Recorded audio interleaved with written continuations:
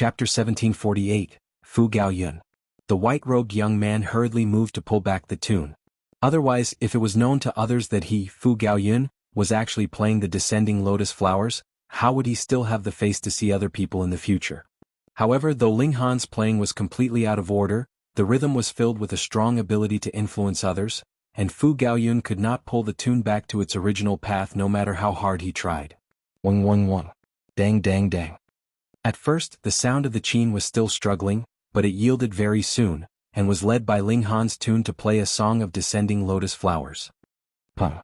Fu Gaoyun smashed his qin in his fury. He could not control his hands at all. If he continued playing, he would go crazy. Ling Han laughed and asked, "So what is this considered now?"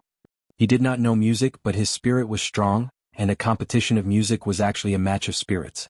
The one who was stronger could influence the other, and it was clear that Fu Gaoyun was no match for him, even if the latter was already a second severance elite. Fu Gaoyun gritted his teeth and exclaimed, "I don't care anymore, I want to beat you up first." He couldn't bear it any longer. He, the most outstanding prodigy of the Fu clan, had actually played half a song of descending lotus flowers. In the future he really did not have any face to see others. He proudly declared, "If you can block 3 moves from me, I'll consider you awesome." He only pointed a finger, but this small movement caused the weather to change suddenly. That was clearly just a single finger, yet it was wrapped with multiple bands of golden light, as if it had become the highest grade of celestial tool in this world, and moved to suppress Ling Han. Ling Han similarly pointed a finger and smilingly asked, "What is so difficult about that?" An indescribably coldness diffused out. So what if he was a second severance? He would still be frozen to death. Ka. The golden finger that Fu Gaoyun had shot out was immediately frozen in ice, and shattered with the violent impact caused by Ling Han's power crashing into it. Yet this finger of Ling Han did not seem to have weakened in the slightest, and was still continuing onwards to strike at Fu Gaoyun. Fu Gaoyun looked astonished. He was a second severance. This brat was too extraordinary. Fu Gaoyun issued a battle cry and released his full power. With a shake of his hands, 2 long swords appeared in his grasp, and he slashed out towards Ling Han. Ling Han was unarmed. The strength of his present physique was comparable to 2-star pseudo-divine metal. Even a third severance would find it difficult to wound him, and he was strong enough to stand against a second severance who wielded a pseudo-celestial tool. The swords in Fu Gaoyun's hands were indeed pseudo-celestial tools, and they were of 2-star level. Their sharpness, sturdiness and power were tremendous. Even an ordinary second severance elite would find it hard to avoid being sliced in 2 if he was struck by this weapon. But facing Ling Han, this was still not enough to overcome him. The 2 of them battled fiercely, and for the moment, it was actually hard to decide who was stronger between the 2 of them. Fu Gaoyun was stunned. He had formed 10 million stars in the Eternal River tier, and advanced into severing mundane tier on this basis. Furthermore, he had achieved a flawless severance. He should have been invincible in this cultivation level. But a guy that had just advanced into the first severance was actually capable of confronting him head-on? Then if this guy had reached the peak stage of the first severance, wouldn't he be able to easily suppress him? Fu Gaoyun was presently in the late stage of the second severance. With another step, he would reach the peak stage of the second severance, so how could it be as wide a gap as for Ling Han, who would need to advance from the early stage of the first severance to the peak stage? Just what kind of freak was this? You are a severing mundane tier that struck the heaven and earth. He immediately realized. Otherwise, there would definitely not be a guy whose battle prowess was so freakish in this world. Ling Han chuckled and asked, "Are the 3 moves over?" Fu Gaoyun stopped and said, "Forget it. You are practically a freak, I don't even have the slightest confidence that I can win." Though he spoke of not having the slightest confidence of victory, he was still considerably confident in himself. That was because not being able to win did not mean that he could not kill him. There were some secret techniques that would hurt yourself if used, but you would be able to obliterate your foe with a single strike. This was only a test. He naturally would not need to use such a deadly move. Moreover, there were in fact only 3 stages. He had only come here to show off and strut around because he was bored. Come, let's go and have a drink." Fu Gaoyun walked over and slung an arm around Ling Han's shoulders, appearing to be very affectionate. This displeased the Empress, and she immediately sent out a palm strike. Fu Gaoyun exclaimed in surprise, and exchanged blows with the Empress in close quarters. The two of them sent out palm strikes and switched hands while their bodies remained still. They had already exchanged a few thousand moves in that short time of a few breaths. The Empress was at a slight disadvantage, but it was not like she was completely outmatched. Fuck. Fu Gaoyun's eyes bulged. The Empress was definitely also a severing mundane tear that had struck the heaven and earth. Otherwise, how was a first severance any match for a second severance? Furthermore, if it was not for the fact that she was only in the early stage of the first severance, her battle prowess would definitely not be inferior to his if she had reached the late stage of the first severance, which meant that she was only a minor level inferior to him. He was about to cry. Just think, he, Fu Gaoyun, was an outstanding prodigy of the Fu clan. Though he was not very famous, that was because the Fu clan was protecting him. Fu Gaoyun was considerably proud of himself. Aside from not being able to advance into the severing mundane tier by striking the heaven and earth, his path of cultivation could be considered perfect. But now, he had received a heavy blow to his pride. Two freaks that had struck the heaven and earth had appeared in close succession. In front of these two people, how could he have the face to call himself a prodigy? My name is Fu Gaoyun. Brother, how should I address you? Fu Gaoyun appeared to be very carefree, and did not have the airs that a young master of a noble clan should have at all. Ling Han. This is my wife Wan Xing, Ling Han introduced. Fu Gaoyun nodded, but did not venture to hook an arm around Ling Han's shoulders again. He said, Brother Ling, come. I am impressed by your battle prowess. However, I must correct your horrible taste in music. He was still brooding very much on the matter. How could this guy abuse music like this? Every single person had their hobby, and Fu Gaoyun's hobby was playing the qin and shao. What he could not bear to see the most was an idiot in the aspect of music. Thus, when he decided to befriend Ling Han, he was also resolute to improve Ling Han's standards of playing music. Ling Han chuckled. Aside from cultivation and martial arts, his only other interest was alchemy. He did not have the slightest interest in music. So let's see who would be leading who astray. As long as Fu Gaoyun did not go and fool around with Ling Han, the Empress would not move either.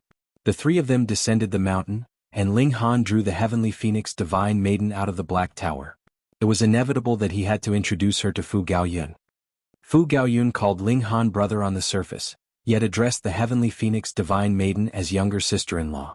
His intention to consider himself as the big brother was absolutely clear. Brother, why did you come down with them?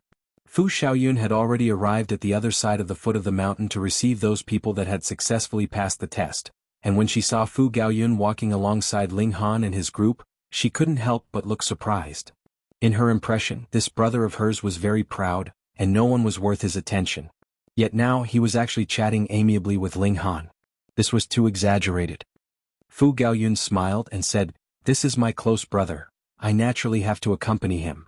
Close brother? Just how long have you known each other? And you are already close brothers? Bei Xuanming was watching from the sidelines, and he involuntarily showed a hint of jealousy. That was because he had once deliberately fawned on this future brother-in-law of his to win his favor, but the latter did not even spare him a look. It's fine if he was just proud, but he actually deigned to be on such good terms with this kind of lowly commoner? Isn't this a deliberate slap right into my face? Ling Han, I wish to battle you once more. Just at this moment, Xiaoxing called out loudly. Chapter 1749, Bei Xuanming issues a challenge. In this place, only two people had passed for now, Xiaoxing and Changsun Liang. Changsun Liang only nodded at Ling Han, and did not approach to greet him. There was no need to rush things. Xiaoxing's eyes were spitting fire. Previously, he had been beaten like a punching bag and kicked around like a ball by Ling Han and the Empress. This was the greatest humiliation he had ever experienced in this lifetime. Before breaking through, he was sure that there was no way that he could match Ling Han and the Empress, but it was a different story now that he had advanced into the severing mundane tier. This was a reshuffling of cards in terms of strength. He had attained a flawless severance. Thus, even if Ling Han had similarly achieved a flawless severance, his battle prowess could not possibly be all that much higher than his. Then, his bountiful battle experience and various secret techniques would be extraordinarily effective. He was going to get his vengeance. Who do you think you are? Fu Gaoyun suddenly spoke up. Without any prior sign, he made his move and threw out a punch at Xiaoxing.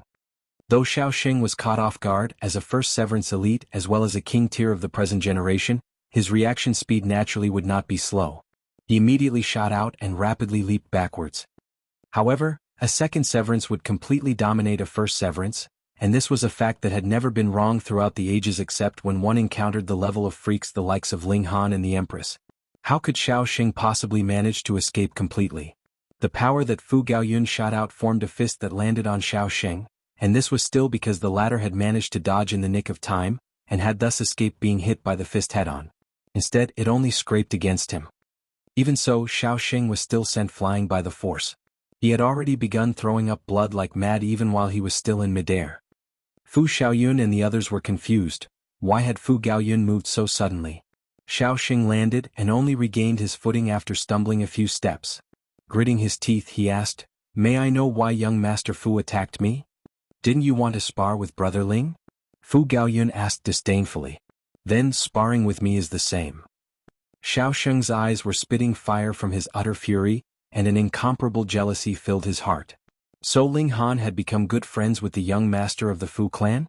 Just look, he had clearly issued his challenge towards Ling Han, yet it was Fu Gaoyun who had immediately cut in. Just how good were their relations? Fu Xiaoyun and the others also thought the same, and similarly felt incredibly curious, especially in Fu Xiaoyun's case. She knew very well how proud this elder brother of hers was, and it was really difficult for anyone to become his good friend. Ho ho. Fu Gaoyun shook his head. Do you all think that I have only moved just because I call him Brother Ling? That's right, if anyone wants to challenge my brother, I naturally will accept it on his behalf. However, even if I did not, this kind of trash would not be any match for my Brother Ling either. He paused and scanned every person's expression before finally saying, "Just now Brother Ling has managed to fight me on equal terms." What? Fu Xiaoyun, Bei Xuanming, Xiaoxing, and even Changsun Liang showed an expression of disbelief. You're really exaggerating too much here. It should be known that you are a second severance here. King tiers like them were already awesome enough, but they could only be invincible among their peers. Even if they had cultivated to the peak stage of the first severance, they could only barely manage a tie against an opponent in the early stage of the second severance. There was nothing else that could be done. Having an additional severance meant a world of difference in terms of battle prowess. And Fu Gaoyun was not only a second severance, but also one that was in the late stage of the second severance, and was also a king tier in the second severance. In theory, even a king tier at the peak stage of the second severance could only just barely suppress him. But now, a guy that had just advanced into the first severance actually managed to fight Fu Gaoyun to a tie? Wasn't that a major joke? I don't believe it. Xiaoxing immediately shouted, slightly despondent. If these words were true, this meant that it was impossible for him to get his vengeance, at least in the level of the severing mundane tier. He could only anticipate another reshuffling of cards in terms of strength after breaking through to the dividing soul tier. But putting aside the fact whether they would be able to reach this kind of height or not, even if they could, just how many years later would that be? Even if he had the talent of a king tier, that would at least need 10 billion years. Fu Gaoyun merely scoffed, not even bothering to refute him. Did he need the agreement of this kind of trash? I don't believe it either. Bei Xuanming declared darkly. If Ling Han had managed to fight Fu Gaoyun to a tie, then wouldn't that mean that the former's strength was superior to his? He could not accept that. If he agreed to these words, he would never be able to hold his head up in front of Ling Han again. So what if you don't believe it? Fu Gaoyun asked disdainfully. Though the strength of the Fu clan was indeed inferior to the lunar sect, they were both three-star forces, and neither had to be afraid of the other. Moreover, who knew how far the two forces were from each other? There were at least 10 three-star forces between them. Even if the lunar sect wanted to start a war, how were they supposed to pass over so many different forces? They could only battle their whole way through, but if they did that, then when their troops had finally arrived, the lunar sect would not be left with many elites either. Bei Xuanming naturally knew this fact as well. Thus, he did not become angry and merely smiled faintly and asked, Ling Han, do you dare battle me? Ling Han laughed and said, I have been waiting for these words from you. You know, I have very much wanted to thrash that damn face of yours since long ago. Yeah, Brother Ling, you have that kind of feeling as well.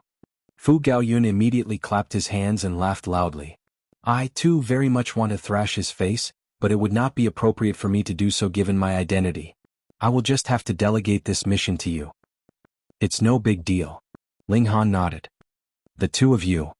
Bei Xuanming gritted his teeth, his killing intent blazing. they actually dared to look down on him so much. He was the holy son of the lunar sect, an undisputed king tier. How could the might of a king tier allow disdain to be cast upon him? If you're not convinced, I'll beat you into submission. Ling Han took a step forward and flicked his robes, looking very relaxed. Just because of your words? Bei Xuanming said sinisterly. He had not finished speaking, but the killing intent in his eyes was already blazing like fire. Ling Han turned and asked Fu Gaoyun, "Brother Fu, it would be all right for me to kill him, right?" Fu Gaoyun immediately shuddered, and even his expression had turned a little gray. He hurriedly exclaimed, "Definitely not." You see, even he was not in the right position to thrash Bei Xuanming. That was because he would be bullying him with his superior strength, and the lunar sect would definitely fly into a thunderous rage. And if their holy son died here, the matter would become a huge issue. The lunar sect would have a just reason to dispatch their troops, and it was not very likely that the other forces along the way would stand in their way. Facing the lunar sect that ranked in the top 3 amongst 3-star forces in terms of strength without these shields, the Fu clan would really be in great trouble. Why not? Ling Han asked with a smile. With your courage, Brother Fu, are you afraid of the mere lunar sect? You can't screw me over like this. Fu Gaoyun's expression was filled with resentment. He had discovered that Ling Han was not only an idiot in terms of music, but also possessed the ability to make anyone go crazy. I'll call you boss, all right? Have the two of you said enough? Bei Xuanming was practically spitting out word after word, flames spurting from his gaze. Were they treating him like air? You didn't make a move all this while, so we chatted a while to pass the time. Ling Han broke into a grin. Come on then, what are you standing around for? Make your move so we can quickly finish the fight and go home. What mad arrogance. Bei Xuanming moved. Boom, he was filled with fury, so his first move was a powerful one. Cold light shot from his eyes, forming 2 swords of ice that ruthlessly stabbed out at Ling Han. Chapter 1750. Give my brother Ling some consideration. Ling Han breathed in a mouthful of air and blew forwards. A ball of fiery flame danced. The regulations of the Great Tao actually took the form of chains that rattled loudly. Ling Han couldn't help but smile in satisfaction. The might of the 9 heavens flame had become stronger and stronger. As one of the source flames of the heaven and earth, the strength of its life force, it was naturally powerful. Under the burning of the fierce flames, the 2 ice swords immediately melted and became steam. The regulations embedded in them were also completely disintegrated, and not the slightest bit remained. Bei Xuanming's expression became grim in an instant. At the beginning he was only filled with a boundless fury, and thought that Ling Han and Fu Gaoyun were deliberately making fun of him, but he could tell if his opponent was an elite as long as he made his move. Ling Han was very strong. Not just he, Fu Xiaoyun, Xiaoxing and Changsun Liang were similarly incomparably stunned. Only the Empress, the Heavenly Phoenix Divine Maiden, and Fu Gaoyun looked like this was completely as they had expected. Severing mundane through the alternative method. Bei Xuanming guessed immediately. Otherwise, how could he have possibly surpassed the gap of a minor level in battle? This guy actually reached the height that only holy sons and holy daughters of the true major sects could attain. Striking the heaven and earth. Bei Xuanming's eyes were red with envy. He had also attempted advancing to the severing mundane tier through striking the heaven and earth, but he had only struck once and he did not dare continue further. Otherwise, it would definitely be his life that would be severed. At first, he had thought this was something that only existed in legends. Among 3-star forces or even 4-star forces, this could not possibly be seen. But the reality was a harsh slap in his face. A guy that was just a piece of trash in his eyes had actually reached the height that he had dreamt of. He did not dare believe this and was not willing to either. Meanwhile, Fu Xiaoyun's beautiful eyes lit up. Severing mundane with the alternate method. So someone could actually manage it? Severing mundane through the alternative method. Xiaoxing and Changsun Liang mumbled softly. Limited by their level, they were still unaware that one could advance into the severing mundane tier through striking the heaven and earth. Sister, why don't you just marry Brother Ling? Fu Gaoyun played the role of matchmaker. You see, my Brother Ling's natural talent is who knows how many times better than that despicable guy's, and in future he would definitely be able to beat up various prodigies. If you miss out on such a good man, you will definitely be crying in future. He did not lower his voice when he said these words, so Bei Xuanming could hear each word very clearly. Bei Xuanming's expression was so dark that it was practically dripping. How could you undermine him right in front of his face like this? He was truly angered by now. He drew a hand over the middle of his forehead, and actually drew out a silver short sword that was only 3 inches long from it. This sword seemed to have been formed from ice. The moment it was drawn, the temperature in their surroundings dropped drastically. Fu Gaoyun and the Empress looked undisturbed, but the others were all shuddering heavily. Fu Gaoyun and the Empress released their auras, defending Fu Xiaoyun and the Heavenly Phoenix Divine Maiden respectively, but Xiao Sheng and Changsun Liang had no one to take care of them, so they could only retreat far away. However, they immediately looked shocked because they saw that the Empress was actually capable of resisting the might of that pseudo-celestial tool. She too has advanced into the severing mundane tier by striking the heaven and earth, Fu Gaoyun explained to his sister. Fu Xiaoyun's small mouth immediately turned into an O, and Bei Xuanming almost stumbled. There were actually as many as 2 such prodigies. Changsun Liang and Xiao Xing were rendered speechless. They did not know the exact significance of advancing into the severing mundane tier through striking the heaven and earth, but there was one fact that could be confirmed. If one advanced to the severing mundane tier in this manner, the strength of his battle prowess would be astonishing. For example, Ling Han was presently able to fight on even terms with Bei Xuanming because he had successfully struck the heaven and earth. Bei Xuanming dismissed all his other thoughts, and focused on the small sword in his hand. This was Icy Cloud Sword, a 2-star pseudo-celestial tool. If he could completely activate its full might, it could reach the extent of the 3rd severance or even the 4th severance. Because he was the holy son of the lunar sect, he was worthy of this kind of pseudo-celestial tool. With Bei Xuanming's present cultivation level, he definitely would not be able to completely force out the might of this Icy Cloud Sword, but it would not be difficult for him to attain the peak stage of the 2nd severance. Ling Han is indeed very strong. You are able to match me, someone in the early stage of the 2nd severance, but how could it be that you would be able to oppose even the peak stage of the 2nd severance? He was not going to believe that. When the Icy Cloud Sword emerges, all the heaven and earth will be sealed in ice. Bei Xuanming exclaimed. The short sword rose up into the air, but was quickly becoming larger in size, and turned into a massive sword that was 300 meters long. The power of ice was strong and various patterns appeared, their strokes glowing. Ling Han sighed. He had not managed to improve the divine demon sword to the level of a pseudo-celestial tool, and the broken wooden sword was eternally frozen at the level of level 20 god tool, so there was no weapon that he could actually use now. It could not be helped. Who asked him to have such a strong physique? His actual need of a weapon was not very strong. He greeted the incoming attack with a punch of his own.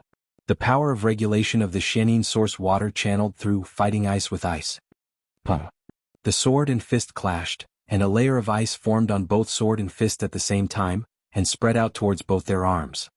Ling Han was unafraid and allowed the ice to form as it willed, but Bei Xuanming paled in shock. With a strong shake, he hurriedly withdrew his sword and retreated. He repeatedly spurred on the might of the sword. Pa pa pa. The ice on the sword's blade shattered and fell onto the ground. Only then did he sigh in relief. But when he raised his head, he turned pale in shock. That was because Ling Han had also easily shook his arm, and then was completely fine thereafter. This was a pseudo-celestial tool he was holding, and that was why he could be strong. You are only a body of blood and flesh, so how can you possibly be so freakish? I am going to beat you up now. Ling Han rushed forwards, launching a powerful offensive. Bei Xuanming controlled the massive sword to greet his offensive mentally, while both his hands balled into fists, and began to use one celestial technique after another. The holy son of the lunar sect had naturally grasped a considerable number of secret techniques, but no matter how hard he tried, they were all ineffective against Ling Han. If he wanted to stand against Ling Han, he would at least have to reach the height of Fu Gaoyun. At present, Bei Xuanming's cultivation level was considerably weaker, so naturally he could only stay on the defensive. Ling Han aggressively suppressed him, and Bei Xuanming did not even have the ability to fight back anymore. He could only stay on the defensive in a completely passive position, and cut a sorry figure. Xiao Xing, Changsun Liang and Fu Xiaoyun were all dumbfounded with shock. This scene was something that they had completely been unable to imagine. Severing mundane with the alternate method could actually raise strength to this level? Puh. Ling Han tore through Bei Xuanming's defenses with a single punch and began to beat this guy up. This guy had repeatedly wanted to kill him. Did he think that he was unaware of it? If the two of them had been fighting alone, Ling Han definitely would not have held back, but if he killed Bei Xuanming here, it would cause the Fu clan to bear responsibility as well. Ling Han thought Fu Gaoyun was quite likable, so he decided to give him some face. But even so, Bei Xuanming was still very quickly pummeled into a pig's head. "Sister, are you sure you won't reconsider?" Fu Gaoyun elbowed his sister. Fu Xiaoyun's cheek twitched. Bei Xuanming was a king tier, but in front of Ling Han, he was practically rendered incapable of fighting back. This really caused her jaw to drop. Though she knew that this was not because Bei Xuanming was weak, but rather due to the fact that Ling Han was too strong, it had still become a thorn in her heart, leaving behind the scene of Bei Xuanming being in such a sorry state. When Ling Han had thrashed him to his heart's content, he finally withdrew his fists. Bei Xuanming actually had not sustained any heavy injuries. He got back to his feet, his expression livid. He really no longer had any face to show himself. It was at this moment that a figure shot forwards and arrived. It was a white-haired elder. You're here, brat?" It was none other than Xiang Yan, and as he looked at Ling Han, his expression was filled with excitement. Chapter 1751. Come learn alchemy with me. Ha! The Fu siblings were looking at Ling Han with surprise. No way, this brat actually made a connection with Elder Yan? It should be known that Xiang Yan was one of the very most important resources of the Fu clan. In the celestial realm, alchemists were still a class that surpassed the rest. There was a pitifully small number of celestial-level alchemists, and every single one would be recruited by the various powerful forces, which would be willing to spare no expense in recruiting them. There was no helping it. There were always conflicts and battles among the powerful forces and minor forces, and there occasionally would be casualties and deaths. With a high-grade alchemist, one could greatly increase the survival chances of the elites among their ranks. Xiang Yan was a 3-star alchemist. In the celestial realm, there were a total of 5 levels for alchemists. 1 star corresponded to the severing mundane tier, 2 stars corresponded to dividing soul tier, and a 3-star alchemist naturally corresponded to immortal palace tier. The Fu clan had been able to recruit Xiang Yan because the Grand Elder of the Fu clan had once saved Situ Tang's life. Later on, Situ Tang chose to join the Fu clan and become their personal alchemist, and at that time, Xiang Yan was still Situ Tang's good friend, so he came along with him. Though Xiang Yan and Situ Tang had turned hostile now, Xiang Yan still had no plans of leaving. However, the Fu clan was very concerned because the other 3-star forces had always been secretly making contact with Xiang Yan. A high-grade alchemist was comparable to 10 elites of the same level. The Fu clan naturally would not let go of Xiang Yan for any reason, and thus all the members of the entire clan were incredibly respectful towards Xiang Yan. Could it be that Ling Han had offended Xiang Yan? This was very serious. If Xiang Yan was determined to target Ling Han, then even the Grand Elder of the Fu clan could possibly move out personally. A high-grade alchemist was really that awesome. Bei Xuanming showed a cold smirk. So as it turned out, this brat had offended a high-grade alchemist, It should be known that the part of the reason that the lunar sect wanted to form an alliance with the Fu clan through matrimony was because they had designs on those 2 3-star alchemists. If Xiang Yan's relations with the Fu clan became hostile due to this, he could take advantage of the opportunity and pull him over to their side to strengthen the power of the lunar sect. Even Fu Gaoyun could not help but cautiously ask, "Elder Yan, it's nothing major, right?" In front of this high-grade alchemist, he really did not dare put on the airs of the heir of the Fu clan. In fact, even if he became the patriarch of the Fu clan, he would still have to be polite to Xiang Yan. Xiang Yan turned around and glared at him harshly, his beard practically rising. He smacked a palm onto Fu Gaoyun's head. "Nothing major? Nothing major? You actually dare to undermine what I have invested my whole life into." This was the Winds and Fire's 9 Clouds pill, and he had invested who knew how much blood, sweat, and tears into it, and what did he actually say? He was really going to die from fury here. So serious. Fu Gaoyun did not even dare dodge and allowed Xiang Yan to land a solid hit. However, this slap was naturally not heavy. He looked at Ling Han plaintively. "Just how much of a troublemaker are you? Just how long have you been in here, and you have already offended the person that you cannot afford to offend the most? What should I say about you?" He gritted his teeth and exclaimed, "Ling Han, quickly admit your fault." He signaled at Ling Han with his eyes. What he meant was to quickly apologize to this great alchemist, and he would say a few nice words so that this big problem became a small one, and the small problem could be turned into no problem at all. When Bei Xuanming heard this, he immediately leaped out with a cold sneer. What a joke! How could he possibly allow this matter to be easily resolved like this? If he could not deal with Ling Han, then he could make use of the Fu clan to get rid of Ling Han. What you should not have done the most was to offend an alchemist, and one that was a 3-star alchemist at that. It could be said that as long as Xiang Yin was willing to join the lunar sect, the sect master of the lunar sect could even repeal him, the Holy Sun. He was that awesome. Brother Fu, your words are wrong. Alchemists are beings that surpass the rest, and now that this person has offended Elder Yin, how could it be forgiven with a simple apology? He smirked. If this kind of criminal was not heavily punished, wouldn't it be a challenge to the prestige of all alchemists? Fu Gaoyun glared harshly at him and felt that this guy was really too despicable. He could not match Ling Han in strength and actually use such a method to get his revenge. He was really undeserving of being a king tier. Fu Xiaoyun also revealed a hint of disdain. She could accept her man having lost a battle, but he definitely could not have the trait of a sore loser. Bei Xuanming gritted his teeth. He could not bother about her now. If he did not get Ling Han killed, what would there be left of his pride? What are you little bastards blabbering about? Xiang Yin demanded impatiently. Couldn't they allow him to finish his words properly? Elder Yin. Both Fu Gaoyun and Bei Xuanming lowered their heads in respect. It could not be helped. An alchemist had spoken, and putting aside juniors like them, even Immortal Palace tier elites would have to give him some face. However, Fu Gaoyun was grimacing, while Bei Xuanming showed an expression as if his dastardly scheme had succeeded. Brother Ling, are you interested to come learn alchemy with me? Xiang Yin finally opened his mouth to ask a question with a smile when he saw that everyone had become quiet. Damn. Instantly, Fu Gaoyun, Bei Xuanming, Changsun Liang, and the others all felt their minds shake, and they almost collapsed onto the ground. Had they heard wrongly? Xiang Yin was actually asking Ling Han if he had interest in learning alchemy. This meant that he wanted to take Ling Han as his disciple. The class of alchemists was extremely proud and aloof because there would only be others begging them, and it would never happen the other way around. Furthermore, the requirements for becoming an alchemist were extremely harsh. Thus, there was an extremely limited number of them, which further increased the importance of this group. Celestials had an unlimited lifespan, and those like Fu Gaoyun and Bei Xuanming were definitely involved in other fields outside of cultivation, such as music. In truth, what they wanted the most was to gain the status of alchemist as well. That would really be too awesome. But the problem was that it was not something that was possible just because they wanted to. And now this opportunity that others could only dream about was laid in front of Ling Han. Even Fu Gaoyun was beginning to envy Ling Han. He had begged Xiang Yin who knew how many times, but the latter would always have an expression of dislike on his face, and tell him to get lost with a dismissive wave. Bei Xuanming's face had turned green. As it turned out, he had been playing the role of a joker for all this while.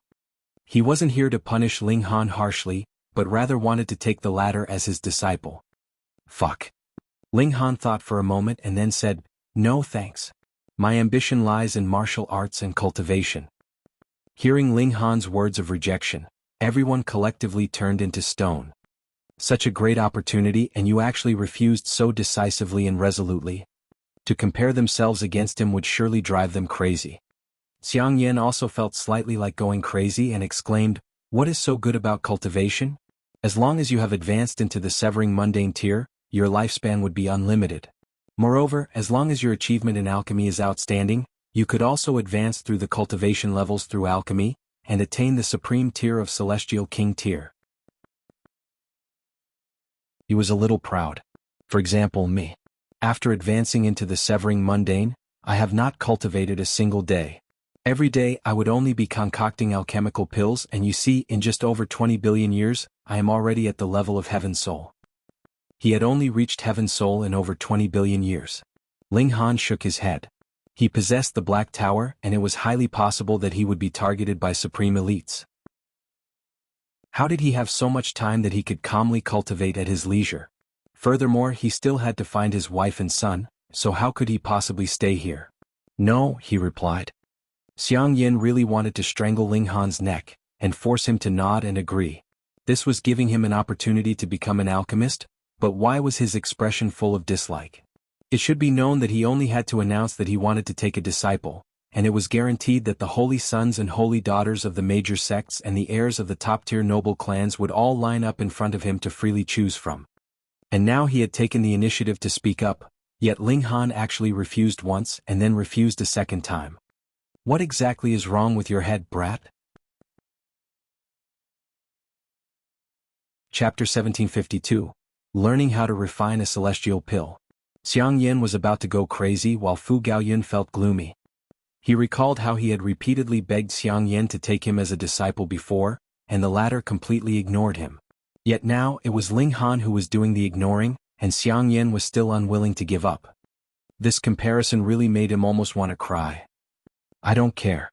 With how proficiently you have grasped the regulations of fire, it would be too much of a waste for you not to be an alchemist. Xiang Yan shook his head. No matter what, he could not let go of such a prodigious alchemy genius. Ling Han smiled and said, how about this? In any case, I will go to the Fu clan. In the future, outside of cultivation, I will ask Senior for guidance as well. He had gained the favor of an alchemist, and he was actually bargaining like this as if he was very reluctant. If one posed too much, he would definitely be struck by lightning. However, Fu Gaoyun and Fu Xiaoyun were very pleased because it was clear that Xiang Yan had a very high opinion of Ling Han. In that case, as long as Ling Han could stay in the Fu clan, the possibility of Xiang Yan leaving would be extremely low. Xiang Yan said a few more words of persuasion, but could only agree reluctantly. He looked at Bei Xuanming, and the fury in his heart instantly had a target for venting. He grabbed Bei Xuanming with a single move, and threw a series of punches at him. Who asked this brat's words to be so unpleasant? Bei Xuanming was incredibly depressed, yet could only endure the beating. Putting aside the fact that his strength was far inferior to Xiang Yan's, even if his strength matched the latter's or even surpassed it, he would not dare resist either. This was a 3-star alchemist. He was almost throwing up blood in his fury. He had really hit rock bottom in his luck today. First, he had sustained a beating at Ling Han's hands, which was then followed by a 3-star alchemist. Furthermore, if this matter was made known to the sect master of the lunar sect, he would probably give him another thrashing. You actually dared to offend a 3-star alchemist? Just how much trouble were you trying to draw to our lunar sect? After Xiang Yan had vented his anger, he strode off. Then he reminded Ling Han repeatedly that he was to visit him once he had the time. Brother Ling, I'm convinced. Fu Gaoyun gave Ling Han a thumbs up. Ling Han was probably the only severing mundane tier that dared to put on airs in front of a 3-star alchemist. Meanwhile, Bei Xuanming humphed. Then he turned around and left. He really had no face to show himself. Great. Fu Gaoyun couldn't help but clap as he looked at Bei Xuanming's receding back. I disliked this guy from the first moment I saw him. Brother Ling, it would be better for you to become my brother-in-law instead. Ahead of them, Bei Xuanming suddenly stumbled. Then he shot forwards quickly and disappeared in an instant. Brother? Fu Xiaoyun blushed slightly. Yet Fu Gaoyun was uncaring and continued, just look at my brother. Not only is he an outstanding talent, his natural talent in cultivation is astonishing, and he has further gained the favor of Elder Xiang. Where are you going to find such an outstanding man? Ling Han laughed and said, too bad, too bad. Such an outstanding man is already taken. He wrapped his arms around the Empress and the Heavenly Phoenix Divine Maiden, showing that he was already satisfied with what he had. Che, isn't it very normal for men to have many wives? Fu Gaoyun was still unwilling to give up. Ling Han's expression became a little strange. If he counted Hunyo and the others, he seemed to have 8 lovers already. The positions of 3 wives and 4 concubines was not even enough. Come, let's go and have a drink. He changed the topic. Let's drink, let's drink. True enough, Fu Gaoyun forgot about this matter once he spoke of drinking. He still had an arduous task ahead of him, and that was to improve Ling Han's taste in music, or his music sense in short. At present there was nothing that he could pick about in Ling Han's personality, but his music sense was really too horrible. With the 2 men heading off to drink, Fu Xiaoyun accompanied the Empress and the Heavenly Phoenix Divine Maiden. Women naturally would be chatting about topics that interested women. Ling Han and Fu Gaoyun only ended their drinking spree by the next day's morning. Then Fu Gaoyun discovered to his grief that that song of descending lotus flower was deeply implanted in his head. The moment he touched the strings of the qin, he would automatically play it. Oh no. Ling Han's music sense had not been improved, and it was his music sense that had deteriorated instead. This time, the Fu clan had still recruited a considerable number of prodigies, and they were all young king tiers that had attained a flawless severance previously. The so-called small test did not actually have any decisive significance. It was only set up so that these king tiers would not become too arrogant, and to take them a notch down. This indeed was very effective. These king tiers had all curbed some of their pride, and knew that prodigies like them were still not qualified to put on airs in front of the Fu clan yet. Ling Han asked Fu Gaoyun for help in buying a great volume of level 20 godly metal. He wanted to send the divine demon sword up to the level of divine metal. Even if it did not manage to reach the level of divine metal, it could still probably attain the level of 1-star or 2-star divine metal. There was definitely no lack of level 20 godly metal in the celestial realm. However, this required a great amount of star stones. Though Ling Han had earned much and also robbed a considerable amount, this number was still a drop in the ocean compared to what was needed to advance the divine demon sword to become a celestial tool. Thus he soon went off to find Xiang Yan, and asked him for some guidance on how to refine a celestial pill. In future he would be able to earn money on his own. Xiang Yan had high hopes of him and only feared that he would not come. As long as Ling Han asked a question, he would reply without holding anything back. Once Ling Han returned, he comprehended Tao beneath the reincarnation tree. However, even so, he had only begun to refine the most basic celestial pill a month later, and the result was that the cauldron exploded as expected. But Xiang Yan got a great shock. "You are practically inhuman, brat," the old geezer exclaimed in shock. "Though I have already had a high estimation of you, I previously thought that it would already be very impressive if you could begin refining pills 10,000 years later, yet you actually only used a month's time." One had to interweave the regulations of the Great Tao to fully understand the pharmacology of celestial pills, and this was an incredibly complicated matter. Even 10,000 years could not be considered a long time. But Ling Han had the reincarnation tree. One day was equivalent to 100 years, and a month would mean 3,000 years. In truth, he had also spent a very long time. It was only that Xiang Yan had completely no idea. "Looking at your rate of advancement, you would be able to refine the first cauldron of celestial pills in 10 years, time at most." Xiang Yan was very envious of Ling Han. Even he could only admit his defeat in front of such a prodigious alchemy genius like Ling Han. He would only be able to refine the first cauldron of celestial pills after 10 years. Ling Han shook his head with a sigh. It was really difficult. But such a speed was already overwhelmingly fast. Most alchemists that could successfully refine a celestial level pill in a million years' time, counting from the time they first got in contact with it to successful refinement, would belong to the category of genius, and even if it took 100 million years, don't think it was too long either. Who asked for lifespan to be unlimited after the severing mundane tier? They had more than enough time to expend, but what was crucial was if there would be so much celestial medicine to allow your squandering. There was no helping it, they could only progress slowly. Ling Han even asked Fu Gaoyun to investigate the matter of the rock palace, while he, the Empress, and the heavenly phoenix divine maiden left. Since they had already advanced into the severing mundane tier, he was going to return to Dark Moon City, and call the Ding clan in for a good accounting of old debts. At present there were only 3 people that he was no match for, and they were Ding Yaolong, Ding Shan, and Ding Song, but what other member of the Ding clan was capable of standing against him? Though Zhang Chong had advanced into the severing mundane tier, he had not gained the favor of the Fu clan. Thus he was going to return to Dark Moon City with Mao Dai and his daughter. Hence Ling Han went along with them. They used a massive ship, and after a good few months of traveling they returned to Dark Moon City. In these few months, Ling Han had spent every single day comprehending Tao underneath the reincarnation tree. Not only had he completely stabilized his cultivation level, he had even forged forwards into the middle stage of the first severance. Celestial level meant cultivation of regulations, and power was only secondary. Of course, if the level of regulations was too high and power was too weak, the balance would be lost. But the standards of measuring cultivation level would no longer take power into consideration, only regulations. The Empress had also refined a considerable number of portions of heavenly tribulation fluid, and had grasped 2 kinds of lightning element secret techniques. Now she was going to improve this kind of secret technique up to celestial level, and further increase her own battle prowess. Ling Han leaped down from the ship. On this return to Dark Moon City, he was filled with confidence because he was already a severing mundane tier Grand Elder. "Ding clan, it's time for you to pay a little interest." Chapter 1753, A Great Massacre. This was already not Ling Han's first time coming to Dark Moon City, but Ling Han had never been as confident as he was today. In the past, the origin of his confidence in opposing the Ding clan was the Black Tower. Even if I was no match for you, I could still hide.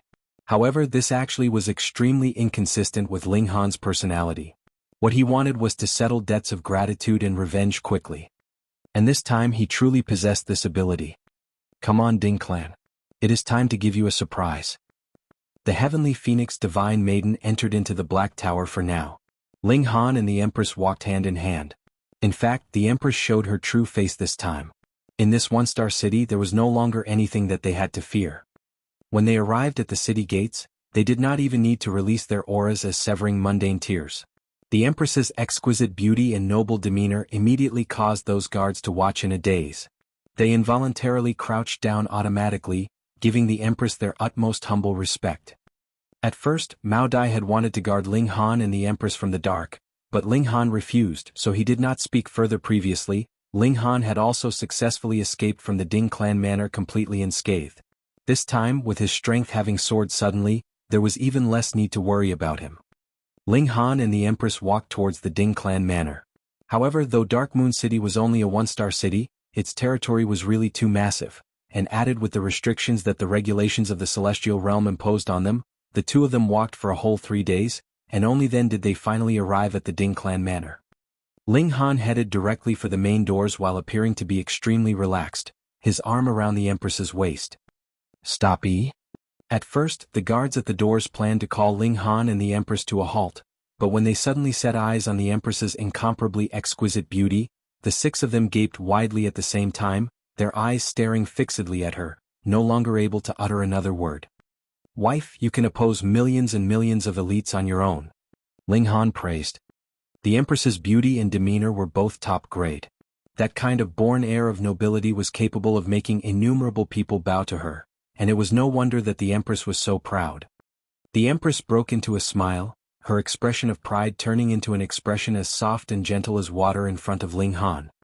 Peng peng peng peng. Ling Han moved and sent all 6 of the people at the main doors flying. Their figures flew and danced like they were straws being blown around in the wind. Some crashed into the main doors, creating a hole in the main doors with the force behind them, and some crashed into the walls. The walls did not break, but their bones were broken and they were dead. Ling Han did not give them any mercy. He really did not have the slightest bit of positive feeling for the Ding clan. This was a clan that was emanating a rotten smell of evil and venom right from its very roots. Perhaps even the lairs of mountain bandits would be cleaner than this place. He could launch a massacre against the mountain bandits, so why couldn't he do the same here? 4 of the group of 6 died on the spot, and there were another 2 that were not too far from death.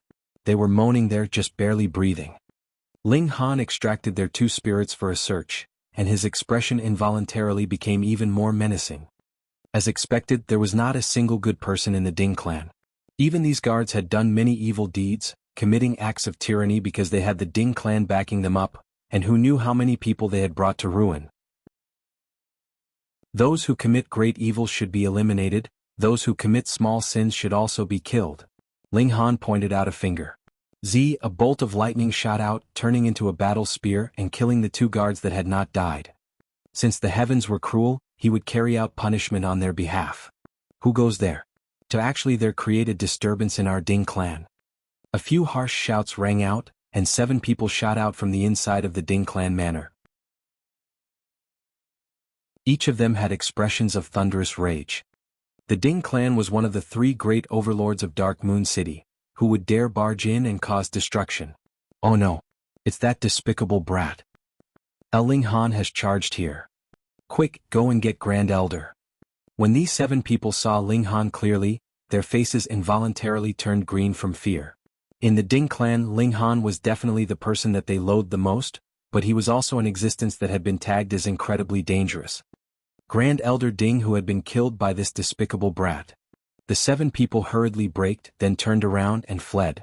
The highest in cultivation level among them was only just a Genesis tier, so how could they possibly be any match for Ling Han, who was invincible in Genesis tier? They still did not know that Ling Han had advanced into the severing mundane tier, and become a celestial being. The Empress moved.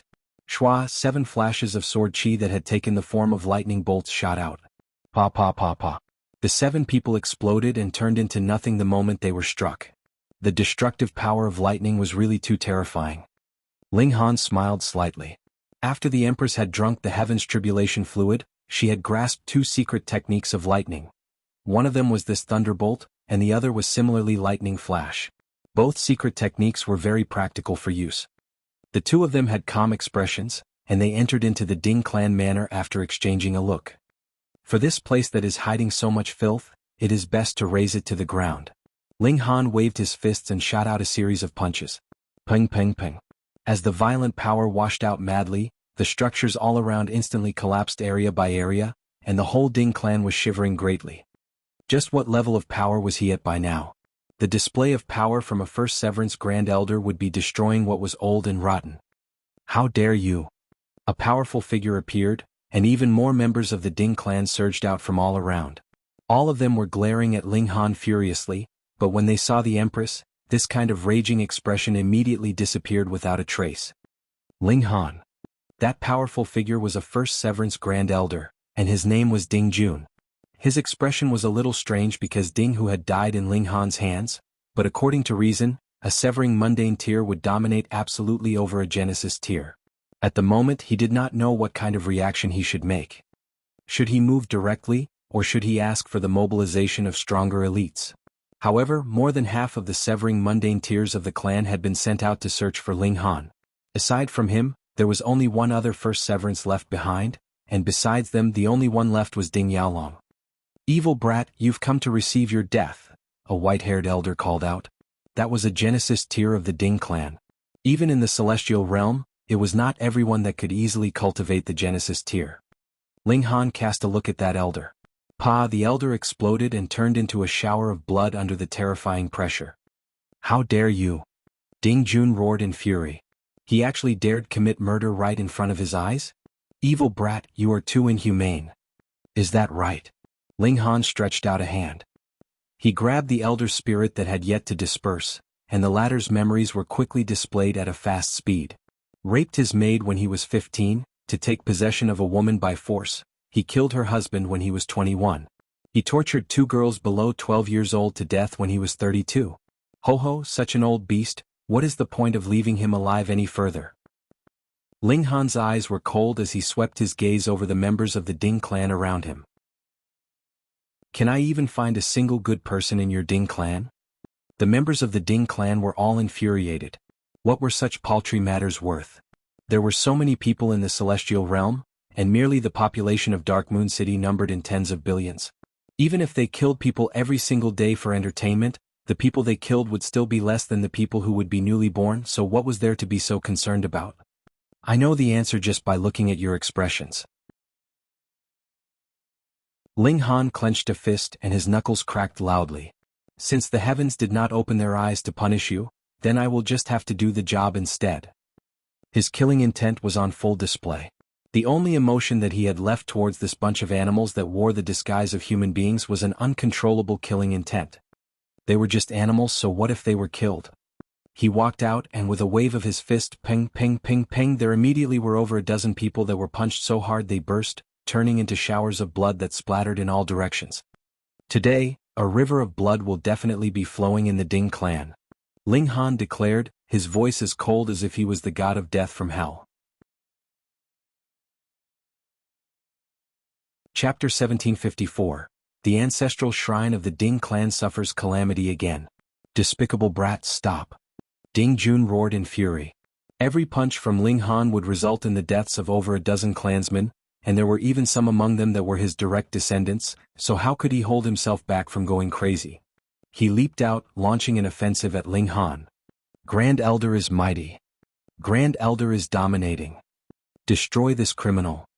The surviving members of the Ding clan all shouted loudly. There had never been anyone that dared to enter into the Ding clan manor alone and start a massacre like this. Ding Jun charged over and used a secret technique of time that could age all attacks. This way he could take advantage of the opening and kill his opponent. Ling Han's eyes turned even colder and he declared, "Today I will get justice for the Hu clan." This was like a bolt of lightning out of the blue, causing Ding Jun's head to go numb from the shock. He exclaimed, "So you are one of the surviving dregs of the Hu clan." No wonder Ling Han had always opposed the Ding clan, and had even drawn the Han clan, which was completely unrelated to them, causing the ancestral shrine of the Ding clan to be destroyed. As it turned out, Ling Han was actually a descendant of the Hu clan. All this finally had a logical explanation. Yet Ling Han did not intend to clarify things. Since Ding Jun had misunderstood, he would just let it be. In any case, he was here to commit murder. When he made his move, it did not appear to be very fast, yet he forced his way through Ding Jun's offensive, and grabbed the latter's neck in a single move.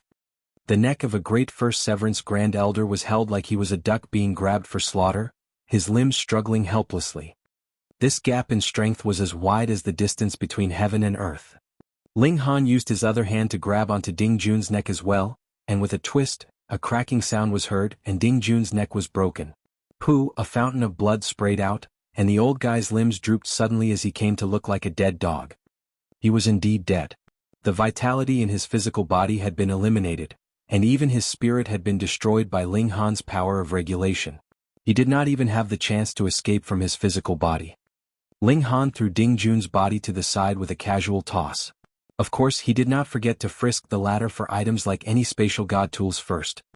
A dead silence enveloped the surroundings. Grand Elder Ding Jun was dead, not even being able to survive a single blow from Ling Han. Killing him had been as easy as slaughtering a dog or killing a chicken. That was a first severance Grand Elder. Everyone's legs began to shake wildly. They wanted to flee but felt as if their legs were stuck in cement, and they could not even move a single muscle. Ling Han did not give them any mercy. As he shot out a punch, over a dozen people suddenly exploded, both their form and spirit destroyed. "Spare us." Some who were weak-willed immediately knelt down to beg Ling Han for mercy. "You disdainful descendants, don't beg for mercy from this executioner. Do you think that he would spare us just because of this?" There were some who had stronger backbone, and stood there with their heads held high, glaring steadily at Ling Han as if they were determined to remember his face. Even after death, they would turn into ghosts and avenge themselves. How could Ling Han possibly be concerned? Today there was only one thing he was going to bring to the Ding clan, and that was death. Wherever he passed, all members of the Ding clan would be killed. Ling Han and the Empress continued onwards. He was unfamiliar with the Ding clan manner. Thus, he naturally headed to the ancestral shrine of the Ding clan. He was familiar with that place. Despicable brat. "Quick, go and inform Lord Patriarch." Ah. Wherever Ling Han passed, he would not leave a single person alive. He had seen too much. There was not a single good person in the Ding clan at all. Something like mercy was really too much of a luxury for the Ding clan. Over 2 hours later, Ling Han and the Empress arrived at the ancestral shrine of the Ding clan.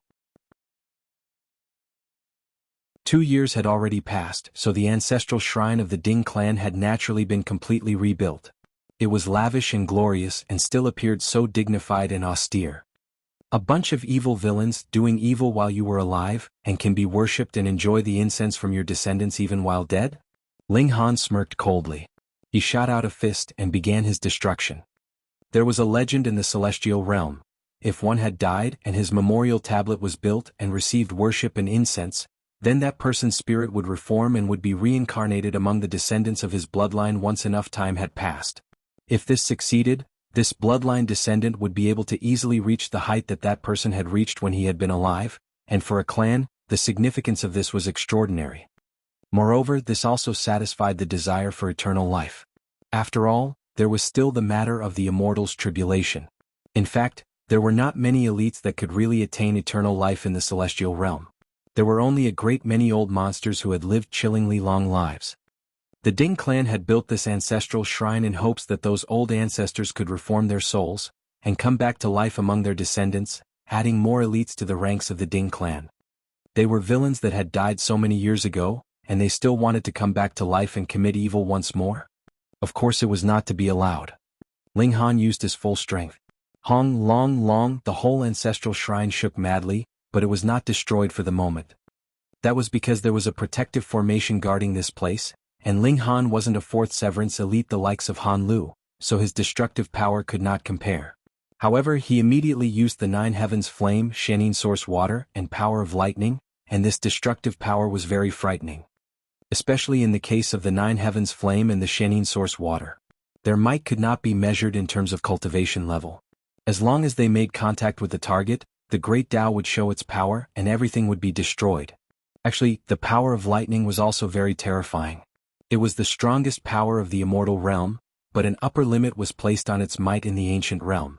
However, after Ling Han had entered into the celestial realm, this upper limit was released, and its might was really extraordinarily powerful. From a certain aspect, this power of lightning was also born from heaven and earth, and in truth, it could also be considered a source power. The memorial tablets of the ancestors. Just what sin has our Ding clan committed to deserve this? A great many elders that were paying their respects in the ancestral shrine were all sobbing as they exclaimed. They had all run out and turned furious glares on Ling Han. If looks could kill, Ling Han would definitely have been torn into pieces. Brat! A roar of anger rang out, and another elite had finally arrived. Ding Shuang, first Severance Grand Elder. He was a very outstanding clansman of the Ding clan. He had advanced at a very early age, and thus he looked to be only in his 40s, his vitality as expansive as an ocean. He shouted loudly, and the vitality around him rippled as if he was a demon king that had emerged from obscurity, maintaining a threatening manner. Ding Xiaoqian had also appeared. He was staring at his foe Ling Han with a dumbfounded look.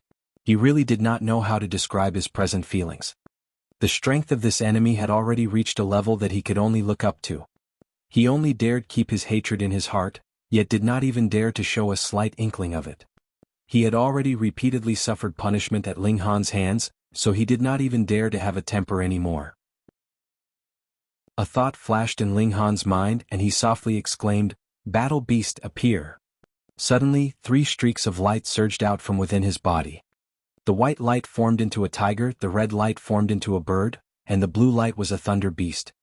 10 Beasts Technique, the core celestial technique of the multitude beast celestial king. After so many days, he had slightly grasped some of the profound mysteries of the 10 Beasts Technique, and could form 3 battle beasts, which respectively had the 9 heavens flame, Xianin source water, and heavenly tribulations lightning as their cores. He was going to try out the might of these 3 battle beasts. The moment these 3 battle beasts appeared, their murderous aura suddenly soared. Some people who were more cowardly were so terrified that they were beginning to throw up from fear. Ding Shuang had also paled in shock. He had a feeling that even he would be easily killed if any one of these battle beasts attacked him. How was this possible? He looked at Ling Han for a while longer, and a powerful astonishment involuntarily appeared in his expression. Severing mundane tier. Wow, are you actually advanced into the severing mundane tier? The heavens were blind. Such a bastard that should be killed 100 times over had actually advanced into the severing mundane tier. Chapter 1755. Battling Ding Yaolong. If anyone can survive 3 moves from my battle beasts, I will only cripple your cultivation level and spare your life, Ling Han said calmly. With a point of his finger, the white tiger immediately pounced out. Murderous aura soared into the skies, and the coldness was menacing. This white tiger was formed with the Xianin source water as its core, so it was naturally incredibly and extraordinarily cold. Furthermore, the Xianin source water was a source power of the heaven and earth. What kind of awesome existence was that? Ding Shuang raised his hand, making a motion to parry this attack. But he had just raised his hand when an endless coldness attacked him, completely encasing his body in ice. He could not even move another finger. Ice crystals had formed on his hair, his beard, and his brows, and his blood naturally had also been frozen. His whole person had become an icicle. The white tiger pounced, and with a slight wave of its paw, Ding Shuang's whole figure exploded into shards. Both form and spirit were destroyed. Under such extreme coldness, his spirit was also imprisoned in his mind. Even if he had wanted to flee, he could not, and could only be destroyed along with his physical body. This 10 Beast technique was really frightening. The source power of the heaven and earth was really terrifying. All the members of the Ding clan were transfixed with shock as they watched. The Grand Elder that was like a god of war in their eyes was actually not even a match for the battle beast that this evil criminal had released.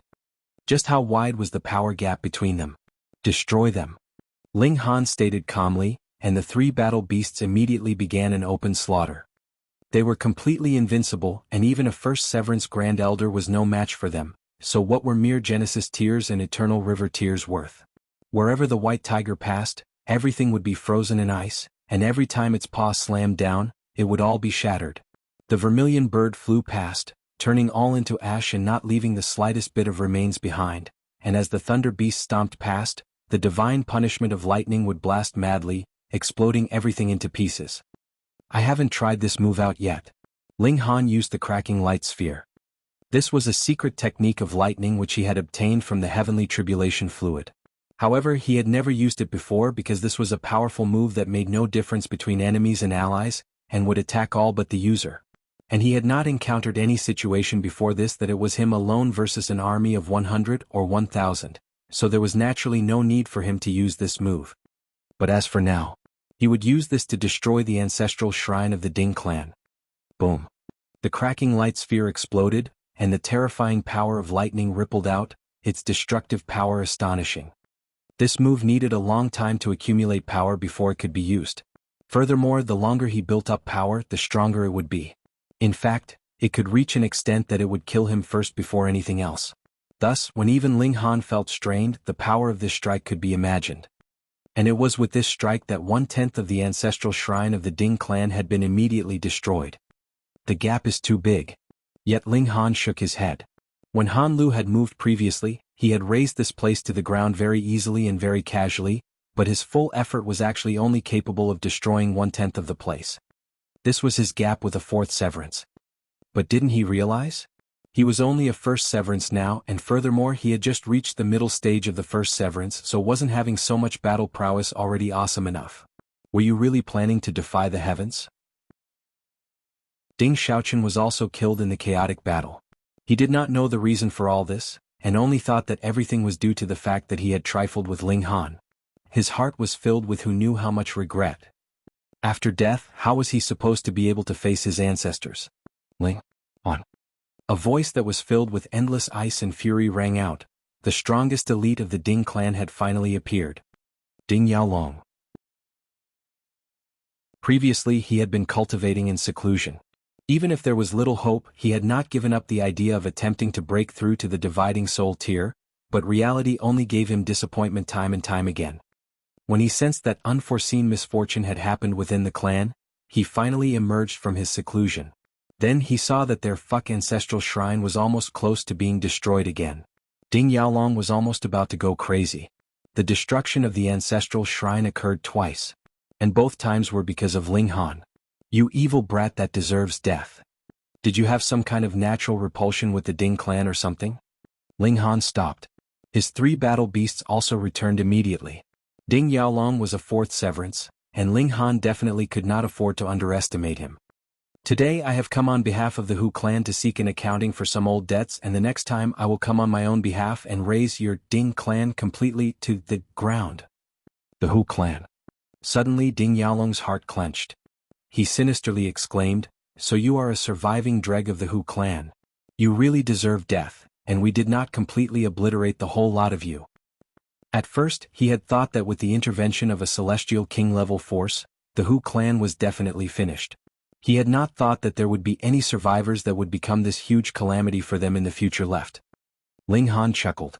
There was no need for him to explain the exact details of his experience. "Then allow me to send you on your way," Ding Yaolong declared coldly. He shot out a fist and the power of time surged. This secret technique of the Hu clan was indeed powerful, and it had now become the strongest technique in the Ding clan's repertoire. The 3 battle beasts roared at the same time and pounced at Ding Yaolong. Sha sha sha. The battle beasts pounced towards him, but they were destroyed by the power of Tide of the Ages. This secret technique was too powerful. As long as the other's cultivation level was inferior, any attack would be pointless. In fact, even if the opponent's power surpassed his own, he might not be able to wound Ding Yaolong either. Below Celestial King tier, the regulations of time were really too strong. Ling Han used Lightning Flash and did not resist Ding Yaolong head-on. At present he, too, could just barely sustain a few blasts from a 3rd Severance Elite, but definitely would not be able to hold up against a 4th Severance if he insisted on taking it head-on. It was possible, but he would have to channel the indestructible Heaven Scroll, and he would not be able to last very long. Again? He reformed another 3 battle beasts, and it was very easy for Ding Yaolong to disperse this attack. However, it was not realistic that he would be able to hurt the battle beasts that had the 9 heavens flame and Shenin source water as their core. He had added the secret technique of time onto the 3 battle beasts, using Tide of the Ages to vie with Tide of the Ages. Go! The 3 battle beasts pounced forwards once more, and launched an offensive against Ding Yaolong. However, this time still did not reach Ling Han's expected target. Though the battle beasts repeatedly attacked, in the clash against the power of time, their own power of time would also disappear rapidly. When the power of time in them had vanished completely, their bodies would also immediately wear and age before disappearing. This gap in cultivation level was really quite big after all. But Ding Yaolong got a scare. He had not thought that those 3 battle beasts had nearly torn through his defenses. This young man was really too frightening and too freakish. If he did not get rid of him today, the Ding clan would really be in danger. Ding Yaolong summoned a bell. It was completely inky black and he had just taken it out, but it had already caused a change in the heaven and earth. A dark cloud was cast over the skies above the Ding clan manor and rippled endlessly. There were flashes of lightning flickering in it, as if a divine punishment was about to descend, yet there was still something missing. Ling Han couldn't help but be surprised. Ding Yaolong definitely did not seem like he was about to break through, so this heavenly tribulation should have come for the bell. Could it be that this treasured tool had just been completed, drawing the descent of a heavenly tribulation? That was not right. If the heavenly tribulation had really been about to descend, it would have long since descended by now. Why would it seem like it was about to descend and yet not like this? That is divine punishment. A voice rang out from the sidelines. It was the large black dog. Its tongue lolled out of its mouth as it said, "If someone has done too much evil and caused too much harm to the peace of the world, it would draw a punishment from the heaven and earth." It was nothing unusual for the large black dog to appear and disappear mysteriously. Perhaps it had been drawn here because it saw that there was a large commotion breaking out here. What surprised Ling Han was that the large black dog had actually also advanced to the severing mundane tier. Where did it go to advance into the severing mundane tier and become a celestial? Ling Han frowned and said, "But the target of the divine punishment is that bell. That must be because the process of refining this bell involved too many sins, and its existence is not permitted by the heaven and earth," the large black dog said solemnly, and showed a rare expression filled with killing intent. This Ding clan must have committed many crimes and caused much bloodshed for this precious tool. "Brother Ling, there is no need to give me any face. Slaughter this old geezer and then destroy that bell." Chapter 1756, Bell of 10,000 Ghosts. Was this not a nonsensical question? Ling Han only stared at that bell. If he was able to defeat Ding Yaolong, why did he have to declare that he would come back again in the future? He was only a first severance, and no matter how freakish he was still just a first severance. He could defeat all opponents in the second severance, and just barely matching the early stage of the third severance already made him a freak among freaks. As for the fourth severance, the gap was really too wide. As Ding Yaolong waved the bell, it released an endless black chi and he declared, "This is called the Black Mist Bell of 10,000 Ghosts. Innumerable years ago the ancestors of our Ding clan had already begun to refine it. However, refining this object would require the sacrifice of innumerable living souls. To avoid being erased by divine punishment, every ancestor would only refine a small portion, and after innumerable years, it has finally been refined successfully. If it was not for the fact that your potential is too frightening, despicable brat, I really would not want to expose the secret of the Bell of 10,000 Ghosts yet." The black mist surged out, turning into an ocean, and multiple skulls appeared in the hazy ocean, releasing sharp cries that could easily make any severing mundane tear bleed from all the 7 apertures. If an ordinary first severance was here, his soul would probably be separated from his physical body easily with a few waves of this bell. Tight situation, retreat. The large black dog broke into a run and fled. "I will retreat first, the mission of the envoy of justice will be up to you, brat." At this moment, it did not have a sliver of seriousness left.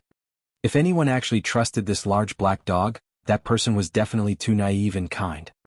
Ling Han also leaped to the Empress's side. If there was the slightest danger, the two of them would enter into the Black Tower together. "Humph, before the Bell of 10,000 Ghosts, you still think you can escape alive?" Ding Yaolong asked coldly. He had summoned even this kind of top-secret weapon, so he was naturally filled with the determination to kill Ling Han. Among the ghostly wails and shrill cries, innumerable skulls pounced towards Ling Han and the Empress, each of them possessing the battle prowess of a third severance. Though it was only the third severance, just how many were there? More than 10,000. Thus, putting aside the fact that Ling Han and the Empress were only in the first severance, even if it was a fourth severance Grand Elder facing this kind of precious tool, he would probably only be able to flee pitifully. True, if the might of the Bell of 10,000 Ghosts was not so strong, what need would there be for the ancestors of the Ding clan to refine it, undertaking the risk of sustaining divine punishment for so many generations? Mere spirits scram? Ling Han shouted loudly, releasing the 9 heavens flame. Boom, the fiery flames surged out, turning into a circle which protected himself and the Empress inside. This was effective, compelling the skulls to stay outside the circle. Yet the skulls in front would pounce, followed quickly by those behind, and when each skull collided with the circle, they would expend a portion of the flames. If this went on, it would not take long before they would be able to invade the circle. Even so, Ding Yaolong was still incredibly stunned. If it was him that was besieged by the Bell of 10,000 Ghosts, the situation would definitely not be much better than what Ling Han was facing now. But who was he? This naturally was the credit of the 9 heavens flame. The ancestral flames of the heaven and earth were incredibly dominating. Unfortunately, Ling Han's cultivation level was too low, which limited the might of the 9 heavens flame. Otherwise, let alone whatever Bell of 10,000 Ghosts, even celestial kings would shiver at the sight of it. No matter how freakish this despicable brat was, he finally would not be able to escape the fate of death now. Ding Yaolong revealed a slightly twisted expression and declared, "Despicable brat, after you're dead, I will snatch away all your fated opportunities, and as for the woman beside you, I will turn into a beautiful corpse, and I am sure that a great many people would be willing to toy with her." With his identity he should not have said such threats, but who asked Ling Han to have destroyed the ancestral shrine of the Ding clan twice, and Ding Yaolong's heart was really filled with too much hatred. If he did not say a few words at this moment, he would not be able to appease his anger even if he tore Ling Han into pieces. "I never thought that you are this type of person, Ding Yaolong." The large black dog had circled back, and appeared behind Ding Yaolong. It immediately aimed a bite at him. "Ah!" Ding Yaolong cried out in pain. He had not imagined that the large black dog would appear and disappear so suddenly, and was able to emerge behind him without any prior signs like this. This bite landed very solidly on him. In the past, when the large black dog had not yet become a celestial, Han Lu, who was similarly a fourth severance, had still sustained a harsh bite from the large black dog. And now that the large black dog had advanced into the severing mundane tier, even if Ding Yaolong was slightly stronger than Han Lu, his actual gap with the large black dog had actually shrunken many times over. This bite caused Ding Yaolong's spine to straighten suddenly, and his hips abruptly leaned forwards. See Grandpa Dog's monkey stealing peaches. The large black dog was prepared for this. It released its bite and turned around, quickly arriving in front of Ding Yaolong. Then it shot out a firm leg, harshly kicking over, and hitting directly at Ding Yaolong's raised crotch. Pa! The sound of N***ts being crushed rang out. Even if Ding Yaolong was a fourth severance Grand Elder, so what? This was not just having his N***ts ache, but having even his N***ts crushed. "Ah!" He released a sharp wail, his legs suddenly clenching tightly together, and even his face having turned pale. Grandpa Dog's last strike of the 3 consecutive moves, crippling chrysanthemum. The large black dog circled around behind Ding Yaolong, and stabbed his dog's paw straight into the latter's behind. "Ah!" This time Ding Yaolong's cry was really felt with overwhelming agony. His news having sustained a severe injury, he screamed in pain once more, the misery in his voice indescribable. Success retreat. The large black dog broke into a run and fled. His style had always been sneak attacks and cheap tricks. As for head-on confrontation? What did that mean? Grandpa Dog had absolutely no idea. Ding Yaolong clenched his legs tightly together, one hand covering his behind, while the other was still holding onto the bell. No matter how one looked at it, this scene was really out of sorts. Ling Han couldn't help but break into raucous laughter. The large black dog's cheap tricks followed one after another. In the future he really could not afford to be careless around it. This cunning dog made no distinction between allies and enemies. If he did not take caution and fell for one of its tricks in future, he wouldn't even have anywhere to cry. In this manner, Ding Yaolong was rendered unable to continue to spin the Bell of 10,000 Ghosts, and his attack dispersed by itself without Ling Han having to do anything to resolve it. Ding Yaolong. A gruff shout rang out, and the Grand Elder of the Long clan appeared, his expression cold as ice. "I did not think that your Ding clan had actually refined such a vicious evil tool in secret. No wonder the clansmen of our Long clan would occasionally disappear. As it turned out, they had all fallen into your poisonous hands. Xiao, another figure appeared. The Grand Elder of the Duan clan had also come. His eyes were also fixed on the Bell of 10,000 Ghosts menacingly. Ding Yaolong, I need an explanation from you today, he stated calmly, but an incomparable determination was clear in his tone. All of a sudden, Ding Yaolong actually became the target of a combined interrogation from two great Fourth Severance Grand Elders. These two were not Han Lu, but were true prodigies. The victor would be difficult to decide if it was a duel, but in a battle of 2 against 1, he would definitely be in trouble. Of course, if it really exploded into a fierce battle, he would definitely be able to inflict severe injury, or even cause death to at least one of them at the cost of his life. Ding Yaolong humphed and declared, "What do I need to explain? Get out of the way, both of you. Otherwise, I will slaughter the two of you as well." No matter what, he was definitely going to kill Ling Han today. Duh. Blood was dripping from both the crotch of his trousers and behind, and accompanied by his present cold and aloof expression, the force of the impact was quite strong. Though the Grand Elders Duan and Long were both furious and filled with hate, when they saw this miserable appearance of Ding Yaolong, especially when he was holding his legs tightly together as if he had been raped, their aged faces involuntarily twitched. They really wanted to laugh. Their urge to laugh was seen by Ding Yaolong, and he couldn't help but tremble in fury. Two elites of the same level were actually smiling at him. Their smiles were not of friendliness, instead they were laughing at him. He was very angry, close to exploding with fury. "All of you die!" he roared loudly, and the Bell of 10,000 Ghosts was used once more. Chapter 1757. A Yang Soul Elite Arrives. The Bell of 10,000 Ghosts was really too terrifying. If a treasure could also be divided into a flawless severance and normal severance, then the Bell of 10,000 Ghosts was definitely a flawless severance, and had furthermore attained a flawless severance through striking the heaven and earth. It definitely could overwhelm all elites of the same level. Otherwise, the Ding clan would have been too foolish to pay such a great price to refine it. Thus, when the ghostly mist appeared, the Grand Elders of both the Duan and Long clan could only evade, and Ling Han and the Empress used lightning flash, similarly leaving the territory that was enshrouded by the ghostly mist. The fierce ghosts wailed shrilly, rolling about in the black mist. Those eerie screams caused a considerable effect on Ling Han and the others, causing them to bleed from their 7 apertures and also look similar to a ghost. What a frightening treasured tool. The only one who was unaffected was Ding Yaolong. He was the user of the treasured tool, so he was naturally immune to its effects.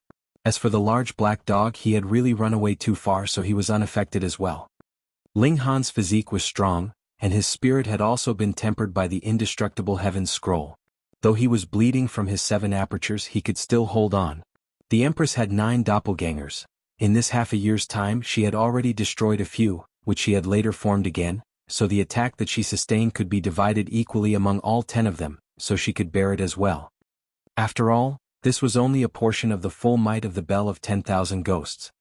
The Grand Elders Duan and Long were still fine. Their cultivation level was still strong, and it would be too difficult for mere sound waves to inflict injury on them. Thus, though the 4 of them looked very pitiful, they were completely capable of holding on. "Take down the ringleader first," the Grand Elders of the Duan and Long clans exclaimed softly, and charged towards Ding Yaolong. They could not continue being a submissive target like this after all. But Ding Yaolong did not even move at all, and only summoned the black mist towards him so that it surrounded him. In this manner, if the 2 Grand Elders of the Duan and Long clan were to attack him forcibly, they would be trapped by the black mist, and that would definitely be big trouble. "You 2 old bastards, I had planned to kill the 2 of you after a few 100 million years past, but since I have already exposed the secret of the Bell of 10,000 Ghosts today, I will take this chance to slaughter all of you," Ding Yaolong declared coldly. The Grand Elders of the Duan and Long clan were both marveling at their luck in secret. They had not imagined that the Ding clan would actually refine such an evil treasured tool, and more importantly, they had actually refined it successfully. It should be known that the heaven and earth would bestow a punishment to erase the person who had refined this kind of evil weapon, but looking at the situation now, there seemed to be a mysterious force that was suppressing the evil of this Bell of 10,000 Ghosts. It was still missing a slight bit, and had yet to reach the requirement for drawing a divine punishment onto it. Thus, though the thunderclouds had formed, the divine punishment had still not descended all this while. If Ding Yaolong had taken this bell of 10,000 ghosts when they had completely no expectation of it, they definitely would have been finished. Thankfully they knew about it now. If they knew about it, it would be fine.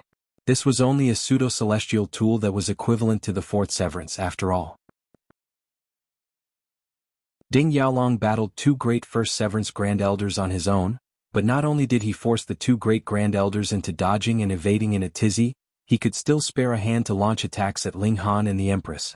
The person he most wanted to kill was still Ling Han. If Ling Han was allowed to flee this time, the Ding clan would definitely be done for. This brat had to die. Ling Han and the Empress continued to channel and use lightning flash continuously. After advancing into the severing mundane tier, both their power and grasp of regulations had improved many folds over. Thus, they would not be tired after using lightning flash a few times. They did not retreat because Ling Han wanted to know just how powerful this evil weapon was so he could decide when he would come charging back the next time. When he next came to the Ding clan manor, he would definitely not flee any longer. Instead, he would destroy the Ding clan entirely. Grand Elder. Just at this moment, a voice shouted out, filled with fury. Ding Song. Previously he had headed to the Han clan and had just made his way back. The first thing he saw was that the ancestral shrine had again been ripped apart, so his fury was naturally out of bounds. He immediately spotted Ling Han and his eyes narrowed. He instinctively thought that all this was caused by Ling Han. He really had not guessed wrongly. This person is Ling Han? There was another person next to Ding Song, dressed completely in black. There were multiple patterns that looked like spiders on his clothing, causing one to subconsciously feel disgust upon seeing them. This was a man who looked to be in his 40s. There were actually patterns on his face as well, stretching all the way to his neck, and it was probable that he had them on his chest, though they were not visible at this moment. He looked longer at the Empress's face, and an incredibly stunned expression involuntarily appeared on his face. A strong change took place in his gaze. In reply to "Milord, that despicable brat is Ling Han." Ding Song hurriedly replied with utter respect. This black-clad man's name was Han Hongfei, and he was a young soul Grand Elder of the Han clan. Dividing Soul tier was divided into the 4 cultivation levels of Heaven Soul, Earth Soul, Yin Soul, and Yang Soul. Though Yang Soul was only the first level, the gap between Severing Mundane tier and Dividing Soul tier was similar to the gap between Genesis tier and Severing Mundane tier. No matter how prodigious you were, there was no way to possibly compensate for this gap. Han Hongfei reluctantly withdrew his gaze from the Empress's face. Then he looked at Ling Han and calmly stated, "You may commit suicide, and as for that girl, come here." He was completely issuing a command. This was natural. He was a young soul elite, and who could be an equal match for him here? The Grand Elder of Duan clan could not help but point out, "Milord, this is Dark Moon City." Dark Moon City was under the administration of the Black Moon sect, and above the Black Moon sect was the Fu clan. No matter how one looked at it, it was not up to the Han clan to show off their military might here. "Are you threatening me?" Han Hongfei swept a cold look over the Grand Elder of the Duan clan. The aura at the level of Yang Soul rippled out, as if the heavens itself was collapsing. The Grand Elder of the Duan clan suddenly spat out blood. The difference between their cultivation levels was too huge. He could not even hold up against one look or the release of his aura.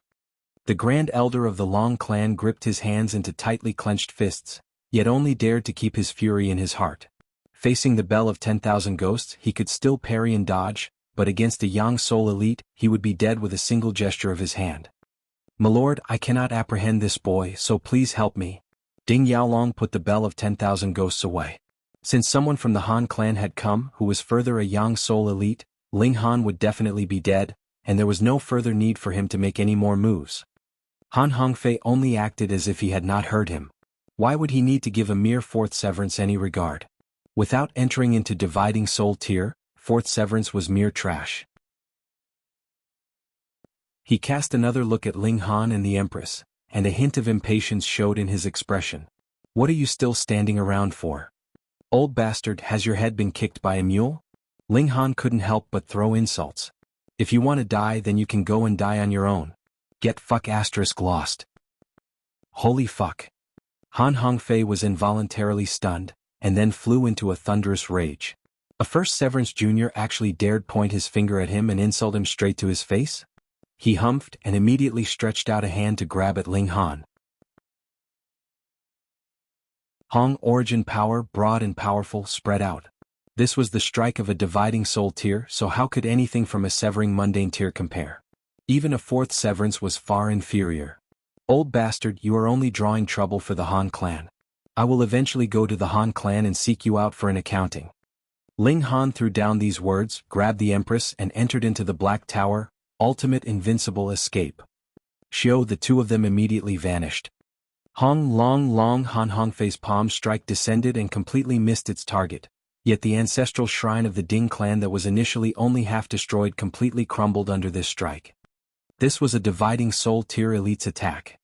Ding Yaolong's mouth twitched, and he felt like the ancestors of all the previous generations would probably be climbing out of their graves to find and punish him.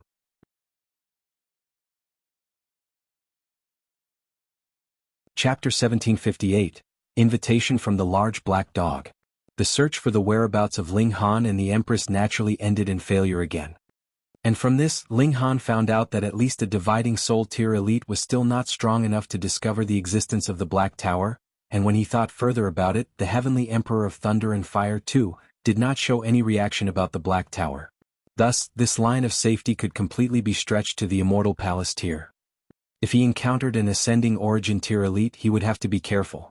In any case, Celestial Kings were definitely capable of discovering the existence of the Black Tower. This was something that Small Tower had reminded him about over and over again. Han Hongfei was very furious. He, a powerful young soul Grand Elder, had made a move, and he was actually going to return empty-handed. He did not only want to apprehend Ling Han to preserve the prestige of the Han clan, but also wanted to snatch all the fated opportunities belonging to Ling Han, which very possibly could contain a Celestial King technique. If it was not for the fact that the Han clan did not want to draw attention, they'd actually very much want to send an Immortal Palace tier elite over. Finally, when Han Hongfei saw the Empress, he had gained inappropriate desires as well.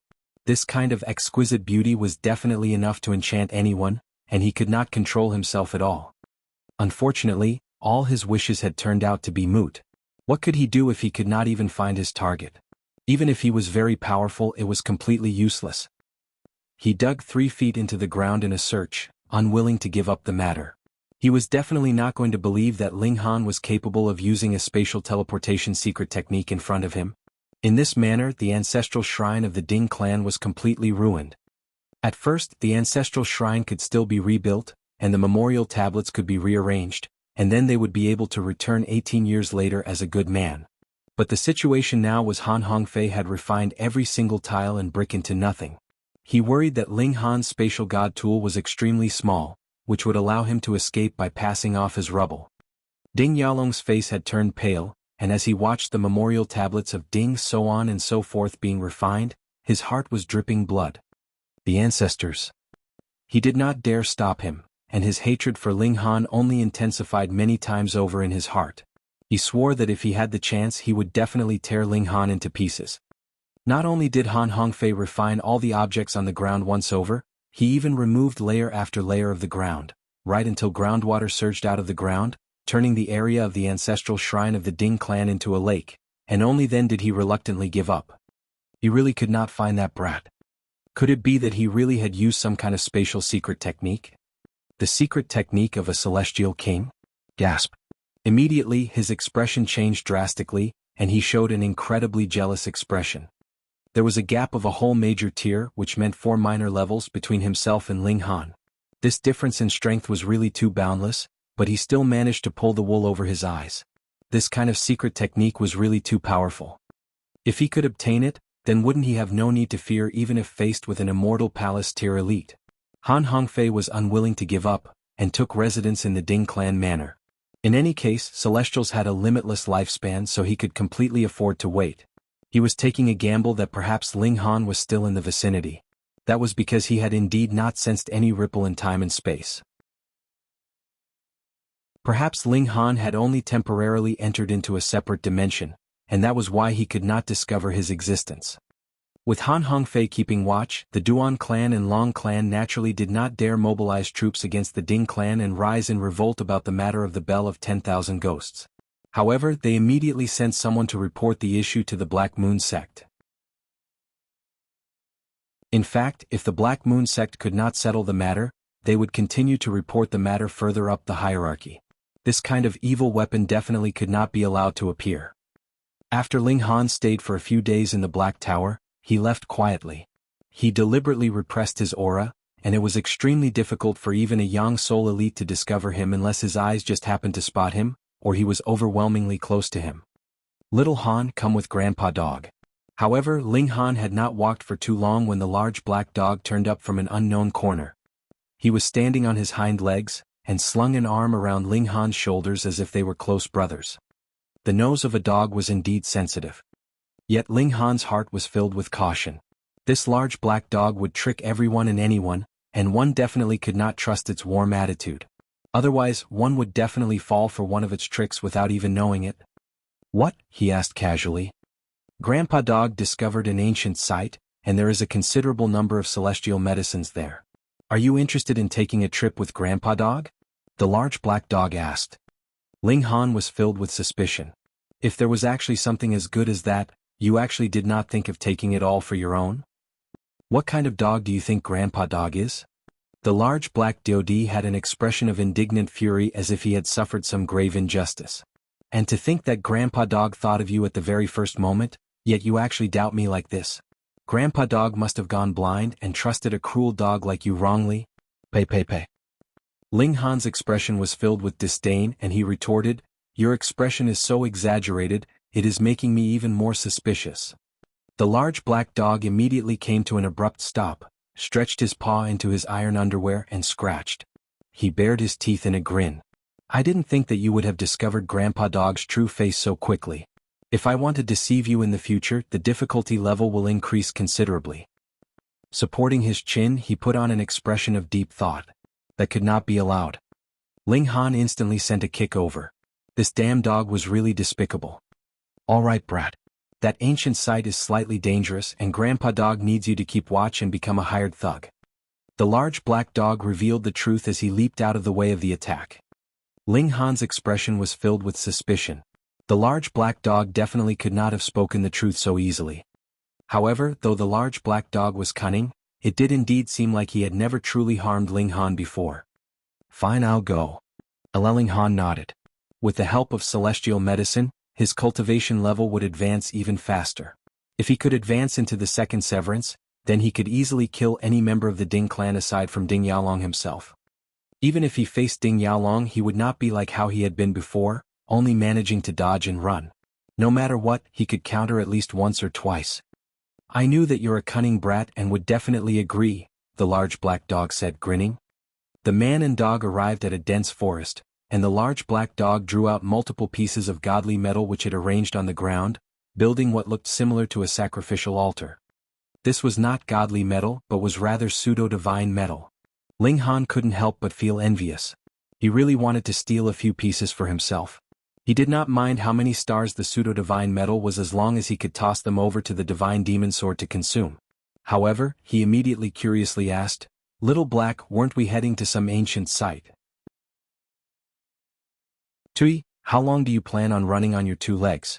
Even if I am specialized in spatial teleportation, don't even think of reaching the place if we're not spending 10 to 15 days, the large black dog said disdainfully. You don't understand, brat. Grandpa Dog is presently constructing a teleportation formation. Ling Han was puzzled and asked, you actually know how to use formations? Of course. All those years ago The large black dog stopped moving his paws and scratched his behind. What did I do all those years ago? So strange, I seem to have lost a large amount of my memories. Ling Han had the same feeling. The origin of the large black dog was definitely extraordinary. When he had still been in Genesis tier, he could bite the behind of a fourth Severance Grand Elder. Though he did not manage to inflict injury with its bite, being able to bite the latter was already an incredibly bizarre feat. Ling Han was freakish enough, right? But if it was him who had to secretly approach a fourth Severance Grand Elder and make a move on him without the latter realizing it, putting aside the fact that he was not capable of it in the Genesis tier, he could not possibly accomplish it even now. Grandpa Dog can't remember. The large black dog went nuts for a while, and then suddenly showed a wicked grin. Come, let's go and rob that ancient site completely. The speed at which he suddenly changed attitude was completely unexpected to Ling Han. What kind of thought process was going on in his head? The large black dog arranged for a very long while, and a small-scale sacrificial altar was already built. Ling Han and he ascended it, and the latter repeated a chant. That was an incredibly dry and obscure chant, and the pronunciation was very strange. Ling Han tried to repeat it, but shockingly discovered that he actually could not remember a single letter. It was at this moment that the sacrificial altar glowed, and the light wrapped around both man and dog. Then it trembled slightly. When the light had dispersed, both Ling Han and the large black dog had disappeared without a trace.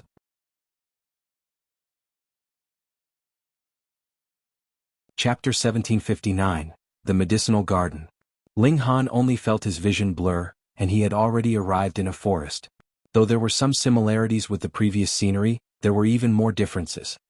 The ground here was more yellowish and the tree leaves were also wider and thicker, while their height was considerably lower, so sunlight could not penetrate the canopy. Ling Han raised his head, and his vision passed through the layers of leaves. He could clearly see that there was actually a sun hanging above their heads. It should be known that the celestial realm did not have any sun, and even the stars in the skies were not real stars, but merely multiple pieces of giant meteorites. Little Han, don't glance around and follow Grandpa Dog quickly.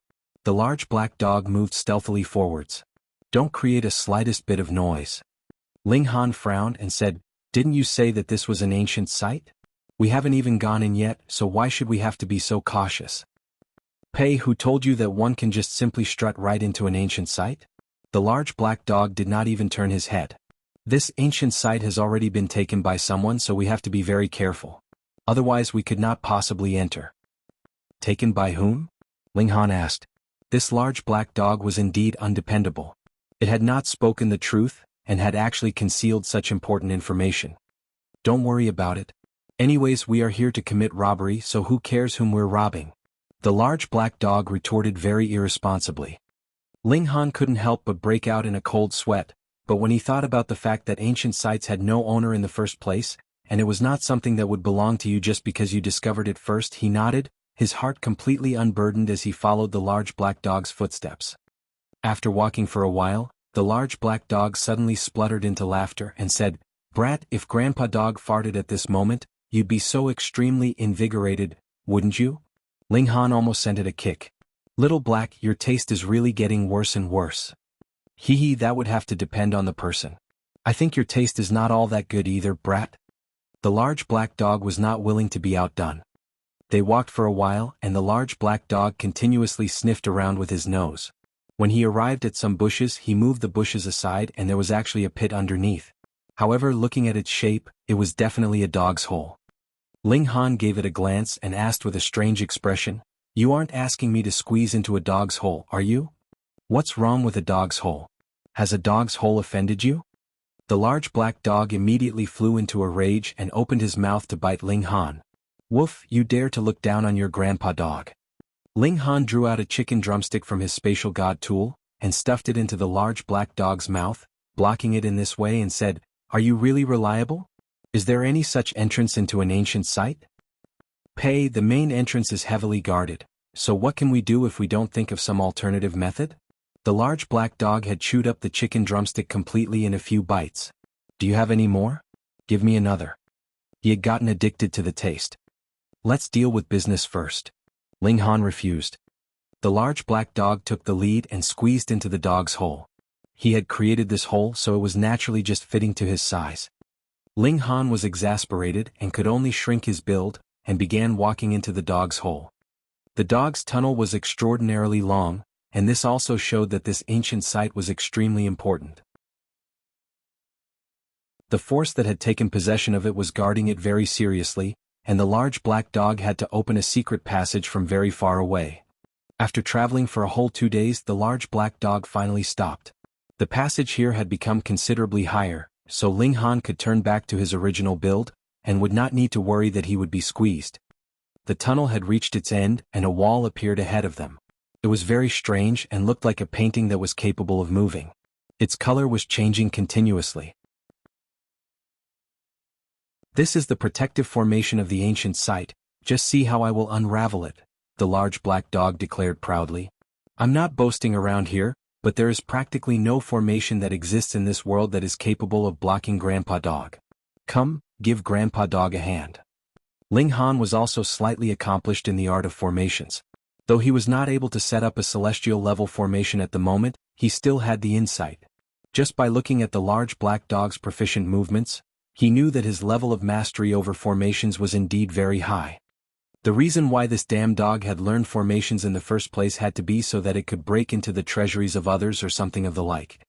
Guard against fire, guard against thieves, and guard against the large black dog. Brat, why are you looking at me like that? The large black dog stared at Ling Han while his two front paws moved incessantly. Nothing much. I was just considering if I should build a secret chamber or treasury or something of the sort in my residence in future, Ling Han said casually. Then just leave that up to Grandpa Dog. I guarantee that it will be the safest treasury in the world. The large black dog was filled with self-confidence. It is safe even against you? Ling Han asked. How could that be? The large black dog scoffed. I am the one to set up the formation, so how could it possibly be capable of blocking me? Ling Han sighed and said, the individual I primarily want to guard against is you. Woof, you actually distrust me so much. The large black dog opened his mouth wanting to bite Ling Han. However, his paws were currently occupied, so the large black dog could only turn his head, yet he could not get near enough. It was at this moment that an opening appeared in the formation of the ancient site, which looked like a vortex. Go in quickly. Ling Han and the large black dog scrambled in at the same time. Abruptly, spiritual chi that was indescribably dense enshrouded them, causing every single pore on Ling Han's body to relax and expand. They had appeared inside a medicinal garden, and there were various types of godly medicine being planted in the many spiritual fields. The spiritual chi here was like an ocean. If anyone with a lower cultivation level had come in, he would probably explode from just inhaling a single breath here. Ling Han let the Empress out. At present they still needed to accumulate origin power. Though the importance of this had lessened, their origin power still could not be too weak, as it would not be able to support the high power of regulations. Yo beauty. The large black dog waved a paw but did not dare to be too insolent. No one could possibly relax completely in front of the Empress. The Empress's demeanor was too strong, too noble, and too poised. The Empress ignored him directly, so the large black dog could only sheepishly scratch his behind. Though this is a medicinal garden, the highest grade of godly medicine here is only level 20 godly medicine. Ling Han swept an eye over the surroundings. With the present pickiness of his, he was already not satisfied with mere saintly medicine. Instead, he wanted celestial medicine. You need to have patience, the large black dog exclaimed. Do you think that celestial medicines are just cabbages to be found anywhere? Even a celestial king tier level force could not possibly grow them all over the mountains and wilds. It is already very impressive if there is over a dozen celestial medicines. Then what about here? Ling Han asked. According to my estimation there should be one or two at least, the large black dog deduced. There was no difference in level of celestial medicine. Their only difference was that they contained different regulations. The most important differentiating factor was their age. The older their age, the more regulations they could contain, and the more valuable they would naturally be. As they walked, Ling Han did not turn his back either. If he encountered matured medicinal ingredients, he would still take them into the Black Tower. Saintly medicine still had some use for him. At least they could help increase his accumulation of origin power. Though the increase would not be great, it was better than nothing. This was not the only medicinal garden here. When they had swept through this one, they exited by climbing over the wall, heading towards the next medicinal garden. But when they had just climbed over the wall, they saw a middle-aged man was presently using a technique to expedite the growth of the medicinal ingredients. All of a sudden, they were staring at each other, and there was an indescribable strangeness about the scene.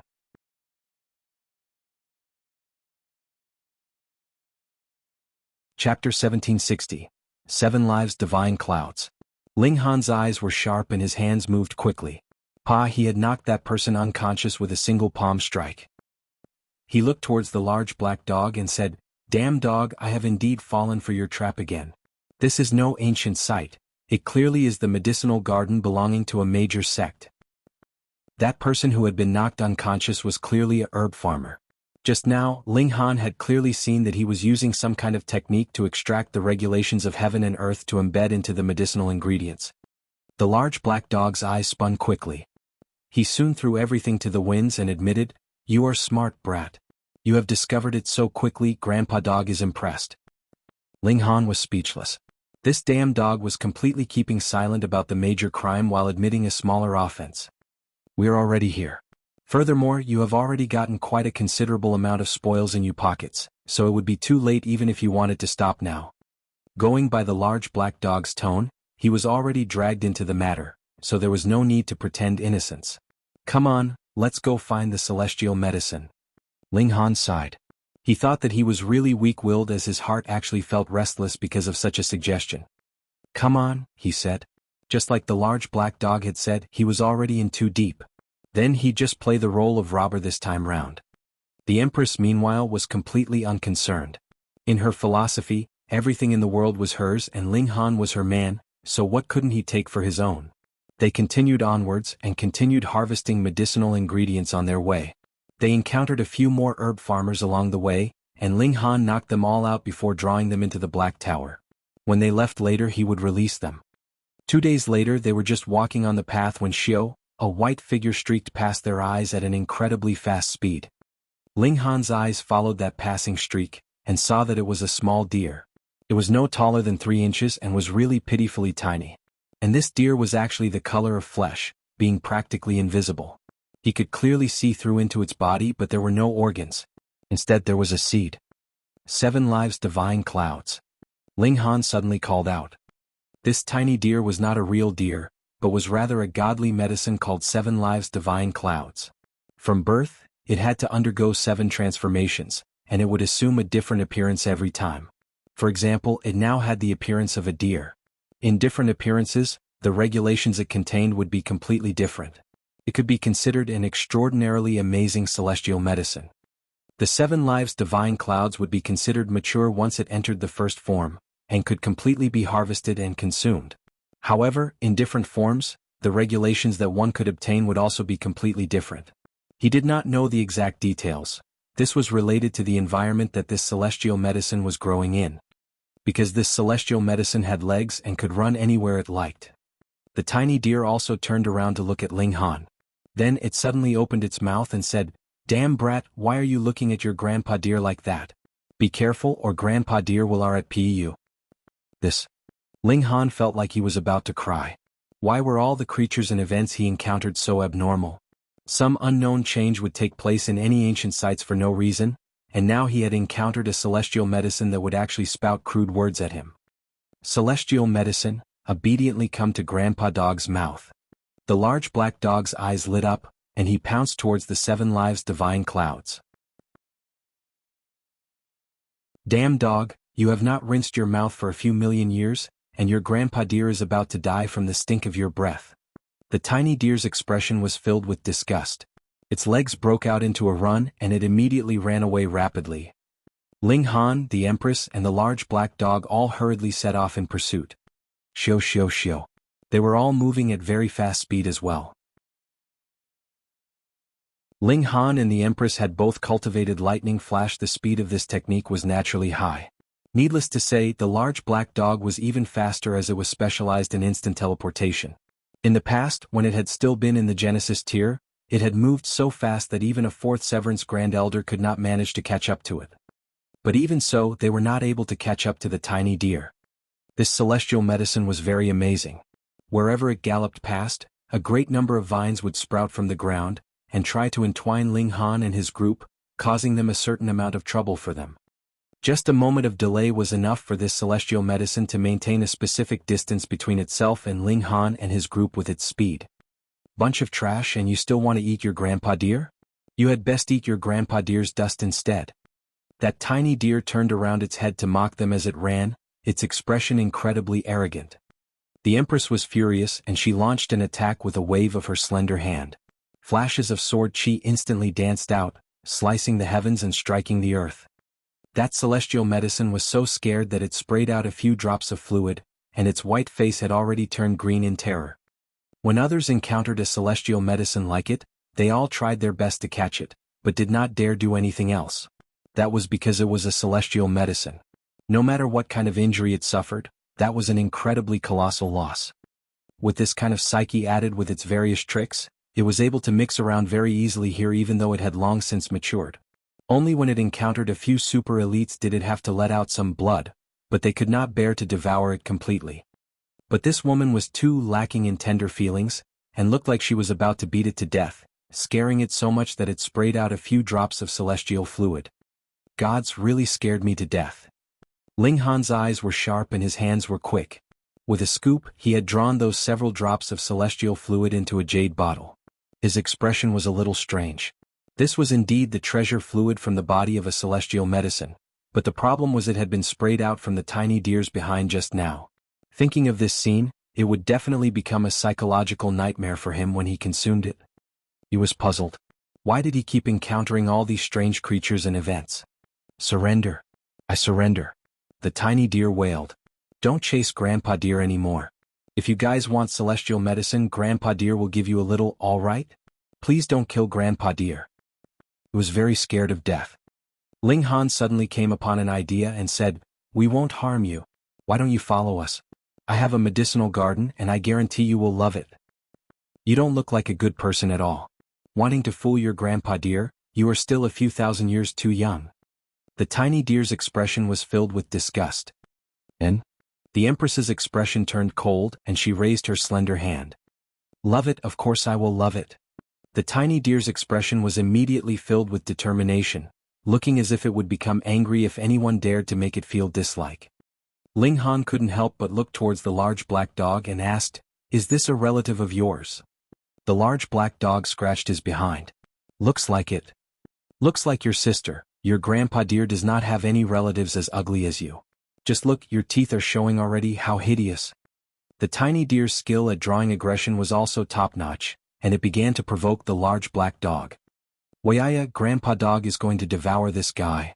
The large black dog bared his teeth. "Don't stop your Grandpa Dog." If it were not for Ling Han pulling him back by his tail, the dog would definitely have charged over by now. "Stop playing around." Ling Han drew the 7 lives divine clouds into the black tower. "Ah, ancestor." The moment the tiny deer set eyes on the reincarnation tree, it suddenly paled in shock and galloped over to the roots of the tree. It raised its head and rubbed against it. After a while it couldn't help but feel puzzled.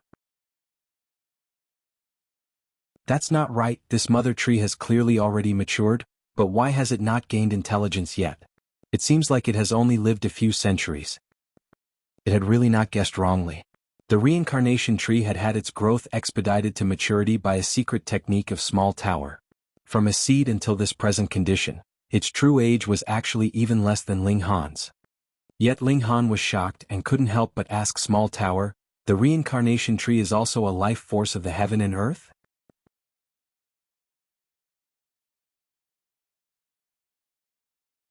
Chapter 1761, Celestial Bath Pool. "That's right." Small Tower nodded frankly. However, the growth of this mother tree was also expedited, and it is far from becoming a source power. Thus, it is presently impossible for you to extract the source power. Then how much longer would it take? Ling Han asked. "At least a few eras," Small Tower replied calmly. Ling Han shook his head. There was no way to expect it then. A few 100 million years was too long. Perhaps it would be faster for him to find another reincarnation tree. In the celestial realm, there was definitely no small number of celestial kings that had lived longer than an epoch. No matter what, the 7 lives divine clouds was considerably satisfied with the conditions inside the Black Tower. There was no small number of medicinal ingredients here, enough for it to rule over. There was a group of lackeys for it to boss around, and there was a mother tree which was the source of all the celestial medicines in this world too. The 7 lives divine clouds made an agreement with Ling Han.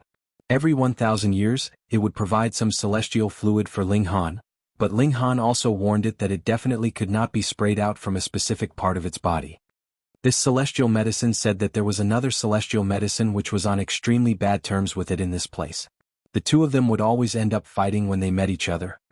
The other celestial medicine was called Ultimate Celestial Elimination, and what it contained was completely the regulations of poison.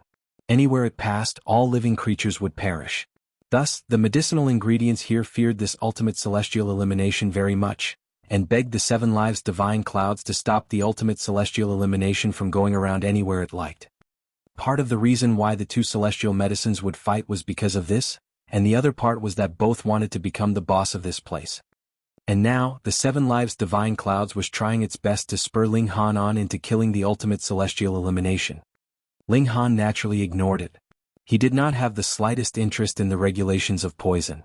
Furthermore, while the 7 lives divine clouds, which was similarly a celestial medicine, and might have no fear of its poisonous traits, he himself was not immune. If he were to go and retrieve the ultimate celestial elimination, the possibility of him dying was much higher. Even the large black dog shook his head. If anyone wanted to retrieve a celestial medicine like the ultimate celestial elimination, he would at least have to be an immortal palace tier elite to be able to accomplish the feat. Now that we've got the celestial medicine, let's go, Ling Han said. Brat, your palate is really too easily satisfied. How could you be satisfied with a single celestial medicine? The large black dog scoffed. There are lots of good stuff here. Ahead of us is the treasury, and don't tell me you don't want a pseudo-celestial tool? Ling Han's need for a pseudo-celestial tool was really not all that high, but he was very interested in top-grade godly metal and pseudo-divine metal. He thought that since they were already thieves, then they might as well get some more treasures. He could think of repayment after he became a celestial king, he said to himself. The large black dog looked like he was taking a walk in a park, and went in twists and turns while leading Ling Han and the Empress. Very soon they had walked out of the mountains and a group of palaces appeared ahead of them, stretching out for who knew how many miles. Those are all treasure troves. The large black dog looked down from above, his eyes shining. There is a protective formation, Ling Han said after a glance. In front of me, there is no such thing as formations, the large black dog declared proudly. They arrived in front of the first palace, and the large black dog immediately began unraveling the formation. Ling Han also lent him a hand.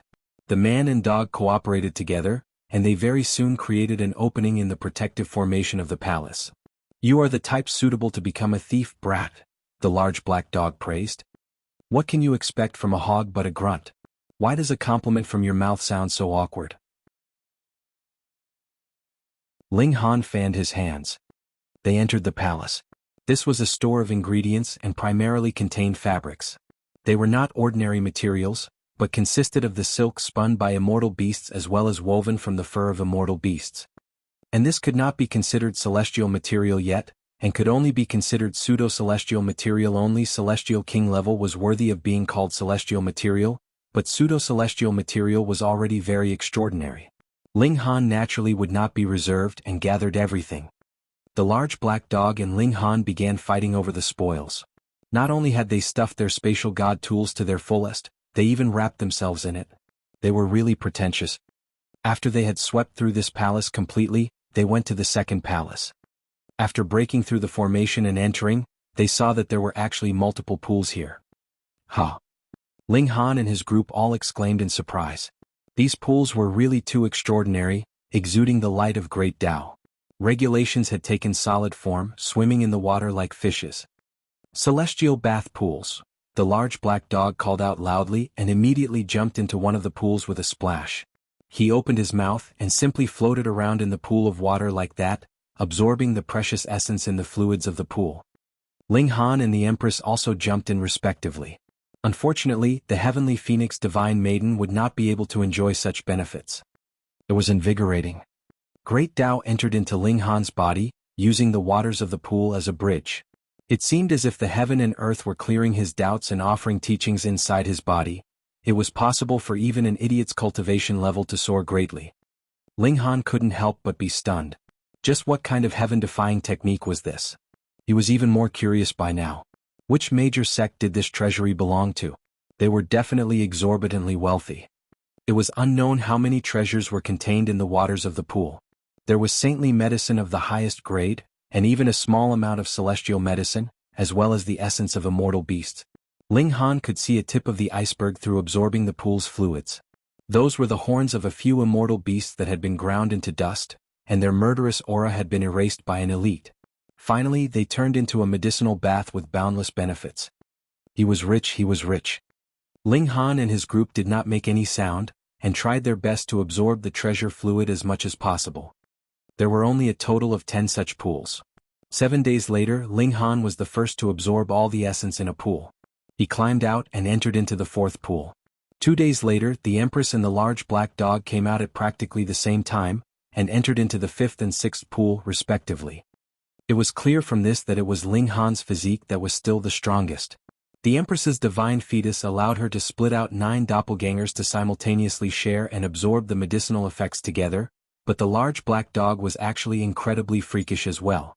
This was a little shocking. Could it be that it was a divine fetus as well? When Ling Han thought that this damn dog could possibly be a divine fetus as well, he felt the words, divine fetus, had become very murky from now onwards. The gap between them soon became wider.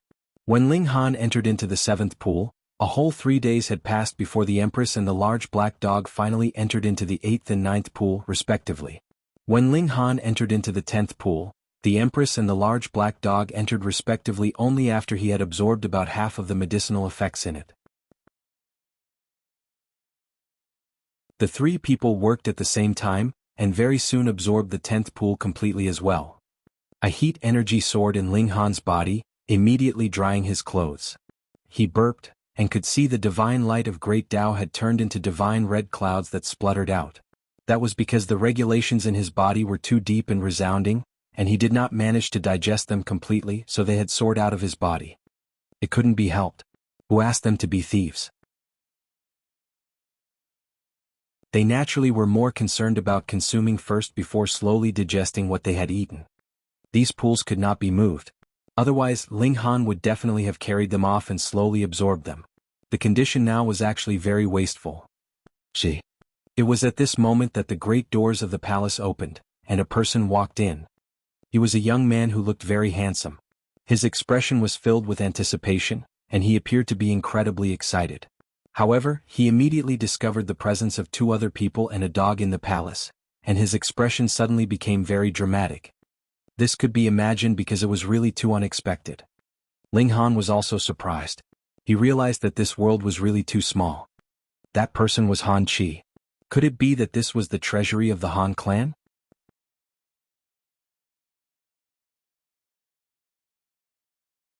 Chapter 1762, Advancing to Second Severance. Han Chi gaped, completely incapable of believing his own eyes. This place was the treasury of the Han clan, and also the most heavily guarded location. Putting aside the fact that outsiders wouldn't be able to come in here at all, even for the Han clan itself, there were not many members that were allowed to come here either. He was the youngest son of the patriarch of the Han clan, and thus was given special privileges. After advancing into the severing mundane tier, he could experience a celestial bath here. Not only would it stabilize his cultivation level, it could further increase his strength. When he used this opportunity to reach the middle stage or even the late stage of the first severance, he would go and seek Ling Han out to personally take revenge for their previous grudge. His cultivation level could soar just by taking a bath. Amazing, right? This was the power of a 3-star force. But Han Chi could never have imagined that when he pushed these doors open, he would actually see 3 outsiders here. And what made him feel even more stifled was that one of them was actually Ling Han. How was this possible? These words kept going over and over in his head. How could this be? How could this be? How could this be? After at least a few breaths, he suddenly came back to himself. These 3 guys actually absorbed all the essence in the celestial bath pools. Looking at the color of the pool waters, he knew that it had completely turned into ordinary clear water. His expression immediately became extremely miserable. That was his celestial medicine bath, yet it had now been absorbed completely by his enemy. This almost caused his heart to shatter. Wow! He pointed at Ling Han, his whole body trembling and face extraordinarily pale. He could not even muster up a single breath. Ling Han gave an "oh," and asked the large black dog, "You already knew that this was the Han clan's place?" "That's right, do you think that your grandpa dog is so idle and free?" the large black dog scoffed. Ling Han laughed loudly and said, "This is the first time that I think that you have done a good deed. Grandpa Dog has always done only good deeds. What people call as the epitome of morality is Grandpa Dog," the large black dog declared, completely shameless. This large black dog was really quite interesting. It was aware of the various incidents of the Han clan coercing Ling Han, and thus brought him here to rob the Han clan blind. And this deserved a full cup of wine. Why? Han Chi's breath still had not been mustered up, but his expression was already turned from white to green, and he could possibly faint at any time. Those were 10 celestial bath pools, and who knew how many billion years was needed to prepare all of them? If he was not the direct son of the ancestor of the Han clan, how could he possibly be allowed to come here for a bath the moment he advanced to the first severance? But even so, he could only enter into a single celestial bath pool. Otherwise, he would definitely be heavily punished by the clan, and it was not impossible for him to be even executed. And now, all 10 celestial bath pools had been completely sucked dry. All of you die. Han Chi finally exploded. He summoned a flag, and the moment it unfurled, a sudden air of extreme coldness spread out. Ka. Thick layers of ice appeared on the pillars and floor tiles of the palace. Ling Han took a step forward, and the 9 heavens flame surged. Boom, the severe coldness was instantly stopped. He crossed his arms behind his back and stepped towards Han Chi. The 9 heavens flame blazed, splitting the ice in half, allowing him to calmly and leisurely approach Han Chi. Han Chi gritted his teeth, and waved the flag with all his might, attempting to stop Ling Han's approach. It was useless. He had only just entered the first severance, so how was he supposed to match Ling Han? Even if the flag in his grasp was a pseudo-celestial tool, it was useless. At most it could only display the might of the peak stage of the first severance in his hands, and in front of Ling Han, this was less than nothing. Seeing Ling Han had already come very close, Han Chi could only grit his teeth, turn around and run. This was the territory of the Han clan, and who knew how many elites were standing guard here? How could Ling Han be allowed to do as he liked here? But his body had just turned around when Ling Han clutched his neck with a single move. Han Chi couldn't help but be greatly shocked. Could it be that he would have to destroy his physical body again? Yet Ling Han did not make a move. He knew that there was definitely a protective technique that an elite had placed in Han Chi's body, and couldn't bother himself to spare the effort either. He directly sealed off Han Chi's cultivation level, and then tossed him over to the large black dog. Is there any way to make him suffer as much as possible under the condition that his life is not harmed? The large black dog's eyes turned, and he immediately showed a hint of excitement. Leave it to me. But then his expression immediately changed. Oh no, this brat has touched the restrictions, and there are presently elites of the Han clan rushing over, let's retreat quickly. Ling Han nodded. Though they had only robbed 2 treasure palaces here, and there were a considerable number of other places they had not emptied out yet, how would they be able to match Immortal Palace tier elites? Retreat, retreat, retreat. They went back the same way they had come.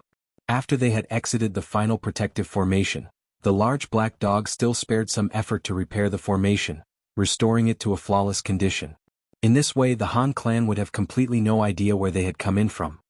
And thus they could also leave a back door for themselves. In future they could continue to enter from this spot. Then they traveled back to where the bushes were, yet saw that there would be occasional elites streaking past in the skies as well as powerful divine sense doing multiple sweeps. Clearly the entire Han clan had already been alerted completely, and they were intending to find their uninvited guests. The large black dog set up a temporary transfer formation, which only sent them out of the surrounding diameter of 10,000 miles. However, this was already outside the territory of the Han clan. Then they circled back and activated the formation again. With a flash of light, they had already returned to Dark Moon City. After their taking the formation apart, no one would know what they had done or where they had gone. The large black dog carried Han Chi off with it with a snicker, and came back only after half a day had passed. However, Han Chi had disappeared. The large black dog explained, "Grandpa Dog stuffed that brat under a latrine pit. I guarantee that there is no way that the Han clan could find him even if they turned the whole celestial realm upside down." Ling Han's expression involuntarily became strange.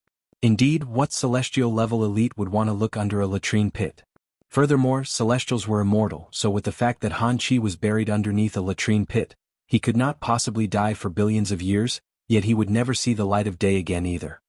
The large black dog was indeed two-faced to the extreme. The consequences of offending him were very serious. Ling Han and the Empress entered into seclusion. They had absorbed all 10 celestial bath pools, and this was something accumulated by the Han clan over who knew how many billions of years even a 3-star force needed innumerable billions of years to be able to accumulate such resources, so how valuable was it? A month later they emerged from the Black Tower. Suddenly tribulation clouds gathered. They were both about to break through to the second severance. The two of them greeted the heavenly tribulation head-on, and with how freakish they were, they naturally survived it easily. Second severance. They were both very excited and did not think that they would have advanced into the second severance so quickly. However, this was only possible by relying on the accumulated resources of a 3-star force. Of course, the other reason was also because they had the reincarnation tree, which allowed them to digest these benefits in the nick of time. Not long after, the large black dog also scrambled over. He had actually advanced to the second severance as well. Ling Han was already able to remain calm in the face of this freak dog strangeness. Han Hongfei has already left Dark Moon City, and just nice, we can return and play around again at the Ding clan, Ling Han said coldly. Previously, he only knew that there was not a single good person in the Ding clan, but he had never imagined that they would actually be so deranged to actually create an evil object like the Bell of 10,000 Ghosts. If that kind of evil tool was successfully refined, it meant that millions and millions of lives had been erased. Otherwise, it was definitely impossible that this evil tool could possess such frightening might.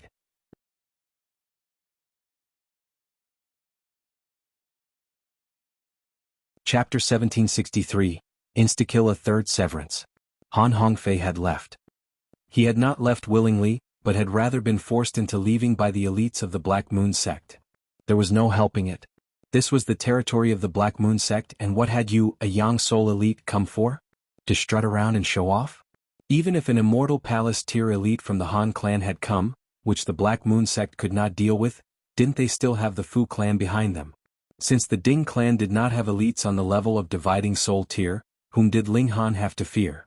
He and the Empress went to the Ding clan once again. Teach the demons here. When they saw Ling Han, the guards at the entrance all screamed shrilly in their fear. They did not even bother with their job of guards anymore, and hurriedly turned around and fled, yelling sharply as they went. Ling Han stroked his chin. Was he really that frightening? Evil brat, have you come to accept your death? Ding Shan and Ding Song appeared at the same time. In these few days, Ding Shan had also returned from the Black Moon sect. Evil brat. Ling Han chuckled. You guys have refined such an evil object like the Bell of 10,000 Ghosts, so who exactly is evil here? We have several tens of thousands of clansmen in our Ding clan, yet more than half of them have been slaughtered at your hand, so if not you, who is the great evil here? Ding Shan stated menacingly.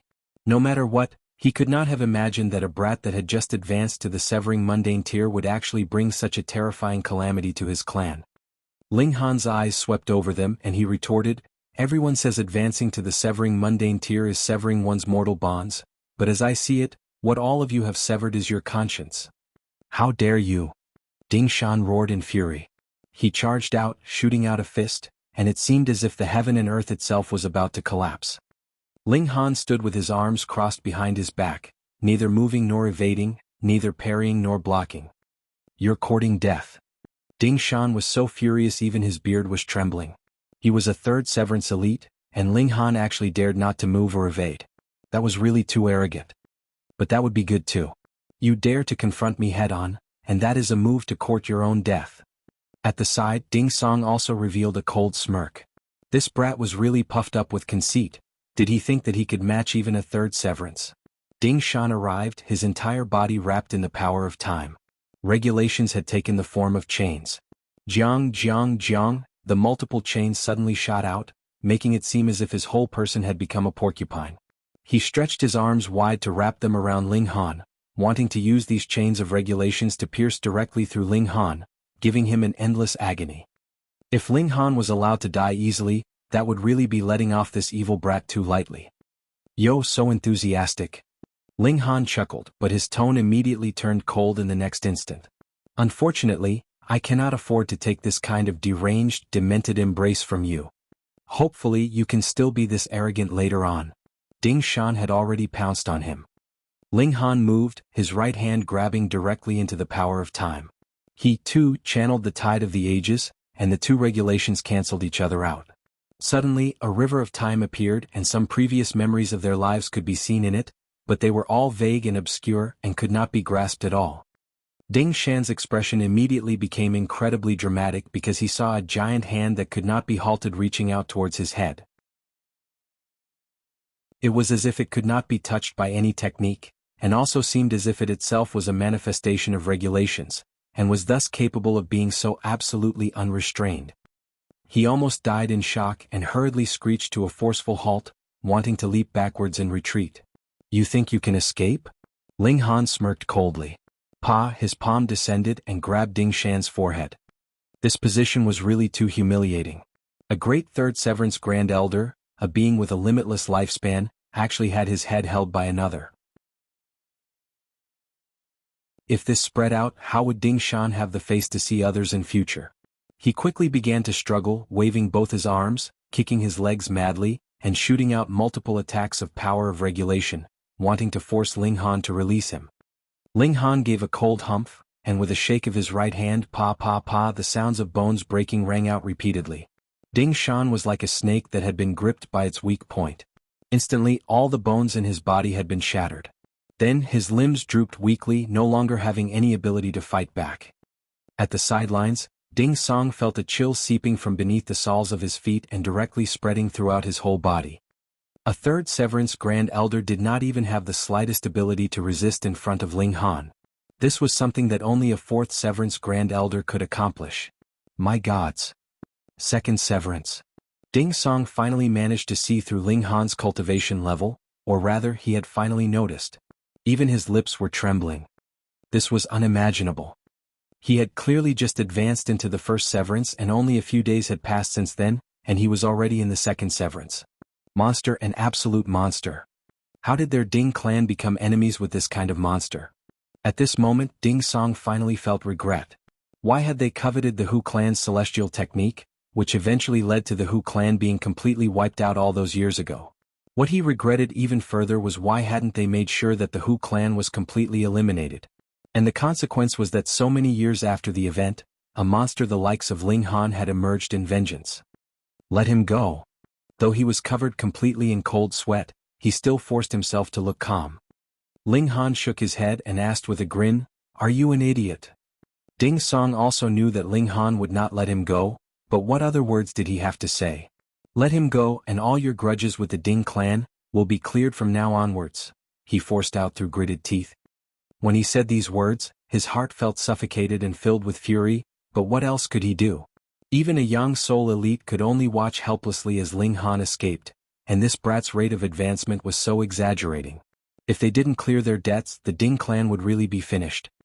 As long as it did not involve another 3-star force or 2-star force, the Fu clan and the Black Moon sect would not care about the survival of Dark Moon City's factions, because no matter how much they fought amongst themselves, Dark Moon City would still be under the rule of the Fu clan and the Black Moon sect.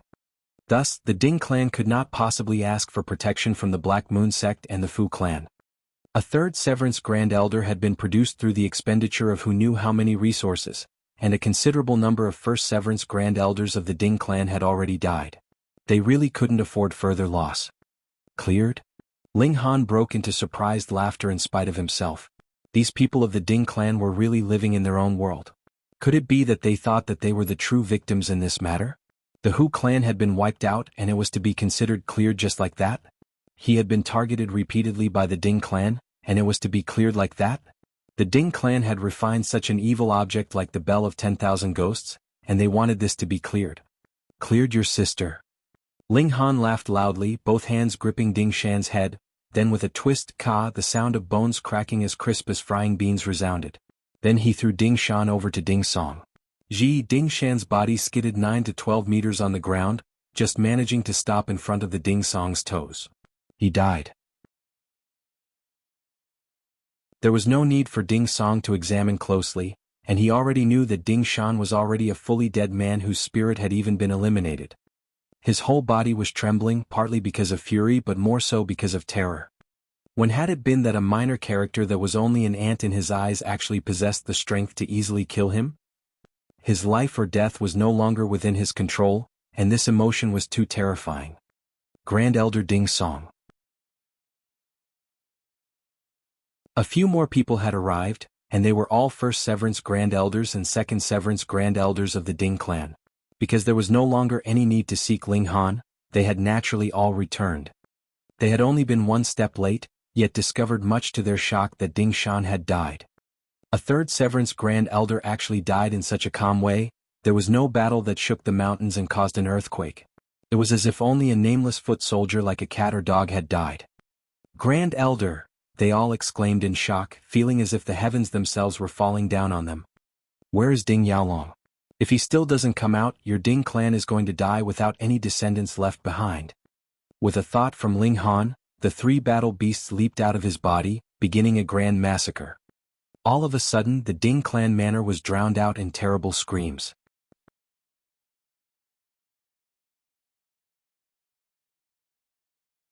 Chapter 1764.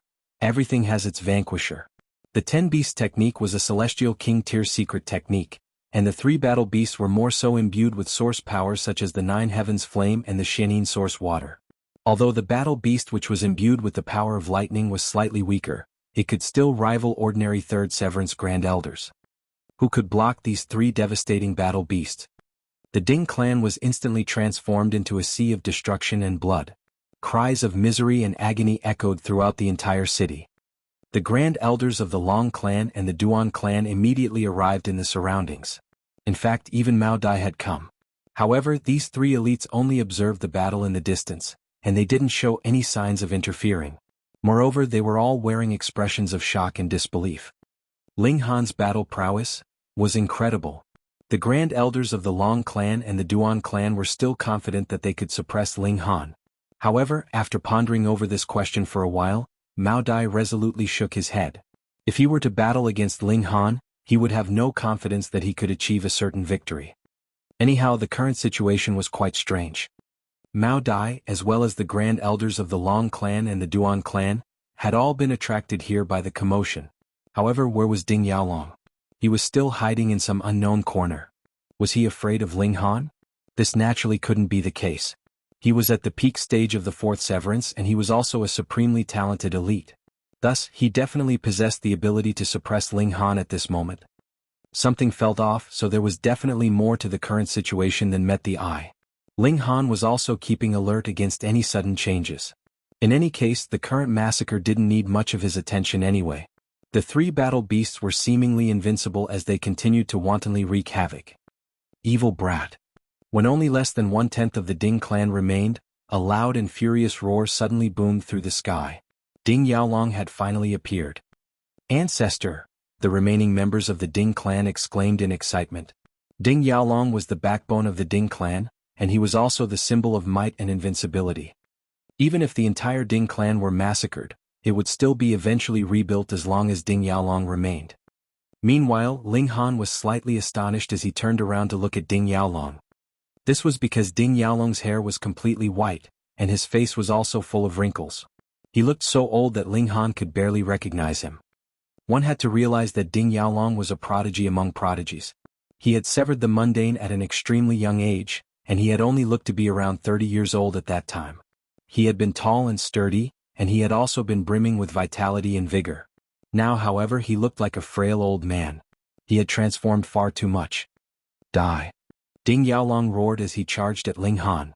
He then immediately launched an attack without saying anything else. Wang. He summoned his bell of 10,000 ghosts. Boom. A boundless ice-cold aura swept forth, and this was accompanied by the shrill wails of 10,000 ghosts. This attack was enough to make one go numb with apprehension, and it was enough to make one's divine sense leave their body. The bell of 10,000 ghosts had actually become even stronger. Ling Han finally understood why Ding Yaolong hadn't appeared earlier.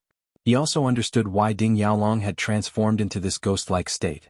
As it turned out, he had been strengthening his bell of 10,000 ghosts. Regarding the specifics of how he had achieved this, Ling Han didn't know. He wasn't interested in finding out either. Presumably, it required a sacrifice of one's life force and energy, and it was because of this that Ding Yaolong had ended up in such a miserable state.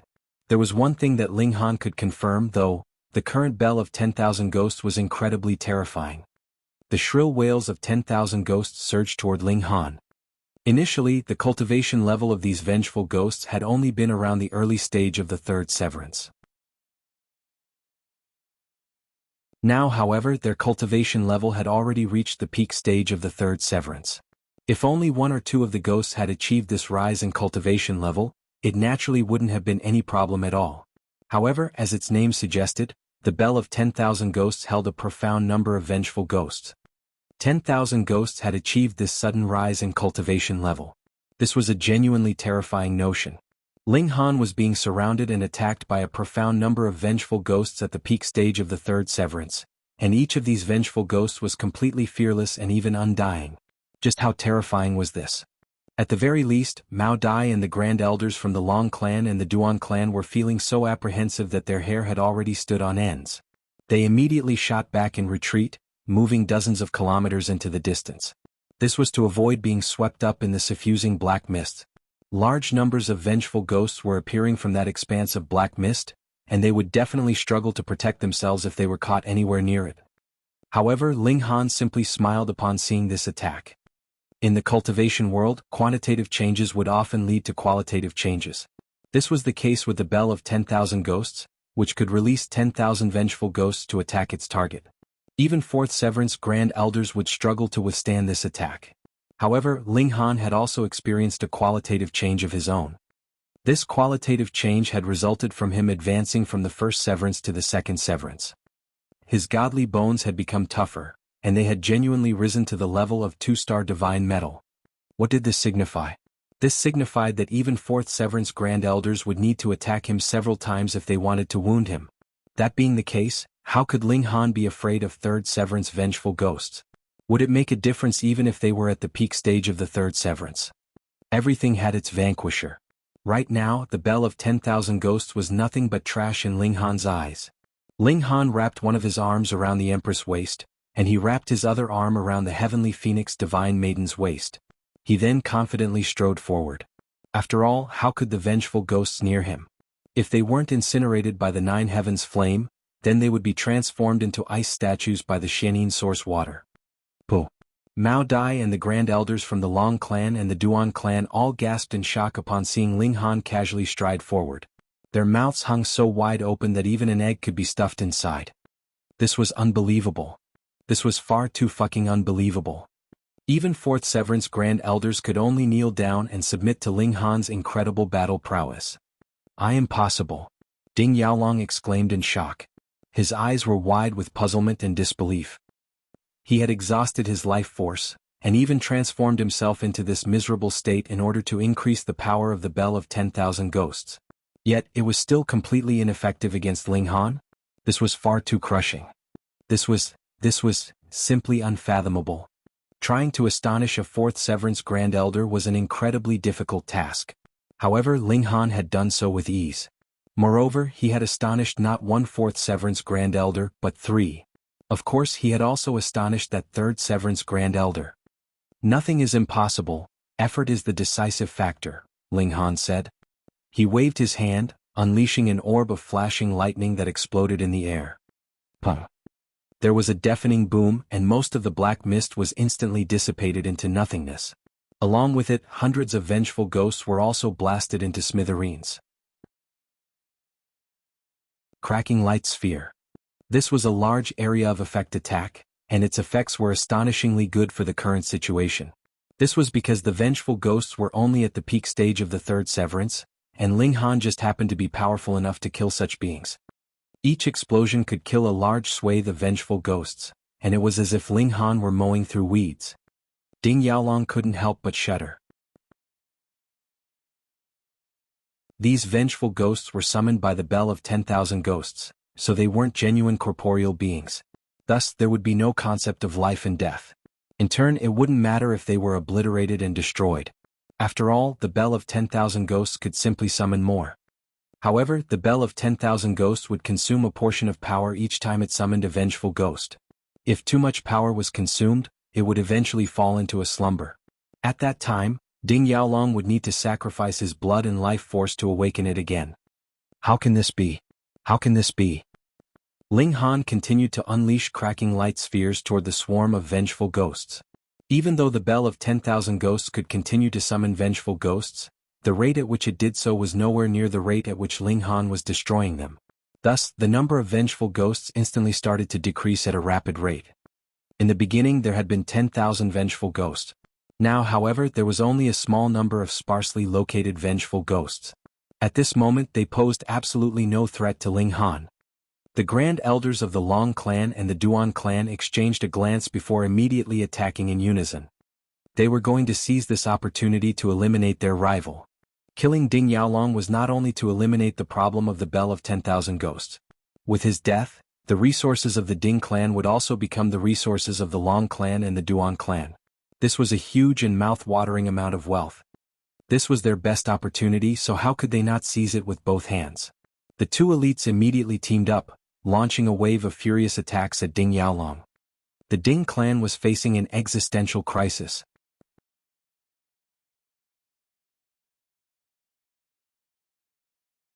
Chapter 1765. Annihilating the Ding clan. With his hands freed, Ling Han started to chase after and attack Ding Song and the other severing mundane tier Grand Elders. Who could escape from his lightning? Meanwhile, the Empress also summoned her 9 clones, each of which was a king tier among king tiers at the second severance. Moreover, since Ding Song had already been targeted by Ling Han, who else could rival her and her clones?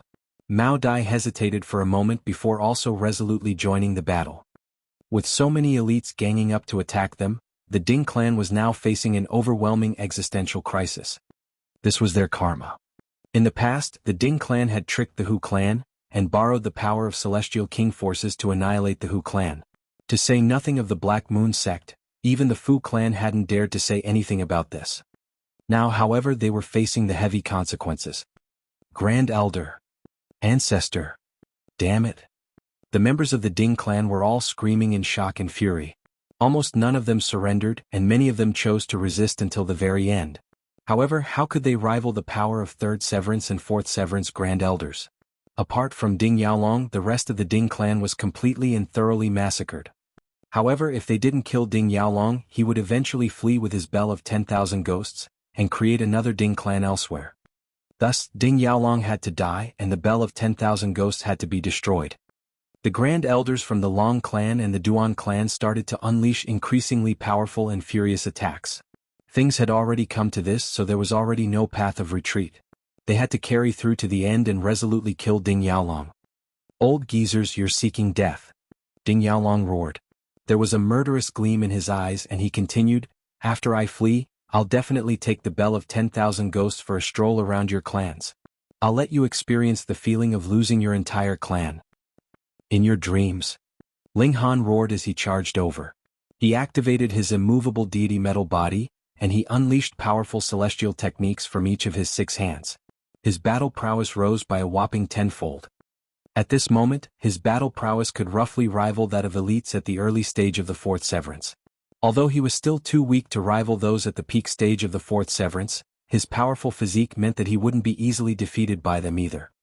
With Ling Han's help, the pressure on the Grand Elders from the Long clan and the Duan clan instantly decreased by a significant amount. Why was Ling Han participating in this battle? If Ding Yaolong unleashed a sacrificial technique to kill both himself and his opponents, Ling Han would resolutely step forward to block his attack. Moreover, he would be completely unscathed at that time.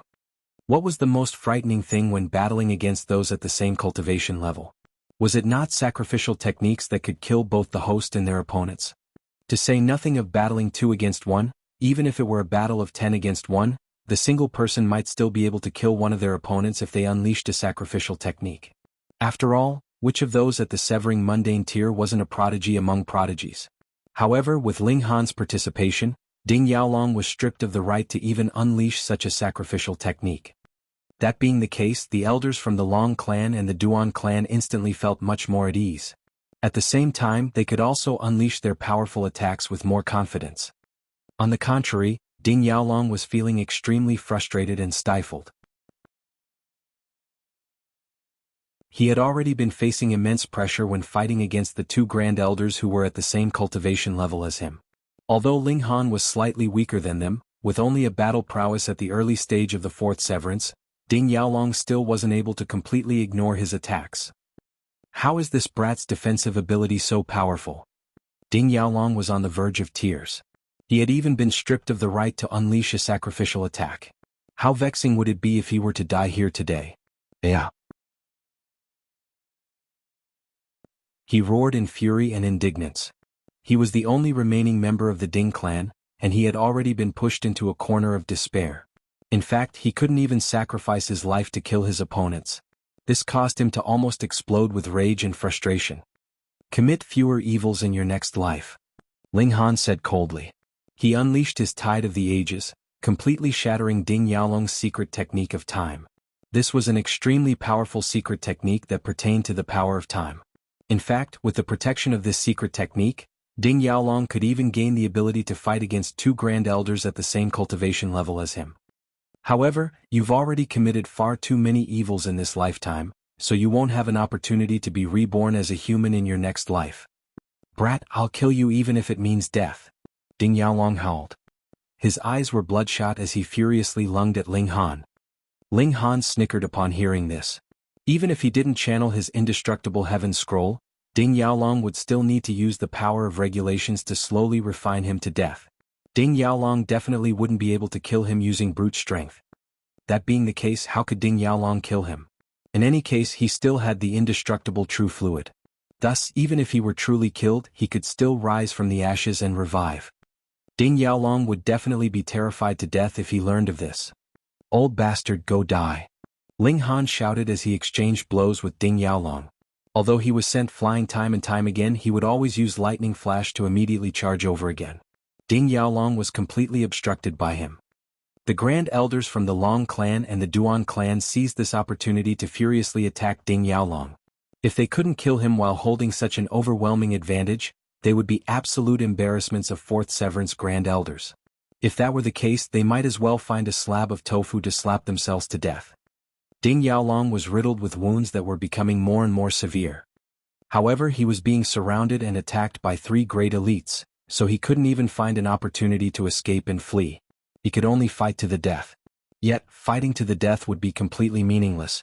After all, Ling Han was an absolute freak who could even block his sacrificial attacks. Upon thinking of this, Ding Yaolong felt so frustrated that he almost spat a mouthful of blood. Dozens of attacks from the Grand Elders of the Long clan and the Duan clan slammed into Ding Yaolong's back, causing him to vomit blood and stumble back in retreat. However, this also caused him to become increasingly wild and furious as he charged after Ling Han. He refused to believe that Ling Han's defenses were invincible. However, he was destined to be disappointed. He was being relentlessly attacked, and this caused his battle prowess to be greatly affected. After all, he had already expended a huge amount of his life force and energy to increase the power of the Bell of 10,000 Ghosts. Thus, how could he unleash any more power? In fact, Ding Yaolong would violently spit a mouthful of blood with each attack that he launched. He naturally couldn't withstand this kind of expenditure, regardless of how much blood he had.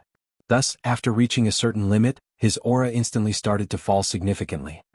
The Grand Elders from the Long clan and the Duan clan were ecstatic upon seeing this. From today onward, there would be no more Ding clan. Damn it, damn it, damn it. Ding Yaolong threw his head back and roared in fury. His chest was already shattered, and blood was violently spurting from his heart. His vitality was also rapidly draining away. However, there was still anger and indignance in his wide-open eyes. A Grand Elite at the peak stage of the 4th Severance was killed just like that. Ling Han threw another punch, unleashing his 9 heavens flame to incinerate the Bell of 10,000 Ghosts. Shrill wails echoed through the air, and numerous projections of vengeful ghosts rose from the Bell of 10,000 Ghosts. This was the final struggle of the evil weapon. However, without the power of its master, and due to its huge expenditure from before, the struggle of the 10,000 Ghosts seemed extremely frail and listless. It wasn't long before the numerous formation patterns on its surface were refined and erased. These formation patterns were the reason that it had become an evil weapon. Ling Han then retrieved his divine demon sword to slash at the Bell of 10,000 Ghosts, absorbing the godly metal essence that was contained within this evil weapon. If he hadn't erased the formation patterns first, the divine demon sword wouldn't have been able to absorb the godly metal essence from the Bell of 10,000 Ghosts. This was because the Bell of 10,000 Ghosts would have instinctively counterattacked. Moreover, the divine demon sword was currently unable to defeat this evil weapon. The Grand Elders from the Long clan and the Duan clan silently observed this scene. Only when the Bell of 10,000 Ghosts was comprehensively destroyed did they calmly nod, finally at ease. This evil weapon was far too threatening to them. Ling Han also nodded at the two Grand Elders in acknowledgement before casually leaving the scene. With his current power, he naturally didn't need to lower his head before these two Grand Elders. He had clearly displayed his power in the battle just then. However, Ling Han didn't leave Dark Moon City. The resources of the Ding clan were a huge slice of cake, so he naturally wouldn't leave it to the others. If the Long clan and the Duan clan split the territory of the Ding clan but didn't give him any benefits. If that were the case, their eyes must have been clouded by greed. Sure enough, the two Grand Elders personally came to visit him after a few days. After some polite chatter, they handed Ling Han a spatial god tool. Ling Han inspected its contents on the spot, and a satisfied smile immediately spread across his face.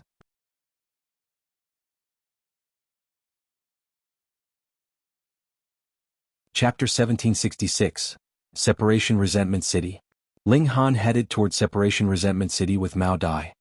Separation Resentment City was where the Fu clan was located, and Mao Dai had initially planned on joining the Fu clan after reaching the fourth severance. However, after witnessing Ling Han's incredible power, he didn't have any interest in remaining in Dark Moon City anymore. He wanted to join the Fu clan as soon as possible so that he could continue to grow stronger. If one didn't have a flying treasure, then the fastest way to travel around the celestial realm would be by ship. After all, transfer formations were far too expensive and far too difficult to construct. Ling Han couldn't help but click his tongue in wonder. As it turned out, the large black dog could also be viewed as a talented dog. Anyhow, he would leave the people from the Great Ling Empire in this smaller city of the Black Moon sect. He couldn't look after them forever, so now was a good time for them to gain independence and learn to live by themselves. This was the celestial realm, and there was no such thing as heaven or hell in this realm. Do they truly not exist? Ling Han asked Small Tower. Most definitely not. Small Tower answered with absolute certainty. At this moment, Ling Han was filled with great anticipation. After arriving at the Fu clan, he could start to ask around for the Rock Palace's whereabouts. At that time he would then be able to set off and look for his friends. After sailing for almost a year, the ship finally arrived at Separation Resentment City. This was an unfathomably large 3-star city that was divided into 4 regions: Heaven Departing City, Separation Reluctant City, Great King City, and Minor King City. Heaven Departing City was the city of the highest level, and only the Fu clan and their subordinate forces were allowed to reside in it. Separation Reluctant City also housed the subordinate forces of the Fu clan, but these forces were far weaker than those in Heaven Departing City. Moreover, their relationship with the Fu clan was also relatively inferior. Meanwhile, Great King City and Minor King City both housed ordinary residents. However, Great King City was slightly higher in level. After all, ordinary residents were also divided into different social classes. Mao Dai was followed by Zhang Chong and Mao Shuyu, while Ling Han was accompanied by the Empress and the Heavenly Phoenix Divine Maiden. The 6 of them settled down in Minor King City before sending someone to report their arrival. Of the 4 cities, only Minor King City could be entered with a payment of star stones. Meanwhile, the 3 other cities all required explicit permission before one could enter. If one were to enter without permission, the guards of the Fu clan weren't standing around for show. After waiting for a few days, Ling Han and the others finally received permission to enter Heaven Departing City. The 4 cities of Separation Resentment City were organized in a top-down manner, with Heaven Departing City naturally situated at the topmost location. In fact, one would need to enter a transfer formation to reach this city. Because the distance wasn't too great, the cost of constructing and maintaining this transfer formation was also relatively acceptable. Otherwise, perhaps only Celestial King tier forces would be able to shoulder the costs of maintaining a transfer formation between 2 3-star cities. After arriving here, Mao Dai bade farewell to Ling Han. Although Mao Dai was a prodigy, he was far inferior when compared to Ling Han. Thus, the 2 of them received extremely different treatment when being recruited by the Fu clan. One day later, Fu Gaoyun excitedly ran over to visit Ling Han. "Brother Ling, you've finally come." He immediately rushed over to give Ling Han a friendly and enthusiastic hug. Ling Han smiled upon seeing Fu Gaoyun.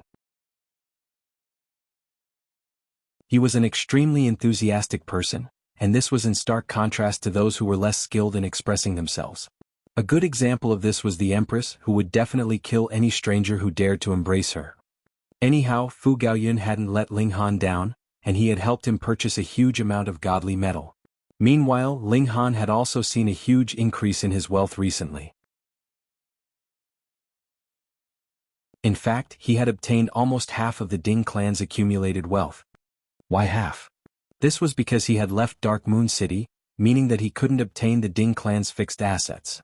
For example, he couldn't obtain the Ding clan's precious mines. As such, the Long clan and the Duan clan had given him most of the liquid assets. That being the case, Ling Han had almost 100 million star stones at this moment.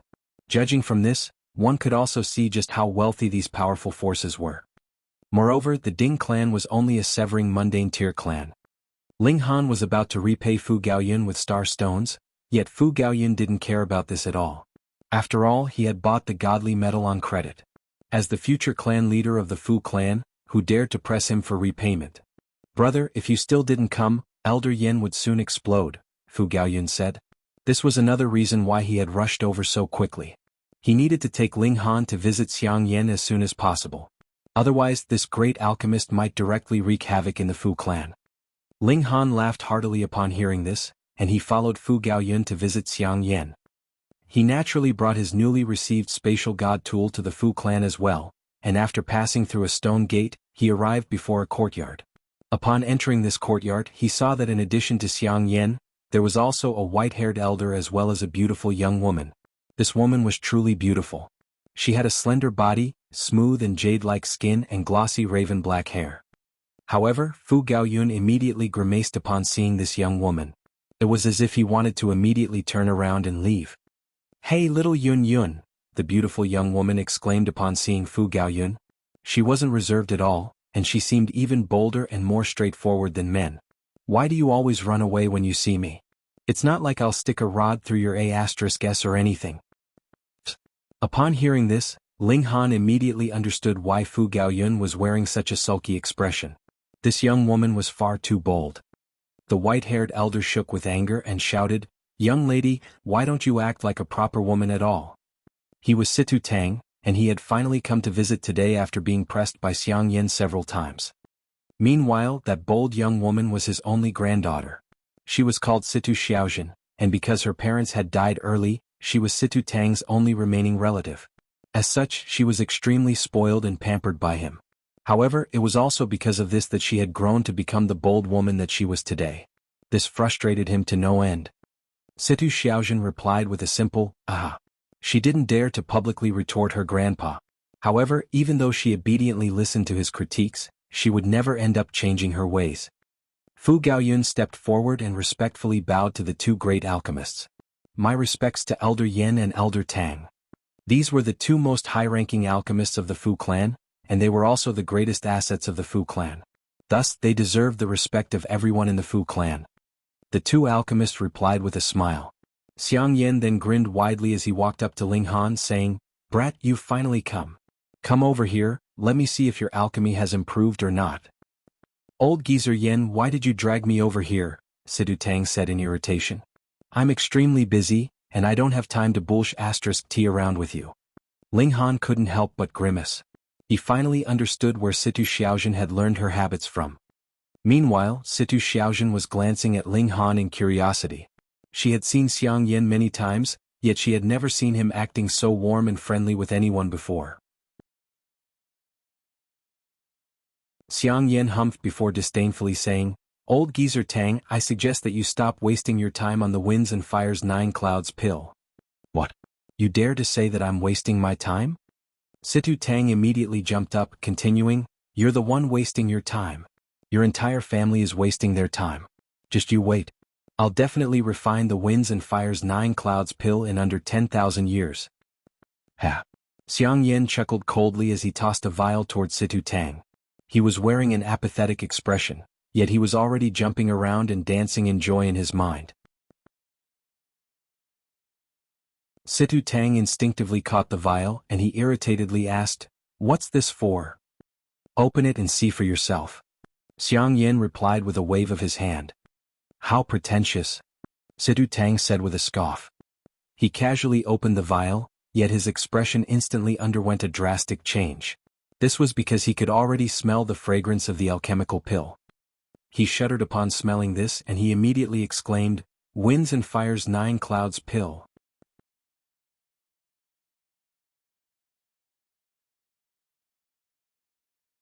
Chapter 1767. Bold Woman. Hey, it's nothing, Xiang Yan purposefully said. He was wearing a fake expression of calm and modesty as if he didn't want to be congratulated. Meanwhile, Situ Tang was completely stunned. He poured the alchemical pill out before carefully examining and smelling it. His expression became increasingly fervent, and even his beard was starting to shudder. He had already spent billions of years to perfect the ancient pill recipe for the Winds and Fire's 9 Clouds pill.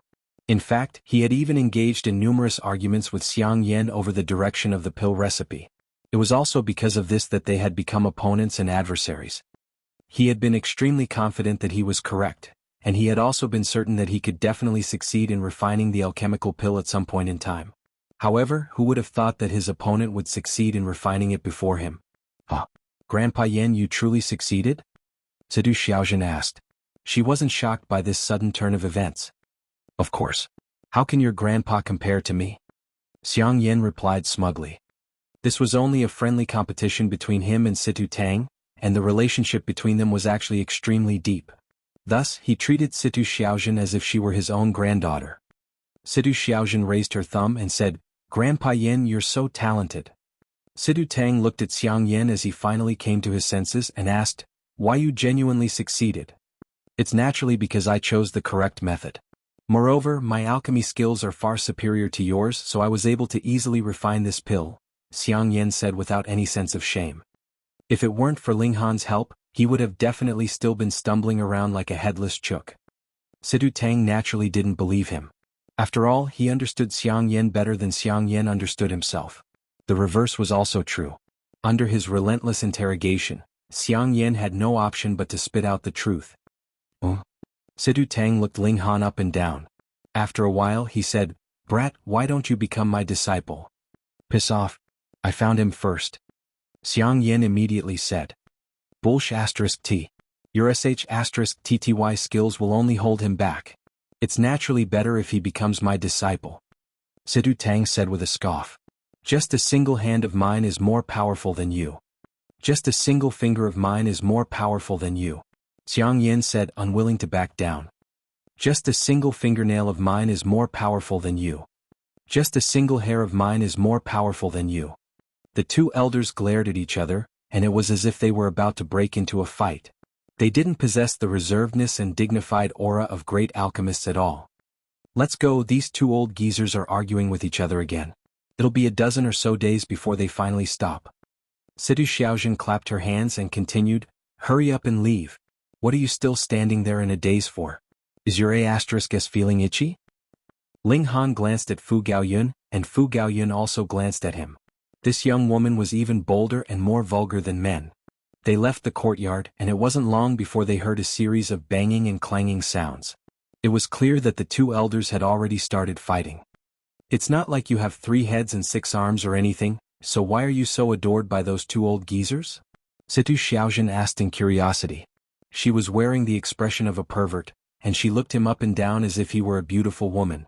Perhaps you have some extraordinary talent? She turned her gaze toward Ling Han's lower body, and it was as if her gaze possessed little hands that were also observing him. Ling Han almost raised his leg to kick her away. This woman had definitely reincarnated into the wrong body. Brother Fu, didn't you say we were going somewhere just then? He suddenly said. Yeah, that's right.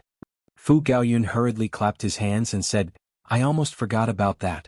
Anyway, let's go. The two of them hurriedly turned around to flee. You're trying to ditch me? Sidu Xiaozhen said with a snicker. As she said this, she immediately started to chase after them. However, she couldn't keep up with Ling Han and Fu Gaoyun's speed, so it wasn't long before she completely lost track of them. She stopped in irritation and she murmured, This city is only so large and there's no way you can run to the heavens. I'll find you two sooner or later. Fu Gaoyun stopped and said, Brother Ling, starting from tomorrow, you and your wife can both enter the Heavenly Dragon Academy. What Heavenly Dragon Academy? It's an academy founded by the Fu clan. Apart from members of the Fu clan, this academy also educates the members of some nearby clans.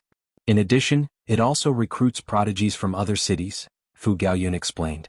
For example, Black Moon City's Changsun Liang. However, because the lowest requirement for recruitment is reaching the severing mundane tier, Chang Sun Liang wasn't able to enter in the beginning. Otherwise, he would have been recruited to the academy long ago. Ling Han nodded in understanding. He then asked, "What about my other wife?" Fu Gaoyun patted his chest and said, We naturally have to open the back door for you. Sister Heavenly Phoenix will be enrolled as if she were a member of the Fu clan. She'll definitely reach the severing mundane in under 100 million years. The Fu clan held Ling Han in such high regard not only because of his cultivation talent, but also because of Xiang Yan's adoration toward him. Otherwise, how could the Fu clan break their own rules for a measly severing mundane tier prodigy? Reaching the severing mundane tier in under 100 million years. This wasn't slow. In fact, it could even be regarded as astonishingly quick. However, Ling Han didn't want the Heavenly Phoenix Divine Maiden to perform a normal severance. Otherwise, she could only sever her own mundane relationships. Severing heaven and earth would be far too difficult for her. Perhaps there exists some supreme celestial medicine or celestial pill that can help her sever heaven and earth. Ling Han trusted his own alchemy skills. It didn't matter too much if he couldn't refine such a pill, now would eventually be able to refine it. Perhaps he would succeed in doing so when he became a celestial king. Fu Gaoyun waved goodbye. Ling Han retrieved the huge amount of godly metal to feed the divine demon sword, and when all of this godly metal was transformed into scrap metal, the divine demon sword finally advanced to the level of 2-star pseudo-divine metal. Pseudo-divine metal was divided into 10 ranks, and those above the highest rank could be regarded as genuine divine metal. I've almost consumed 2/3 of my wealth. Moreover, it's already so expensive now, so how expensive will it be when I want to raise the divine demon sword to the level of 7-star pseudo-divine metal or 8-star pseudo-divine metal? Ling Han was slightly worried upon thinking of this. At that time he would need to spend an astronomical amount of star stones. Whatever, that's a problem for the future. As I become more powerful, obtaining wealth should also become easier and easier. The next day, Ling Han set off for the Heavenly Dragon Academy with the Empress and the Heavenly Phoenix Divine Maiden. In order to avoid trouble, the Empress had already concealed her true appearance. However, she was slightly unhappy about this because she was unable to show her beauty to Ling Han at all times. After walking for a while, they arrived at their destination. The Heavenly Dragon Academy was incredibly large. 3-star cities were at least 10 times the size of 2-star cities. Although this city was divided into 4 smaller regions, and although this academy only occupied one corner of Heaven Departing City, the Heavenly Dragon Academy was still as large as the entire Dark Moon City. There were tall mountains in the academy, and there were also large seashores in the academy. The Heavenly Dragon Academy was like a huge standalone city. The gate of the academy was comparatively small, with the 2 gate pillars only measuring 300 meters in height. Moreover, there was only a gate lintel and there wasn't actually a physical gate door. The pillars were engraved with coiling heavenly dragons, and these dragons looked extremely lively and realistic. Their mouths were also wide open and roaring in fury, and this would make one feel a sense of intense might and pressure. Although there was no physical gate door, this didn't mean that any random person could enter the academy. This was because there existed a formation that blocked anyone who didn't possess the relevant talismans from entering. During his visit yesterday, Fu Gaoyun had already given Ling Han 3 talismans to enter. At this moment, there was seemingly some argument going on before the gate. Ling Han looked over, only to see Mao Dai furiously arguing with a young man. His eyes were burning with anger. Crawl through my legs or fuck off.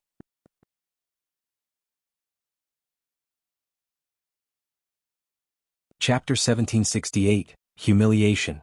This was an extremely arrogant young man, and he was blocking Mao Dai's path into the Heavenly Dragon Academy.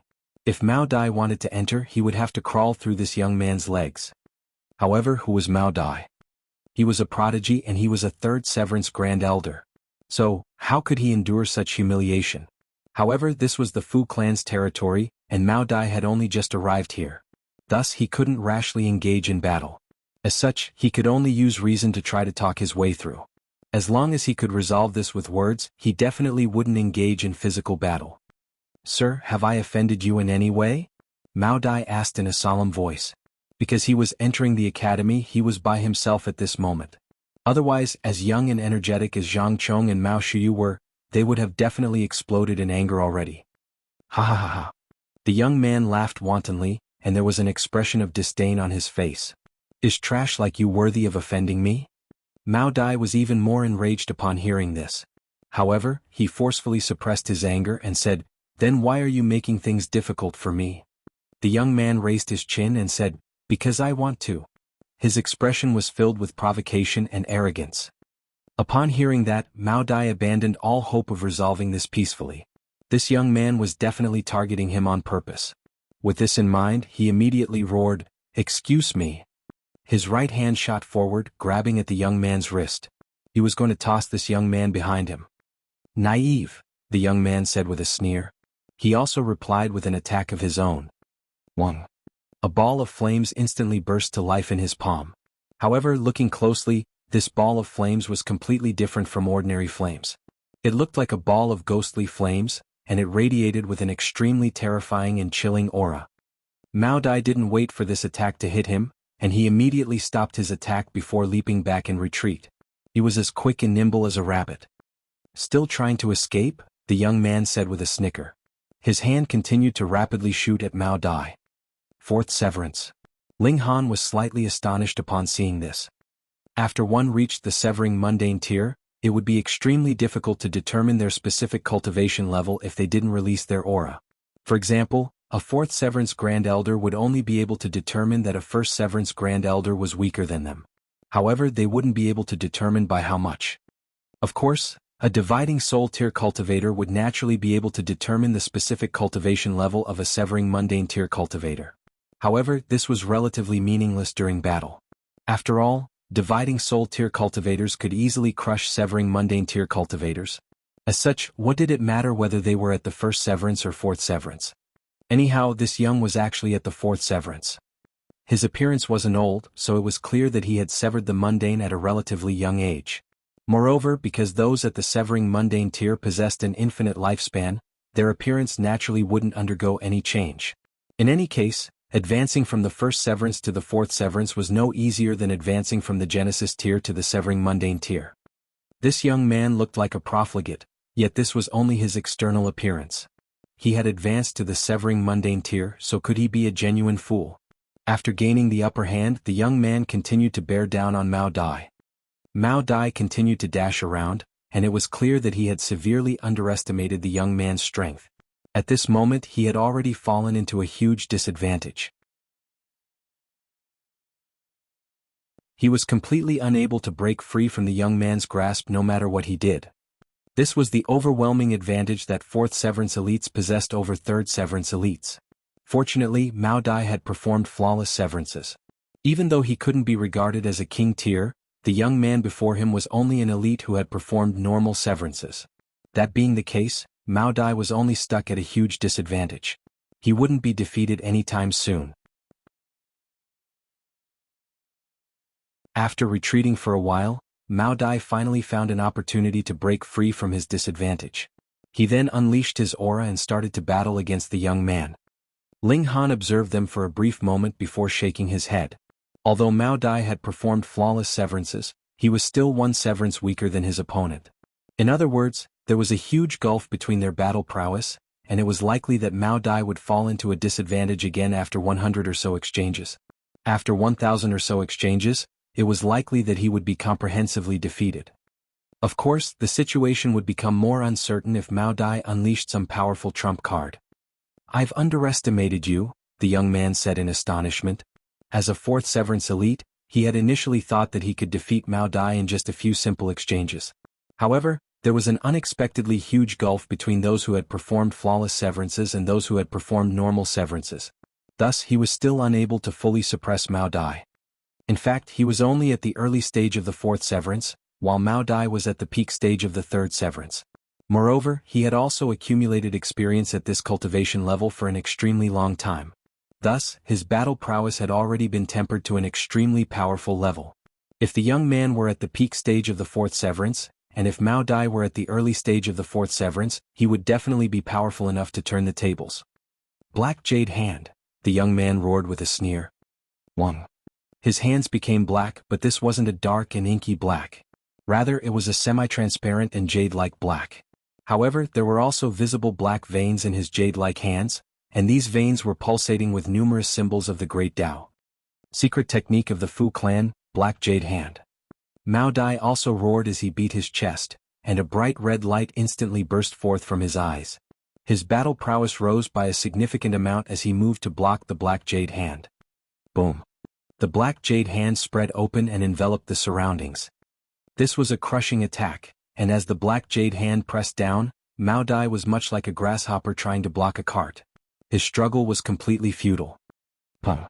The earth trembled and bursts of golden light instantly rose from the ground. However, this tremor quickly died down. The academy was protected by formations, and these formations would automatically activate when they detected powerful shockwaves. The dust settled and one could see that Mao Dai was still standing. However, his face had already become as white as a sheet, and there was also blood seeping from the corners of his mouth.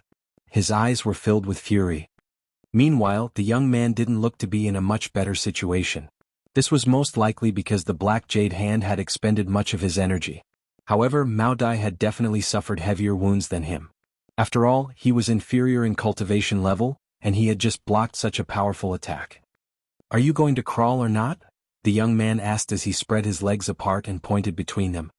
Mao Dai clenched his hands into fists, and the veins on his arms were bulging. He definitely wouldn't accept such humiliation. However, this was his first day at the Heavenly Dragon Academy, so he definitely couldn't be late or missing. Otherwise, how would the teachers of the academy view him? How arrogant and careless would that be? Meanwhile, Ling Han was pondering over how the large black dog would react. If it were him, he would definitely agree without hesitation. While crawling through, he would then bite either the young man's weenie or his bum. He would definitely give the young man all the joy that he could wish for. However, only the large black dog could do such a thing. Ordinary people definitely wouldn't dare to emulate him. They wouldn't have the face to do so. Ling Han flicked his sleeves and strode forward, saying, "What incredible rules! One needs to crawl through a dog flap before entering the academy?" The young man faltered upon hearing this. However, he instantly flared up in rage when he came to his senses. "Dog flap? In other words, you're calling me a dog? Fuck." "Ling Han?" the young man asked. His gaze became piercing and an expression of ridicule spread across his face. Ling Han was slightly astonished. Since when had he become so famous in the Fu clan? He nodded and replied, "Indeed, your grandpa is none other than me, Ding Xiaochen." If Ding Xiaochen still had a spirit after death, he would definitely spit a mouthful of blood upon hearing this. How many times did Ling Han want to impersonate him? The young man was enraged upon hearing this. "My grandpa definitely isn't as young as you." However, he forcefully suppressed his anger and said in a solemn voice, "I'm Fu Zhengtong. I've never heard of you before. Which small fry are you?" Ling Han said with a wave of his hand. He didn't give the young man any face at all. The young man had treated Mao Dai with such disrespect, so Ling Han was naturally feeling extremely unhappy with him. "I've always heard that you were extremely arrogant." "Sure enough, you're as arrogant as can be," Fu Zhengtong said coldly.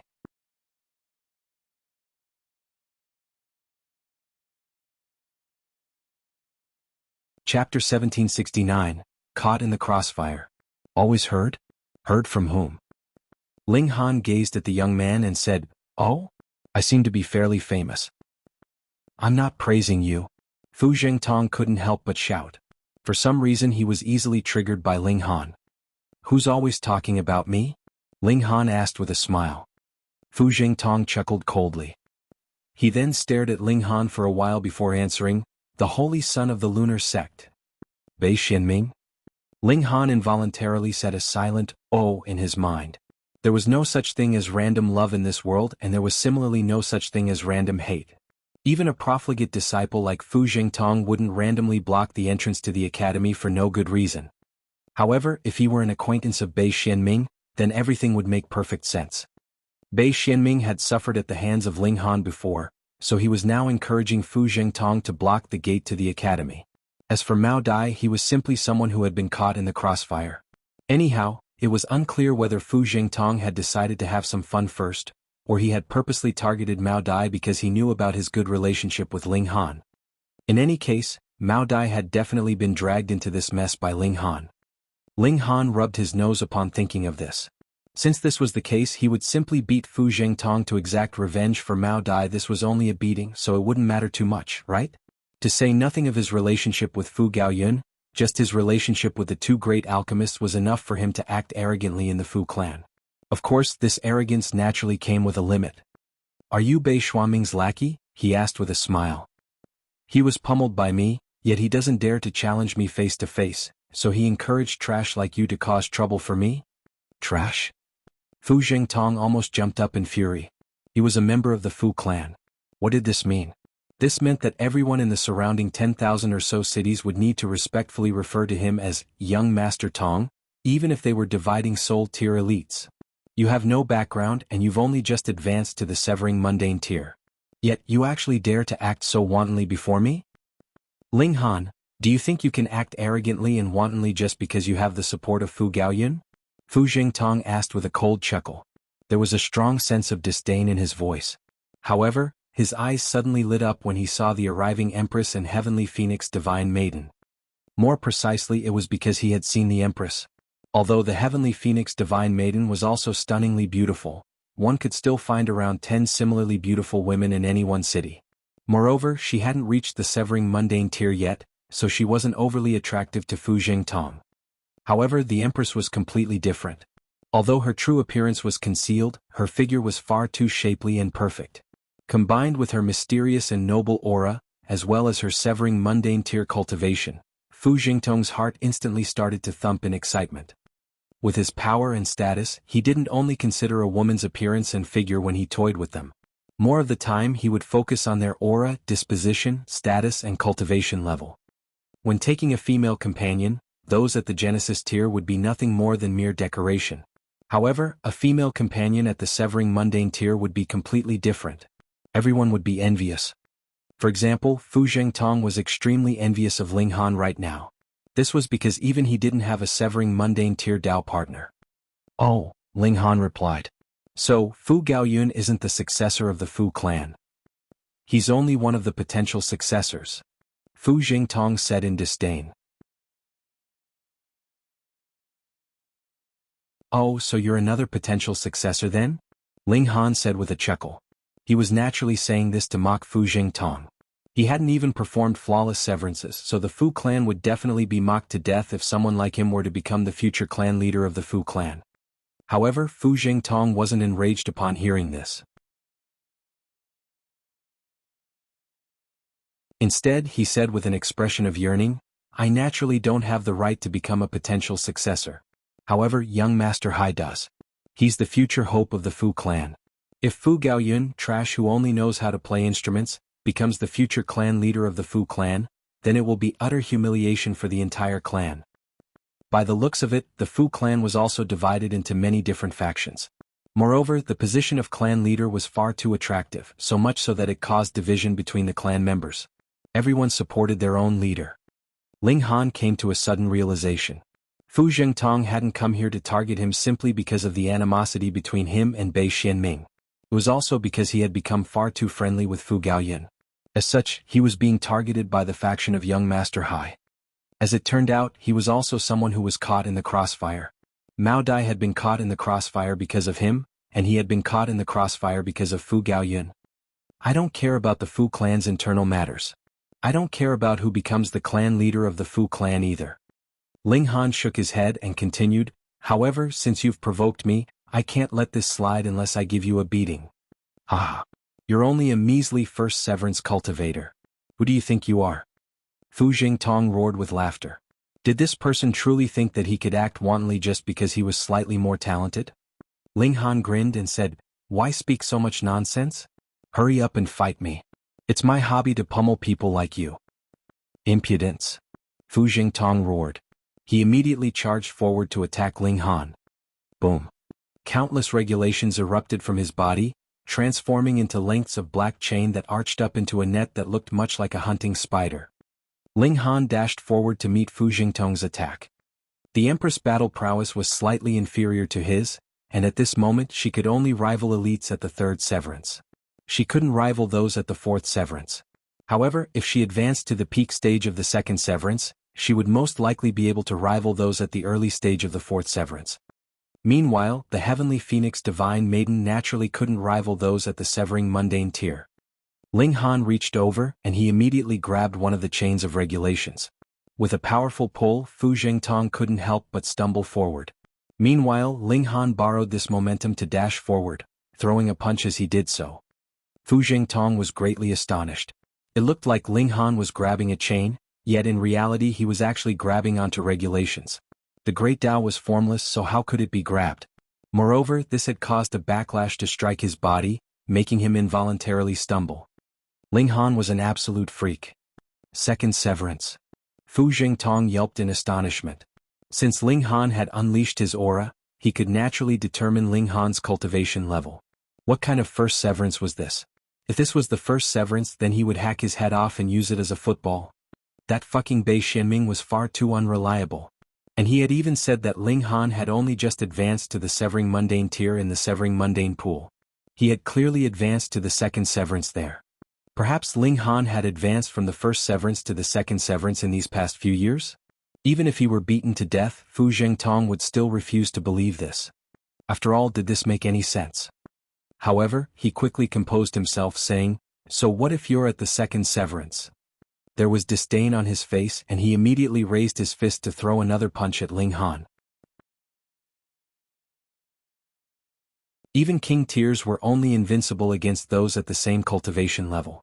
For example, king tiers who had reached the peak stage of the second severance could indeed surpass the barrier in cultivation level and rival those at the early stage of the third severance. However, they would definitely be pummeled by those at the middle stage of the third severance. Right now, Fu Zhengtong was at the early stage of the fourth severance, so what did it matter even if Ling Han were a king tier at the peak stage of the second severance? Before Fu Zhengtong he was nothing but trash. Ling Han couldn't help but chuckle and say, "You're the one who's faltering and being astonished, yet you're also the one who's saying that there's nothing wrong. It's such a shame that you're not an actor. It's an absolute waste of your talent." Puh. Their fists collided, and both of them instantly stumbled back in retreat. After stabilizing themselves, they couldn't help but stumble back several more steps. Only then were they finally able to completely stabilize themselves. They were evenly matched in this exchange. An expression of astonishment spread across Fu Zhengtong's face. This was far too terrifying. Ling Han was only at the second severance, yet he was already able to rival him? Although he was only at the early stage of the fourth severance, he should have still been far more powerful than Ling Han, who was only at the peak stage of the second severance at most. Fuck. What kind of freak is he?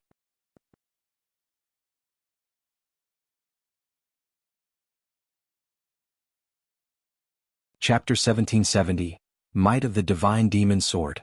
Fu Zhengtong refused to believe this. He didn't dare to believe this. This had shattered the iron rules of the cultivation world, and it was something that should have been completely impossible to achieve. He had definitely made a mistake. His opponent was actually at the third severance. Yes, he was actually at the peak stage of the third severance. What a sneaky brat. You're clearly at the third severance, yet you've purposefully practiced some cultivation technique to manipulate your aura and trick your opponents. Fu Zhengtong said through clenched teeth. This kind of person was truly far too detestable. They didn't focus on raising their cultivation, and they instead relied on these evil little trickeries. Ling Han was astounded. Fu Zhengtong was far too skilled at speaking absolute bullshit. You're nothing but a frog that sits at the bottom of a well, Ling Han said. He couldn't be bothered arguing with him anymore. He raised his fists and unleashed more of his battle prowess. Suppress. Fu Zhengtong roared. He immediately composed himself. Their battle prowess was almost identical, so now it was a battle between whose celestial technique was more powerful. As a member of the Fu clan, how could he lose to this country bumpkin? Boom, boom, boom. They collided again, with both of them unleashing waves of celestial techniques. At the same time, regulations transformed into spears and chains that whistled through the sky and shook the earth. Fortunately, there were formations protecting the academy and its surroundings. As such, it would be extremely difficult to damage the surroundings. Even so, the surrounding earth was still filled with lumps and craters, making it look like a pockmarked face. Ling Han had to admit that those at the fourth severance were indeed extremely powerful. Even though Fu Zhengtong was only at the early stage of the fourth severance, and even though he had only performed normal severances, he could still manage to rival Ling Han's battle prowess. Ling Han was sighing in emotion. However, if passers-by witnessed this battle, their eyes would definitely bulge out in disbelief. You're only at the fucking second severance. Sure enough, because this was the entrance to the academy where people continued to enter and exit, it wasn't long before people noticed the battle between Ling Han and Fu Jingtong. They couldn't help but walk over to spectate. Of course, some of them also noticed the Empress, and they couldn't help but continue to glance over at her. However, even the Empress' stunning figure couldn't hold their gazes for too long. This was because they discovered that Ling Han was only at the second severance. This was far too astonishing. How could a cultivator at the second severance be so powerful? If he reached the fourth severance, then wouldn't he be able to rival those at the dividing soul tier? They were so stunned that even the Empress' charisma seemed weaker than normal. Of course, this was also because the Empress had concealed her true appearance. Otherwise, even the presence of a celestial king tier elite might not attract as much attention as her. Fight, fight, fight. Ling Han unleashed his full power. Being weaker by 2 minor levels, he finally found an opponent he could battle against without restraint. Otherwise, even king tiers at the third severance would be comprehensively suppressed by him. Only those at the peak stage might be able to rival him. He became increasingly enthusiastic. Meanwhile, Fu Jingtong started to feel increasingly apprehensive. After all, Ling Han didn't seem like he was at the third severance no matter how he looked at him. A thought suddenly flashed through his mind. Had he been screwed over by Bei Xuanming? Bei Xuanming hadn't said that Ling Han had defeated him. Instead, he had only said that Ling Han had offended him, and that Ling Han was far too friendly with Fu Gaoyun. Upon hearing this, young Master Hai had casually said that he would give Ling Han a lesson. Now, however, who was giving whom a lesson? Yet, their battle had already reached such a stage, so Fu Jingtong naturally couldn't give up and retreat. Instead, he definitely had to achieve victory. Otherwise, what face would he have? He opened his mouth and spat out a miniature sword that started to expand in the air. This sword then eventually transformed into an azure blade 3 feet long that was engraved with snake-like patterns. Fu Jingtong immediately imbued his origin power into the blade. 1. The sword instantly lit up, releasing numerous projections of giant snakes that started to hiss at Ling Han. Defeat him. Fu Jingtong roared as he slashed his sword at Ling Han. Xiao xiao xiao. The giant snakes slithered through the air to attack Ling Han. You think only you have a pseudo-celestial tool? Ling Han asked. He immediately unsheathed his divine demon sword. Coincidentally, he had just raised the toughness of this sword to the level of 2-star pseudo-celestial tool. As such, now was a good time to test its might. 1. The divine demon sword shuddered slightly, yet it didn't unleash any rays of brilliant light. In fact, not even symbols of the great Tao materialized on the blade of the sword. At a glance, this looked like an incredibly ordinary sword. In fact, Ling Han had already erased all of the saintly patterns that had previously existed on the sword. After all, those saintly patterns were nothing more than imperfections to the current divine demon sword. The divine demon sword looked as ordinary as could be, yet when Ling Han slashed down, it released bursts of sword light that illuminated the sky. At the same time, countless bursts of sword chi surged forth, and it was as if they wanted to shatter the entire sky. Pa pa pa pa. The projections of the giant snakes were immediately obliterated by the countless bursts of sword chi. However, the bursts of sword chi didn't dissipate, and they instead continued to slash at the nearby Fu Jingtong. What? Fu Jingtong was completely astounded. He had retrieved his pseudo-celestial tool to settle victory and defeat in one resolute attack. Yet who would have thought that the country bumpkin would also retrieve a pseudo-celestial tool? Moreover, Ling Han's pseudo-celestial tool was even more powerful than his. He frantically shot back in retreat. The bursts of sword chi from the divine demon sword were far too terrifying. In fact, they were powerful enough to easily slice through his flesh. Although they weren't powerful enough to kill him, who would want to suffer severe wounds for no good reason? Just then they had still been evenly matched. However, with the addition of the divine demon sword, the battle instantly started to become one-sided. In just a dozen or so exchanges, Fu Jingtong was severely wounded by sword chi with blood gushing from his wounds. Being cut by the divine demon sword was definitely no joke. Moreover, Fu Jingtong had only been cut by the sword chi. If he had been cut by the actual divine demon sword, he would have been dead already. Fu Jingtong retreated for at least 50 kilometers before coming to a stop. Meanwhile, he continued to stare at Ling Han, who was still standing in the distance. At this moment he had truly lost all face. He had initially wanted to teach Ling Han a lesson, yet it was now him who was being taught a lesson. Moreover, this had been witnessed by countless people. If word of this got back to young Master Hai, perhaps he would even be scolded and fall out of favor. After all, young Master Hai didn't need trash. However, should he continue to fight against Ling Han? Forget about it, he didn't want to get pummeled. Meanwhile, the spectators were all engaged in spirited discussions before the gate of the academy. They didn't know who Ling Han was, so they were all speculating about his background. Lord Mao. Ling Han said in greeting and nodded at Mao Dai. Mao Dai sighed with emotion. Back then he had even wanted to take Ling Han as his disciple. Now, however, Ling Han's cultivation level was only a single severance lower than his. In terms of battle prowess, Ling Han had more so surpassed him by a significant amount. He could barely accept this reality. Don't call me Lord anymore. I'm not the commander of the Dark Moon Army anymore, and your battle prowess is also superior to mine, Mao Dai said with a serious expression. When cultivators communicated with each other, strength was of utmost importance. Thus, Mao Dao felt extremely uncomfortable when Ling Han referred to him using such an unfitting title. Ling Han didn't insist anymore and he said, "Then I'll call you Brother Mao." Mao Dai nodded upon hearing this.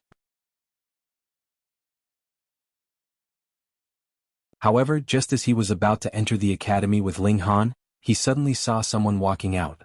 This person was none other than Fu Gaoyun. "Brother Ling, I heard that you got into a fight?" Fu Gaoyun looked around and he asked, "Where's your opponent?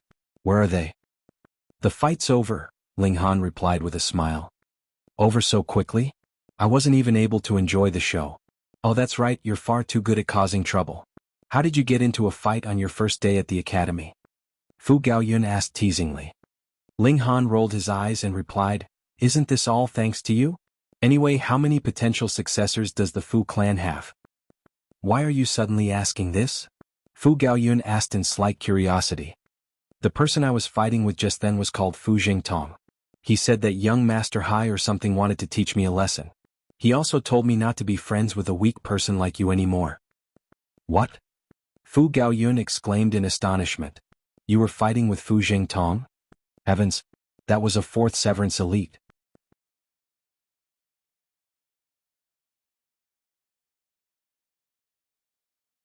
Chapter 1771, Show of Strength. After some thorough questioning, Ling Han finally learned that there was indeed more than one potential successor in the Fu clan. In reality, 3-star forces and above would all raise more than one potential successor. Otherwise, what would they do if their successor suddenly died one day? At that time, how long would it take to raise another successor?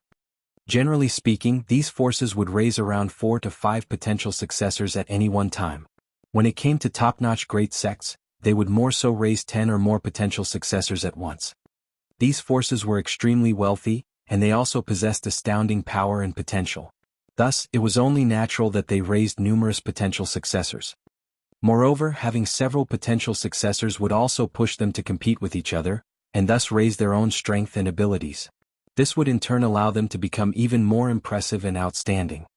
For example, the lunar sect had 7 potential successors, with Bei Xuanming being only one of them. His desire to become Dao partners with Fu Xiaoyun was also partly because he wanted the support of the Fu clan, as this would help him solidify his spot as a holy son. After all, the position of potential successor wasn't guaranteed. If someone more outstanding were to appear, the weakest of the 7 potential successors would be immediately demoted. They wouldn't need to wait until the previous sect leader retired. Regarding the Fu clan, because they were inferior to the lunar sect even though they were both 3-star forces, they also had fewer potential successors than the lunar sect. Right now they only had 4 potential successors. Apart from Fu Gaoyun and young Master Hai, also known as Fu Tonghe, there was also Fu Xiuping and Fu Bingbing. Among them, Fu Gaoyun was the newest potential successor, as he had replaced the original and weakest potential successor. Meanwhile, Fu Xiaoyun also had the potential to become a successor, and it was because of this that some members of the clan wanted to marry her out. If she married into the lunar sect, she naturally couldn't become a potential successor of the Fu clan anymore. Right now, there was a huge gulf between the cultivation levels of the 4 potential successors. For example, the most powerful Fu Xiuping had already reached the dividing soul tier. Moreover, he was a heaven soul elite. Of course, he had already cultivated for an astonishingly long time. In fact, he had already cultivated for over 10 billion years. After him was Fu Bingbing. She was an Earth Soul elite, and even though she had cultivated for a shorter period of time compared to Fu Xiaoping, she had still already cultivated for a whopping 8 billion or so years. Fu Tonghai was far younger than them, and he had only cultivated for around 1 billion years. He had just advanced to the dividing soul tier, and he had also been the most supported potential successor in the past. However, following Fu Gaoyun's sudden promotion, his popularity and support were instantly faced with a huge threat. Fu Gaoyun was more talented than him, although it wasn't by much. However, picking the clan leader was a task of picking the most talented among the talented. As such, any advantage in talent was naturally extremely valuable. Thus, the conflict between Fu Tonghai and Fu Gaoyun was by far the most intense. According to the rules of the Fu clan, potential successors couldn't directly fight with each other. Otherwise, it would be far too unfair. However, they could rely on their followers to compete with each other. In the past, Fu Tonghai had enjoyed the most support, so he naturally had the most followers as well. Meanwhile, Fu Gaoyun had only been promoted not long ago, so he had far fewer supporters than Fu Tonghai. Moreover, his supporters were also far weaker than Fu Tonghai's supporters. Fortunately, the cultivation level of their followers was strictly limited to the severing mundane tier. This was to ensure fairness, and it was also because dividing soul tier elites could already be regarded as powerful beings in 3-star forces. Thus, how could they become the followers of these youths? Of course, since Fu Xiaoping had already been a potential successor for so long, some of his earliest followers had already advanced to the dividing soul tier. In this case, they were allowed to remain as his followers. It was just that they couldn't participate in the conflicts between followers anymore. Upon hearing Fu Gaoyun's explanation, Ling Han realized that he had unknowingly charged headfirst into another complicated conflict. If Fu Gaoyun hadn't recruited him, he wouldn't have faced any problem at all. Now, however, he had attracted the attention of Fu Tonghai. Perhaps he had also attracted the attention of Fu Xiaoping and Fu Bingbing. Most importantly, the Fu clan didn't allow their members to directly fight with each other. However, he was an outsider, so who knew whether someone would find him annoying and attempt to kill him? Was he truly a magnet for trouble? Fu Gaoyun tugged at Ling Han's arm with a smile and said, "Come, I'll introduce you to a few friends." This academy was as large as a planet, so the residential areas for the students were also as extravagant as could be.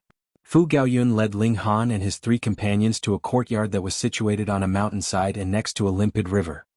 As they entered, they were immediately welcomed by servants. Upon entering the courtyard, they saw that there was currently a gathering being held here. There were a dozen or so people drinking tea and conversing. When they saw Fu Gaoyun, they immediately stood up to greet him. "Come, let me introduce these 4 friends to everyone. This is Ling Han, Brother Ling. These 2 celestial maidens are Brother Ling's Dao partners, and this over here is Mao Dai, Brother Mao." Fu Gaoyun briefly introduced Ling Han and his 3 companions. "Brother Ling, Brother Mao," the people said in greeting and clasped their hands. As for the Empress and the Heavenly Phoenix Divine Maiden, they simply nodded at them in acknowledgement. After all, they were Ling Han's wives, so they couldn't act too familiar with them. Ling Han and Mao Dai also clasped their hands in greeting. They were being treated with respect, so they naturally had to respond with respect as well.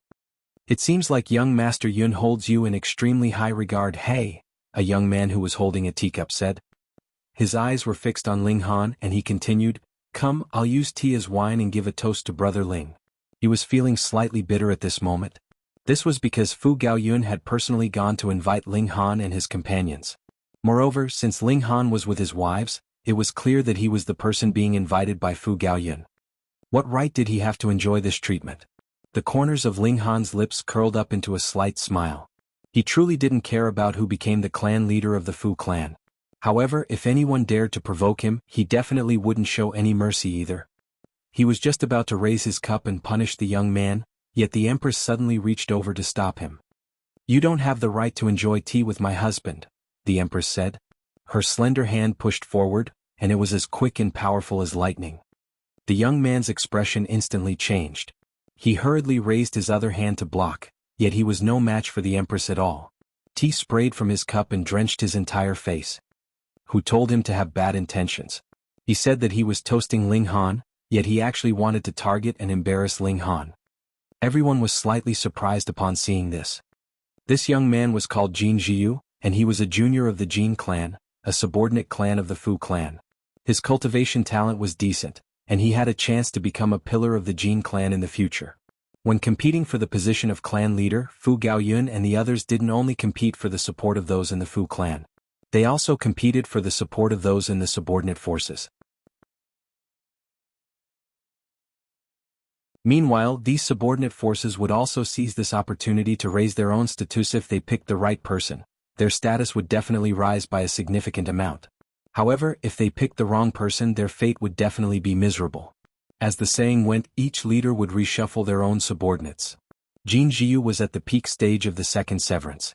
Although he hadn't performed flawless severances, his severances weren't much weaker than a flawless severance. In fact, he was only slightly weaker than Fu Gaoyun. However, he was still completely no match for the Empress. This was quite scary. Even Fu Gaoyun hadn't expected this. He knew that the Empress was powerful, yet this was far too powerful, no? Haha, we're all a family, so there's no need to ruin the friendly atmosphere, he hurriedly said. These were all his followers, so he naturally couldn't allow them to become hostile with each other.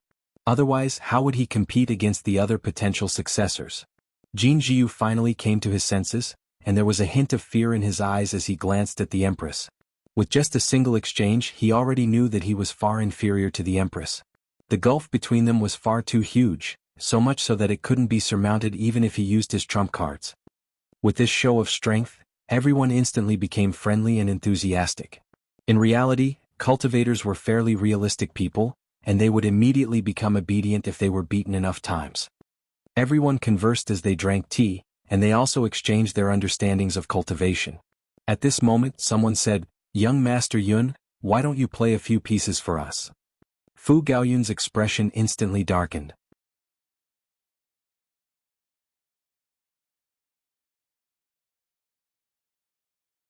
Chapter 1772, Playing a Piece. Fu Gaoyun enjoyed music, and this was something that everyone was aware of. Thus, it was also extremely easy for his followers to flatter him. They simply needed to ask him to play a few pieces, and this would definitely delight Fu Gaoyun to no end. However, now was different. After being led astray by Ling Han, Fu Gaoyun seldom played his guqin anymore.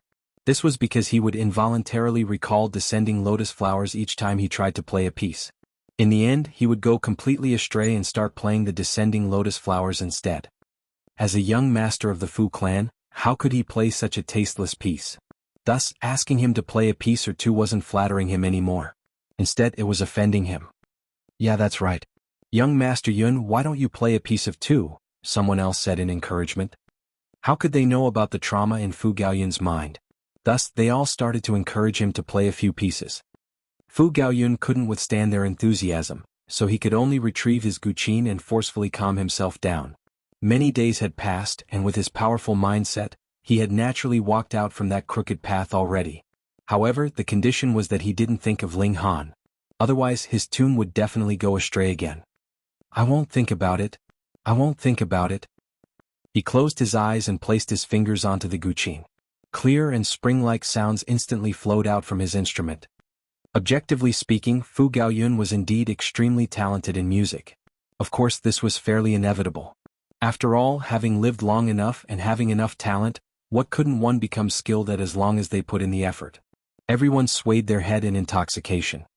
Regardless of whether they truly enjoyed music or not, they definitely had to act as if they did at this moment. Meanwhile, Ling Han yawned in boredom.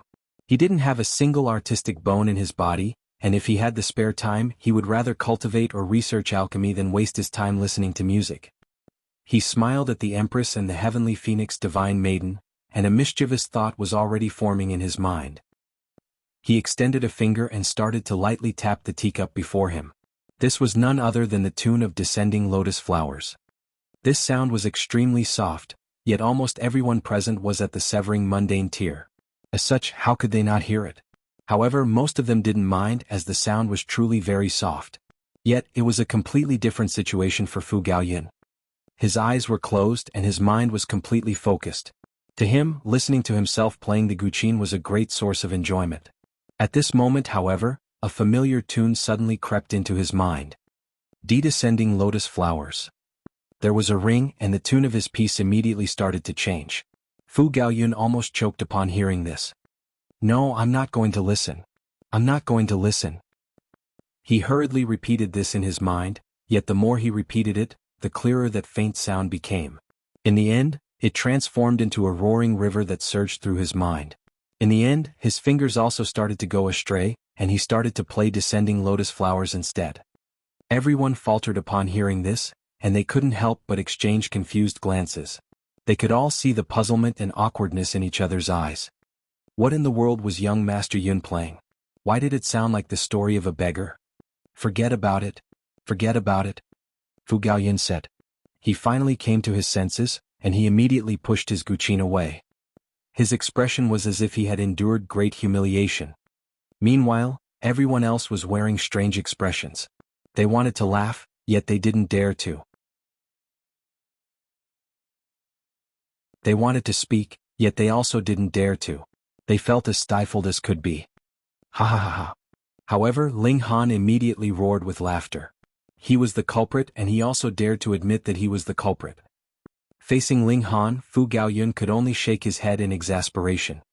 What's so enjoyable? A young man asked as he walked over. He was stumbling a little and his steps were slightly uneven. Brother Cheng, everyone immediately said in greeting. This person was Qing Zhong, a member of the Qing clan, one of the most powerful subordinate clans of the Fu clan. Thus, Qing Zhong's support was incredibly important to Fu Gaoyun. Of course, it was still difficult to say who would become the next clan leader of the Qing clan. It wasn't necessarily certain that Qing Zhong would become the future clan leader. Because of the Qing clan's power, it was only natural that everyone treated Qing Zhong with respect. In fact, even Fu Gaoyun had to give him face. Qing Zhong, what's wrong? Fu Gaoyun asked casually. Qing Zhong shook his head and replied, Don't mention it. I was bitten by a dog. What? Everyone almost spat out a mouthful of tea upon hearing this. After all, this was far too ridiculous. What was Qing Zhong's cultivation level? He was at the middle stage of the fourth severance. At the same time, he was also the most powerful follower of Fu Gaoyun. However, an elite such as him had actually been bitten by a dog? If word of this spread, they would definitely be mocked to death. Meanwhile, Ling Han wore a strange expression upon hearing this. Why did this sound so familiar? How is that possible? Fu Gaoyun asked in astonishment. However, he immediately saw the funny side of this and he asked, You're so powerful, so how could you have been bitten by a dog? Sigh. Qing Zhong sighed loudly before saying, I don't know what happened either. I came across Fu Zhengtong when I was heading over, and seeing him running away in disarray, I casually asked how a dog like him had been wounded.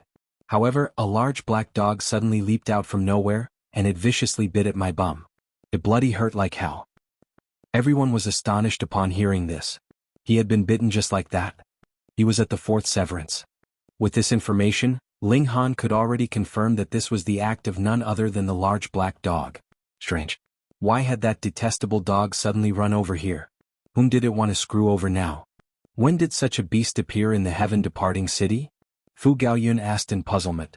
Did some powerful being obtain a new immortal beast pet, but not eliminate its wild tendencies yet? No. Qing Zhong said with a shake of his head.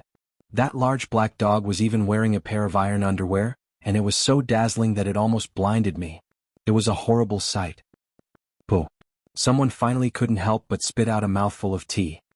Come, sit over here and calm down first, Fu Gaoyun said. It was hard to seek revenge after being bitten by a dog. After all, they couldn't go over to bite the dog, could they? Qing Zhong hurriedly shook his hands and said, No need, no need. How would he dare to sit? His bum was hurting like crazy. Everyone grinned in their minds. This was a fairly hilarious encounter. Of course, it was a miserable encounter for the person who was involved. I've gathered everyone here today not only to touch base, but also to discuss an important matter. Fu Gaoyun raised his hand and signified for silence. The Hidden Dragon Mystery Realm is about to open, and we need to determine who's going to enter. Everyone's eyes lit up at the mention of the Hidden Dragon Mystery Realm. This was most likely the ruins of some ancient great sect. When discovered in the past, there had even been a piece of divine metal inside, and this had triggered an earth-shattering battle between three celestial king-tier forces. From that point onward, No other rare treasures had appeared in the Hidden Dragon Mystery Realm, but some powerful forces would still occasionally send some people over to try their luck. However, such situations were relatively rare. To the Fu clan, however, the Hidden Dragon Mystery Realm was an incredibly important resource. This was because the Hidden Dragon Mystery Realm produced a kind of matter called Blood Dragon Stones. These Blood Dragon Stones were extremely helpful in raising the cultivation level of those at the Severing Mundane tier, and they could even strengthen one's divine sense, and help them build a solid foundation for advancing to the Dividing Soul tier. From time to time, they would also find some lost cultivation techniques and celestial techniques in this mystery realm. Once perfected, these cultivation techniques and celestial techniques could potentially even reach the level of the Immortal Palace tier or Ascending Origin tier. These were incredibly freakish techniques. Anyhow, because of the earth-shattering battle that had occurred inside the Hidden Dragon Mystery Realm, there were currents of extremely terrifying auras suffusing the entire mystery realm. However, once every 30 million years, a volcano inside the mystery realm would erupt, temporarily suppressing the wild and terrifying auras. During this time, cultivators would be able to enter. Moreover, apart from lava, this volcano also produced blood dragon stones. Even so, one would still need to wear outer garments that were specially made from scraps of blood dragon stones if they wanted to safely enter the Hidden Dragon Mystery Realm. Otherwise, their fate could only be death. However, these outer garments were extremely rare, and their effects would also weaken with the passing of time. Thus, they were essentially single-use items. That being the case, only a limited number of people were allowed to enter the Hidden Dragon Mystery Realm.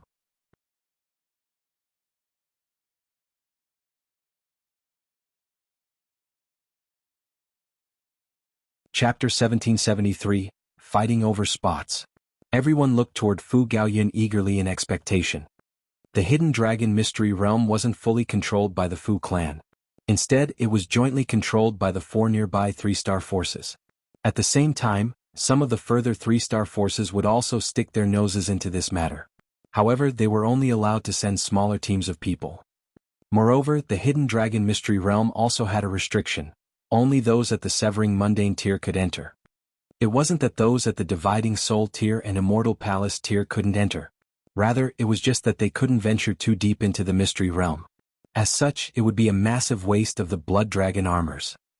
To youths, entering the Hidden Dragon Mystery Realm signified a potentially huge turning point in their lives.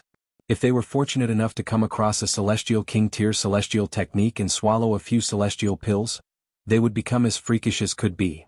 Fu Gaoyun was one of the 4 potential successors of the Fu clan, so he was able to give out 10 spots.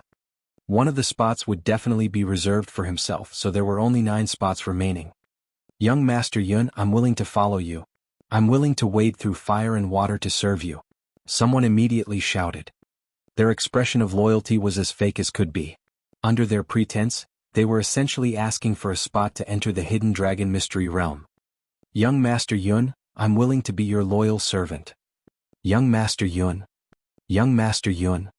Many people started to call out, and they all expressed their willingness to serve Fu Gaoyun. However, there were also those who were relatively more reserved. For example, Qing Zhong. He was a prodigy of the Qing clan, so he would receive a spot from his clan even if he didn't receive one from Fu Gaoyun. As one of the 5 most powerful subordinate forces of the Fu clan, the Qing clan could naturally receive a portion of the spots to enter the mystery realm. However, this portion was naturally far smaller than what the Fu clan received. Anyhow, since Qing Zhong had decided to support Fu Gaoyun, he would definitely feel resentment toward Fu Gaoyun if he didn't end up giving him a spot. At that time, it was extremely likely that he would leave to support another potential successor. Everything depended on how Fu Gaoyun allocated the spots. This was a test of his leadership skills, and this was something that each clan leader needed to learn about. He definitely couldn't satisfy everyone, so this was a huge test regarding how he would make his choices, as well as how he would console those who weren't selected. Ling Han didn't speak. He knew about the Hidden Dragon Mystery Realm, so he decided to obtain a few more Blood Dragon Stones for Fu Gaoyun if he ended up giving him a spot. Such would be his repayment. Even if he didn't obtain enough Blood Dragon Stones, he would still have things like the Reincarnation Tea to use as a substitute. He would definitely repay Fu Gaoyun if he received a spot. Anyhow, Ling Han's biggest value was his potential.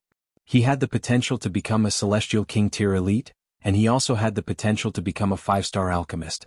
Everything came down to Fu Gaoyun's judgment, as well as his determination to gamble. Moreover, since Fu Gaoyun had announced this to everyone, he had naturally considered all of the possibilities already. He slowly opened his mouth to assign the 9 spots. Sure enough, Qing Zhong received one of the spots. A person called Li Xian also received a spot.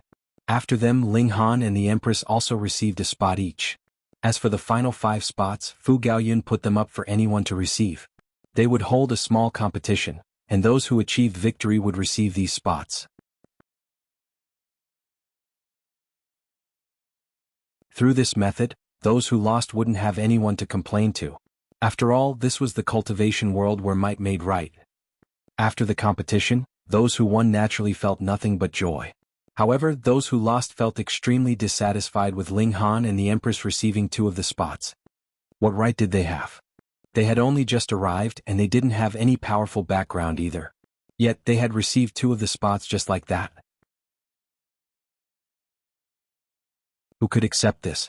However, they didn't dare to express their dissatisfaction before Fu Gaoyun. Thus, they all buried this emotion into the bottom of their hearts. They definitely couldn't swallow this bitter pill. When the gathering ended, Ling Han and the Empress went to their residence in the academy. This was a large residence. In fact, it was essentially a huge courtyard. There were even hundreds of servants, and all of them were at least at the heavenly body tier. This was incredibly extravagant. Fu Gaoyun was very understanding, and he didn't organize 3 separate residences for Ling Han and his 2 wives. Instead, he put them all in the same residence. Right after settling in, Ling Han was informed by a servant that someone had come to visit. Ling Han pondered for a moment before telling the servant to invite the guest in. This was a man in azure robes. His name was Zhao Pang, and Ling Han had seen him during the gathering just then. He was at the peak stage of the first severance, and he hadn't managed to win a spot during the competition just then. Zhao Mingpeng walked into the hall before glancing at Ling Han, and disdainfully saying, "You're Ling Han, right? Visit young Master Yun tomorrow and tell him that you don't want to go to the Hidden Dragon Mystery Realm. Instead, transfer the spot to me. However, I won't take your spot for nothing. Here." He tossed a spatial ring at Ling Han, saying, "There are 10,000 star stones inside. It's more than enough to compensate you."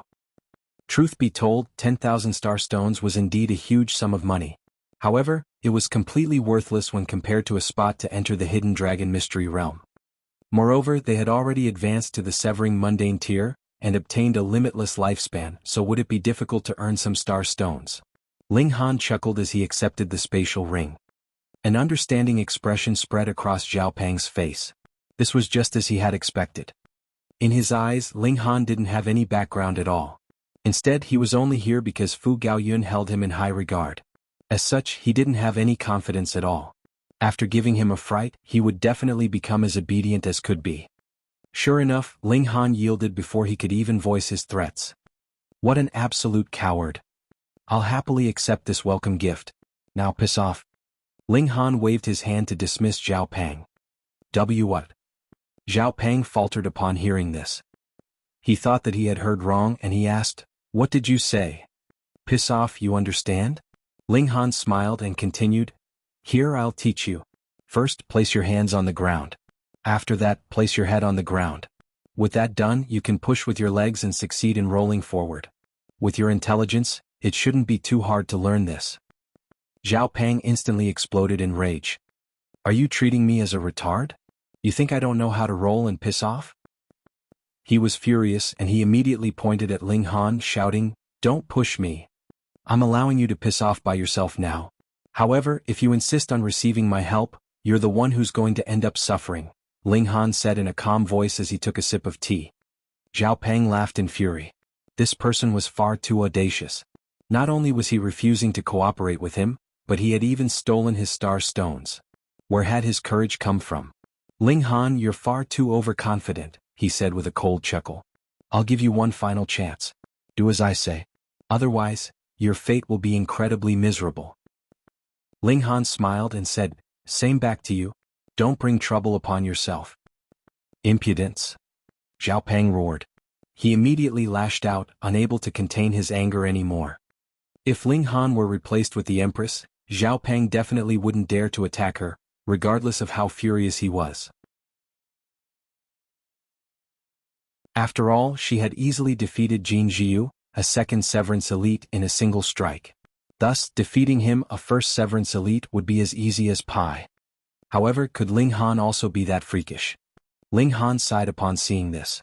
There were always those who insisted on receiving a beating before they finally learned to become obedient. That being the case, he could only trouble himself to teach them some life lessons. Pa. He casually reached over and grabbed Zhao Pang's neck. He then lifted him up as if he were a baby chick. "Come, I'll help you piss off," Ling Han said as he tossed Zhao Pang into the distance. Pa. Zhao Pang was instantly thrown into the distance, with his momentum causing him to involuntarily roll forward. Zhao Pang rolled all the way to the entrance of the courtyard, and only then did he coincidentally come to a stop. He was both furious and humiliated, and he roared, "Where are my star stones? Since you're not cooperating with me, you've got to return my star stones, right?"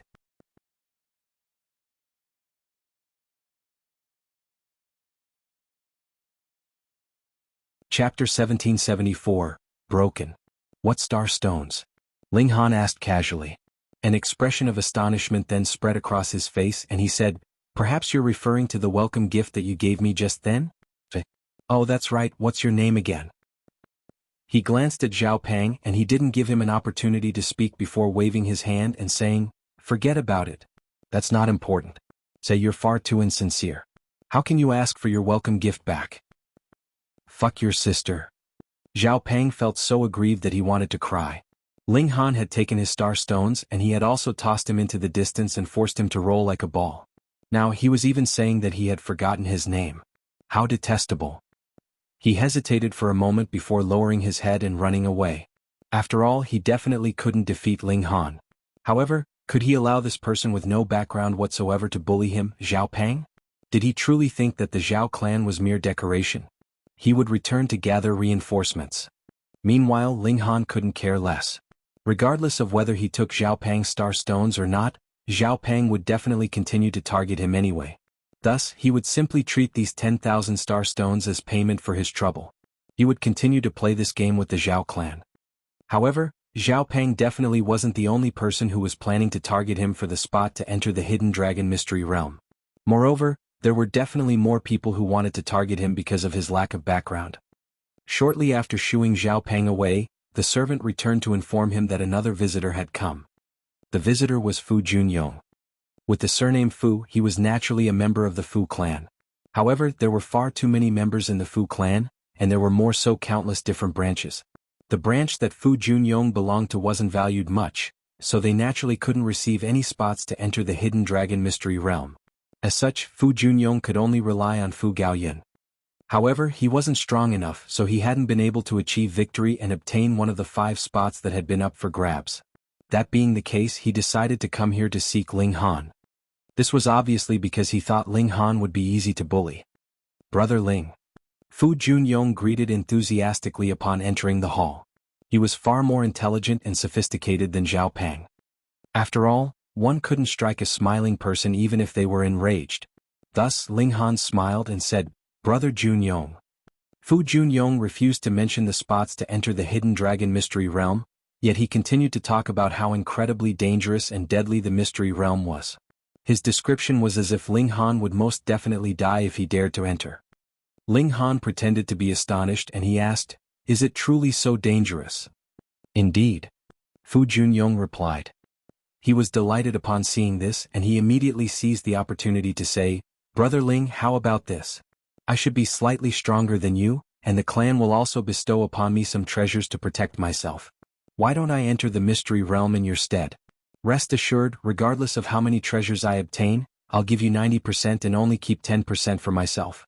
After all, we're on such friendly terms." Holy fuck. This person is truly Blackheart.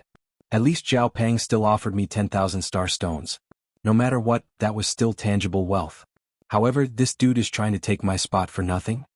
Giving me 90% and only keeping 10% for yourself? Do you think I'll believe you? At that time, what if you claim that you were extremely unfortunate and only managed to find 2 pieces of useless rock? How useful will your promise be then? Ling Han immediately rejected this offer, saying, How can I agree to this? We feel like old friends already, so how can I allow Brother Junyong to risk your life for me? How can I accept the fruits of your hard work for nothing? I definitely can't agree to this. Fu Junyong couldn't help but look Ling Han up and down. Was he serious or not? If he were serious, then that would make him far too stupid. However, if he were acting, then his expression was far too realistic and convincing. Thus he could only say, Brother Ling, I already said. I'm slightly stronger than you, and I also have the support of the clan. Thus, it'll definitely be far safer for me to go in your stead. Then that's even more the reason that I can't agree. Ling Han said in righteousness. What if Brother Junyong gets wounded? What if Brother Junyong accidentally dies? At that time, what will happen to your wife? Won't she be violated by other men? What about your children? Won't they have to refer to other men as father? What if they're maltreated? What if there's no one to burn incense for you in the future? Holy fuck. Your imagination is far too rich and far-fetched. I'm still alive and healthy, so is it really okay for you to curse me like that? However, Fu Junyong couldn't express his anger at this moment. After all, Ling Han was saying this out of care and concern. As such, he could only force himself to swallow these curses. He couldn't help but grimace. Ling Han was cursing him to die, yet he still had to thank him for his concern. This caused him to feel incredibly vexed and stifled. He dazedly stared at Ling Han, and he started to ponder whether he had exaggerated the dangers of the hidden dragon mystery realm a little too much, so much so that he couldn't rein his fibs back in. Why is he so stupid? And why is he so incredibly righteous? Fu Junyong's mouth went dry and he said, Brother Ling, listen to my advice. Don't act so rashly. Ling Han chuckled and replied, if Brother Junyong insists, then it's not as if I can't agree. It's finally come? Delight spread across Fu Junyong's face and he said, please do continue, Brother Ling. What do you want me to do? Let's spar with each other. If you're stronger than me, I'll naturally let you go in my stead, Ling Han said. He couldn't be bothered toying with Fu Junyong anymore. Wonderful. No problem. Fu Junyong replied with an eager nod. He was confident that he could defeat Ling Han with relative ease. After all, Ling Han was far too young.